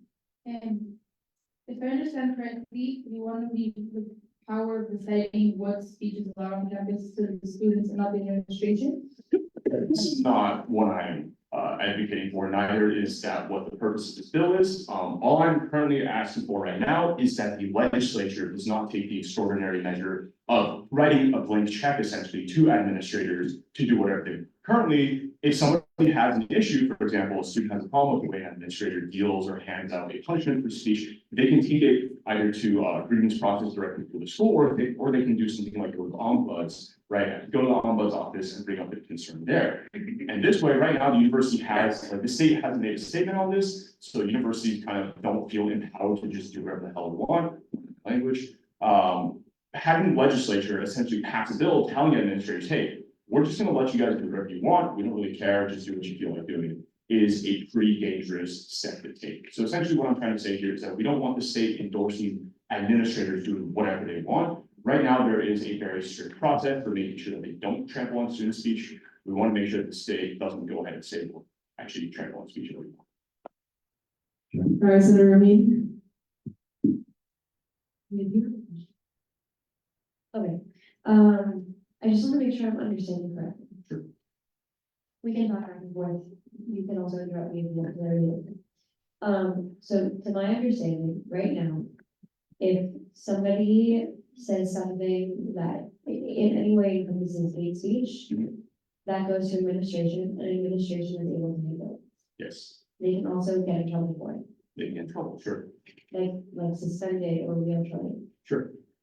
With the school, I want to clarify. They can get in trouble with the school, right? What we're asking here again is to make sure that even if you get in trouble with the school, even if, you say things that the school finds disdainful or otherwise, shouldn't be permitted for whatever reason, as a condition of you being enrolled at the school, that doesn't mean that you should face any kind of consequence at the legal level, essentially, which we feel may be a potential threat of this bill. Because this bill is specifically outlining potential legal consequences to our understanding as well, not just like, oh, well, the school can take this action. And again, I want to clarify that currently, if you have an issue with the ruling, you have an issue with the way that the school dispenses a certain punishment, you can bring that up to the administrators. There's a bunch of processes to do so. And without the state's official backing, right, the university is much more inclined, we feel, to actually resolve this issue and take a fair stance on it. Senator Gerson. No. Senator Ramin. Wait, is there any just? I would like to, we have 2 minutes. So we can run that. Okay, so my first question is, so this is a resolution, which doesn't actually mean that we get to do it. If this passes, it means that it goes to administration and administration and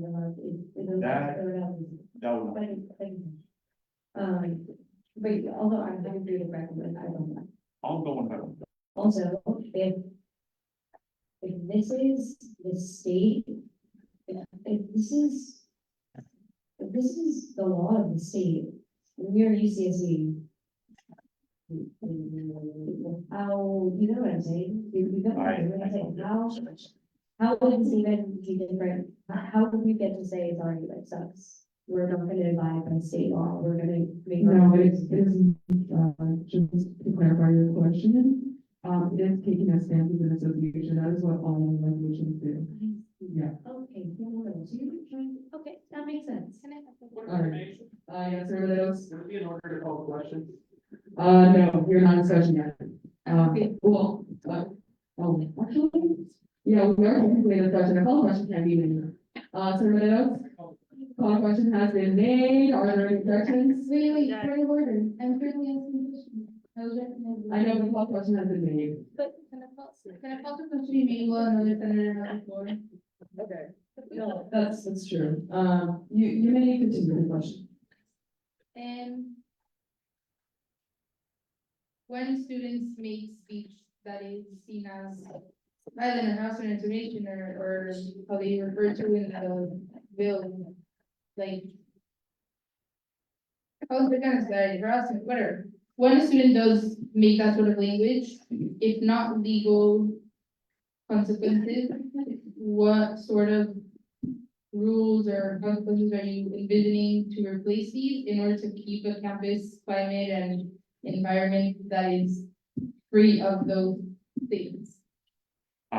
I'd like to address, I'd like to go in order first, because I know Senator Bean had a question. I'll do those really quickly. I know we have time. First question you had with regards, and I know you have tracked this since the situation clarified, but I also want to point out that this is a directional resolution. At least that was the way it was intended to be. And so the direction here specifically is to ask the Senate to sign a letter of either support or opposition to any bill on the floor right now. That the letter of resolution has already been transmitted to a member of the Senate, so that it's already prepared, should this resolution pass. This is a direct resolution, it's not just positional. We're not just saying like, oh, if the state passes the bill, actually, we're not gonna enforce that. But also to your point, and I do kind of want to build off there, because I think there is some philosophical ground there. Essentially, what I'm arguing here is that this may be a potential violation of the First Amendment. In fact, the ACLU in California does view it to be so, and they've already said that they're going to present a challenge to the courts the moment this bill is passed. So state law may pass, but if a constitutional challenge is brought to it, which is, by the way, the federal constitution, not the state constitution, and then that fails, there is a law that supersedes state law, is what I'm trying to get at here. And so if anything, if it does violate the Constitution, it would actually be in our interest not to enforce it, because then it may open us to a bunch of liability if we are enforcing the Constitution, right? And to your question about genocidal speech, yes. I want to clarify again, I made this point last meeting, and I want to bring it up again. We can disagree with speech, we can find it odious, we can find it to be disgusting, we can find it to be vile, but that doesn't mean that there are very specific parameters for what speech can be considered illegal. I don't want to go through all of them. I'm not a constitutional law scholar. I barely got my own mind together at this point. I'm not researching the Constitution of the United States, but there are some very specific requirements, and I can actually read part of our analysis for you if you want. Primarily, for example, there are free speech cases, such as Nepal versus Tam, as well as I believe Rock Against Racism versus New York. Which both stated that restrictions on speech in public spaces, which a lot of university ground can consider, specifically has to follow 3 rules. The most important one argued here, which is that all restrictions must be content neutral. Legislating on content-based things like, for example, calls to genocide would run afoul of this rule. And so we're opening up ourselves to a lot of liability doing so. I also want to point out that the other main concern that we brought forward is specifically that there is a potential that this may embolden, we'll say, university officials to take a stance that they're allowed to regulate the time, place, and manner of these demonstrations. So this goes far beyond just content. They can say, for example, and this is something that I'm just, presenting as a worst case, and obviously, as a doomsayer, my job is to come here and say the worst possible case, but this is also something that would technically go out of this law. Let's say that, a bunch of alum are deciding to visit, decide whether or not they want to do a donation, or let's say, a bunch of students are coming in for a tour. The university can essentially require students to apply for a permit to protest. And then upon realizing that the day that they applied for might be of some significance to the university, they can say, actually, we deny your permit to protest. You're not allowed to protest. I hope everyone in this room understands how insane that is and how that completely spits upon the fundamentals of the First Amendment. You cannot simply just decide on a public setting that protest and speech and assembly is not appropriate for the situation. And that would also be a content neutral thing, by the way. They could just decide for any reason, oh, we don't want to protest on this day, which is really strange, to put it lightly. And I've already pointed this out. I'd like to remind the speaker that we are almost at time to I adjourn. apologize, yeah. Really quickly, any of you would like the more specific legal analysis, feel free to reach out to me. Yeah, those are the questions. Senator Mateos, I call the question. call the question has been made. Are there any objections? Are there any objections to consent? Seeing none, motion passes for the resolution in opposition to California State Bill 1287. Thank you. We are now moving into a bill to amend, repair, and we are now in a bill to amend, repair, and improve the structure of sexual assault advocacy through the association. I invite the speakers to speak on that if they would like to. I'll do this really quick. So basically there is 2 organizations on campus, SASA and Take Back the Night. SASA is Students Against Sexual Assault. Basically they're merging. So that's all this bill is. SASA is not going to become a subcommittee of Take Back the Night. Just going to have one central organization fighting sexual assault on campus. And they do a lot of great stuff on campus. So I urge you guys to pass this. Thank you. I'll take questions. This brings the association in the right direction of making us more effective and standardizing and bringing together where we can offer better services. So I think it's an incredible research, which I should pass on. Yes, Senator Mateos? I call the question on the bill. No, you have to motion. Yeah, there's two motions. Yeah. I motion to pass a bill to amend, repair, and improve the structure of sexual assault and advocacy. We'll get the rest of it here. Motion has been made by Senator Mateos. Is there a second? Senator Siddiqui, Second. seconded by Senator Siddiqui. We are now discussion. Call the question. Senator Rosio? Call question has been made, are there any objections to the question? I think the objection consent. Seeing none, motion passes. Thank you. We are now in a bill to update the Office of the IVP Legal Code. I invite Senator Quincy and Butler to speak on the meeting.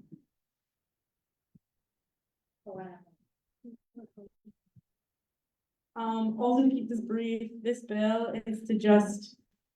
Well, I'm sure you all noticed that the Senate website is lacking like majorly. Nothing has been updated since 2022, which is really bad. And Senator Butler and I realized this when we were like trying to make another piece of legislation. We're like, oh, let's see if anyone else has passed anything similar to this. And we looked at the website and we were like, what the hell? So, yeah, I think basically what this bill does is creates another position within the Office of the IVP whose main purpose is to work on the website. Senator Butler, I would like to tell the senators that I have been consulted about this bill. True. Senator Butler? Yeah, this bill, we got able to review, it was on last week, but I didn't get to any business last week, so we didn't really get to, sorry. We didn't really get to talk about it in depth last week because we didn't touch on new business. Essentially, me and Leah, Senator Corsandy, met up to discuss, like a bill that we could possibly do about health. And we thought it'd be a good idea to refer back to our website to look at, maybe if there was some past, legislations that had been passed to help us along the way, sorry. But we see like it had been updated, so we decided to, write a bill to implement, a position specifically for, that, and you guys can read through the bill. And then also, the bill, one other small, edit that we're gonna be doing. Would you like to make an amendment? No, it's in it. Oh, Yeah. We're changing, the, voting membership name from, the IVP's chief of staff to head of staff.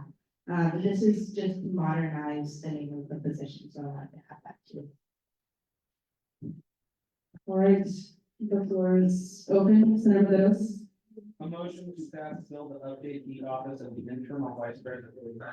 Motion has been made by Senator Rios, Senator Kata. Seconded by Senator Kata, we are now in discussion. Senator Amin. Call question has been made, are there any objections to the call question? Are there any objections to consent? Seeing none, motion passes. We are now moving into new business. I invite Senator Siddiqui.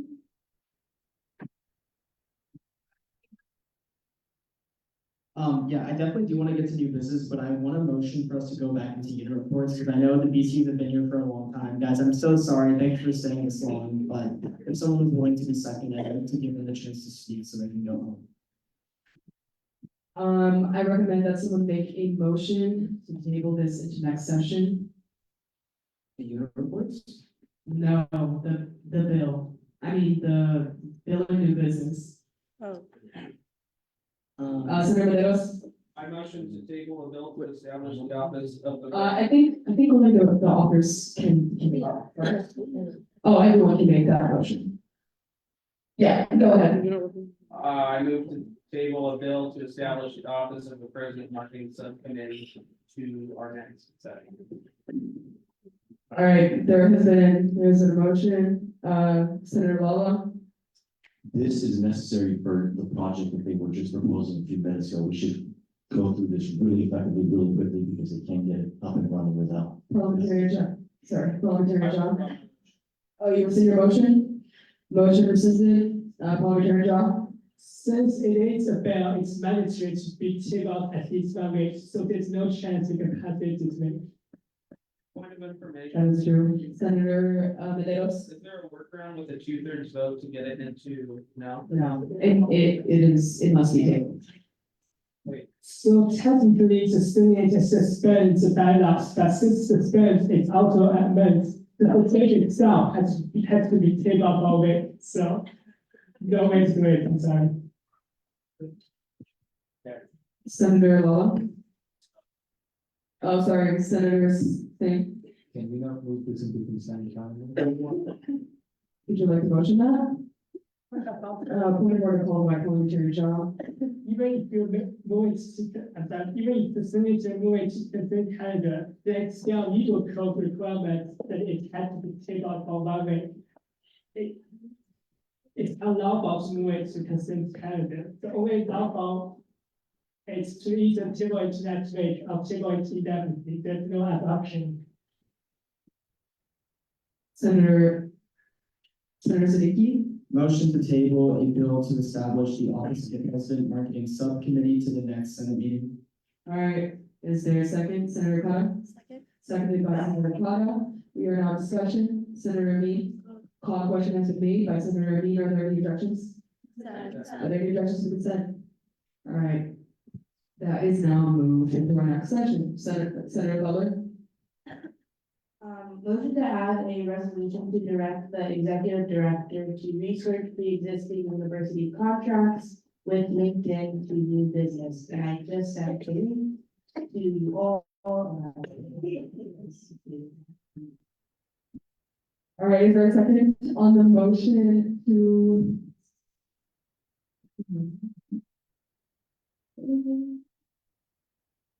Is there a second on the motion to add a resolution to direct the executive director to research existing university contracts with LinkedIn to do business? Senator Siddiqui. Second. Seconded by Senator Siddiqui. We are now in discussion. Senator Ganesh. Call question has been made by Senator Ganesh. Are there any questions? Are there any questions to consent? Seeing none, the resolution is now added into new business. All right, we will now go into reports. I would like to let you all know that we have 5 minutes. I'm so sorry. Calling to the stage.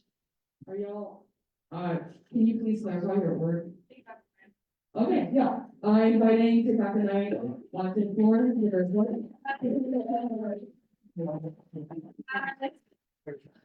Okay, we're gonna go through it. I'm Evelyn Stacy, I'm external chair. What was your name again? Evelyn Stacy. Evelyn Stacy. Yes. And I'm Kayla Gooden and I'm the internal chair. I knew that.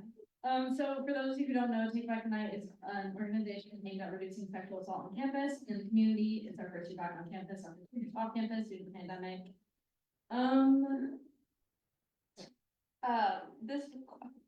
This quarter, we've completely filled our board, so all of our positions are filled. We started out with nothing and now we're completely full, so that's great. And we have consistent membership, people showing up to our events.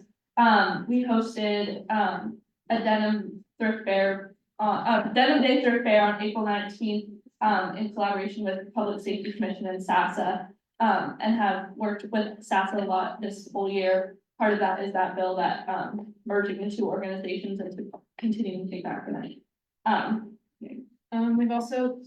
We've held continuous weekly meetings, even when it was just the two of us, trying to rebuild the entire board and also the organization as a whole. For the Denim Day event, we spent $532. Throughout April, we tabled to spread awareness about Sexual Assault Awareness Month, giving away over 400 t-shirts, such as these. And we spent about $1,970.86 on this. We've submitted appointments for Hannah Wharton, but they were approved tonight, so yeah, thanks. Yeah, and yeah, that's about it. Thanks, guys.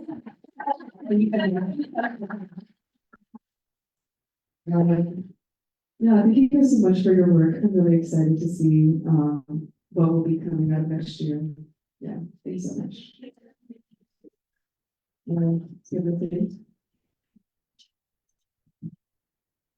I can make a motion. Motion to accept consent calendar. Motion has been made to accept consent calendar. Is there a second? Second, Senator Voss. Second. Seconded by Senator Voss, you're now in discussion. Senator Littles. Call question has been made. Are there any objections? Are there any objections to consent? Seeing none, all in consent calendar passes. Senator Siddiqui? I wanted to ask, just because it was on unit reports, is the UTIV rep still here? You don't want to speak? UCIV? No? Okay. Senator Singh? Motion to appoint, Arya Somashankar as the internal chair of the finance committee. Motion has been made to appoint, Arya Somashankar As internal chair. as the internal Order, you chair. have the motion to add it onto the agenda. Would you like to amend your motion? All right, continue. Motion to add on to the agenda, Arya Somashankar as the internal chair of the Senate Finance Committee. All right, a motion has been made to add, the appointment of internal chair for F and B. Is there a second? Senator Siddiqui? Second. Second by Senator Siddiqui. We are now in discussion. Senator Ganesh? Call question has been made. Are there any objections? Point of information, Point of information called by Senator Reed. but I don't know whether or not the point is question of you or whether. If this person gets the seat that we're voting on right now, what exactly would that mean for FNB? She is current CFO recommended by COC and also the previous FNB chair. Just letting you know the credentials. What does that mean? She is now the internal chair. If, I mean, if the motion passes, well, No. yeah, the motion has not passed. We are still in discussion on whether or not to add her to the agenda. Okay, so right now, we're just voting to put it on the agenda. Yes. Yeah. Point of information? To the chair, since it is their appointment, and they just state on the record that they appoint that person as the internal chair of FNB. Yes, I would like to appoint, Arya Somashankar as the internal chair of FNB. Senator Siddiqui? Motion to bundle and approve all amendments. That has been made already. This is a single open. Oh, sorry, can I amend my motion? Yes. Motion, to approve the appointment of Arya, I forget the last name. Somashankar as the internal chair of the finance committee. All right, motion has been made, Senator Meadows, seconded by Senator Meadows. We are now in discussion. Senator Reed. Can I just know more about these? I just told you. Okay, fine, I understand that. Call question. Call question has been made by Senator Reed. Are there any objections to the call question? Are there any objections to consent? Seeing as there are none, my appointment passes, Arya Somashankar as the internal chair of FNB. We are now moving into new business for the resolution to direct the executive director to research existing, university contracts with LinkedIn. Senator Siddiqui? Motion to pass a resolution to direct the executive director to research pre-existing university contracts with LinkedIn into new business by unanimous consent. Motion has been made to pass by unanimous consent. Wait, Are there any objections to the resolution? To pass the resolution to conduct. No one has an objection. No, so that is a sharing. Oh, you want an open resolution? No, I didn't hear that, but. All right, y'all, please. Seeing as there are no objection, resolution passes. We are now on the acceptance of the agenda. Yes, anything? Do I have to be reappointed as external chair or am I just finance? Monitoring job. Since the application was eliminated, it's kind of, it's probably better, it's actually could reappoint you. I would like to appoint Aryaman Singh as the external chair of FNB. Are there any objections? Seeing there are none, my appointment passes. Thank you, guys.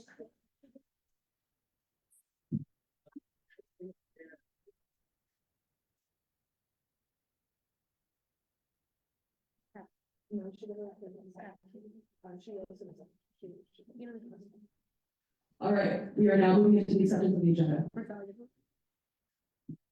Senator Iden. Parliamentary John.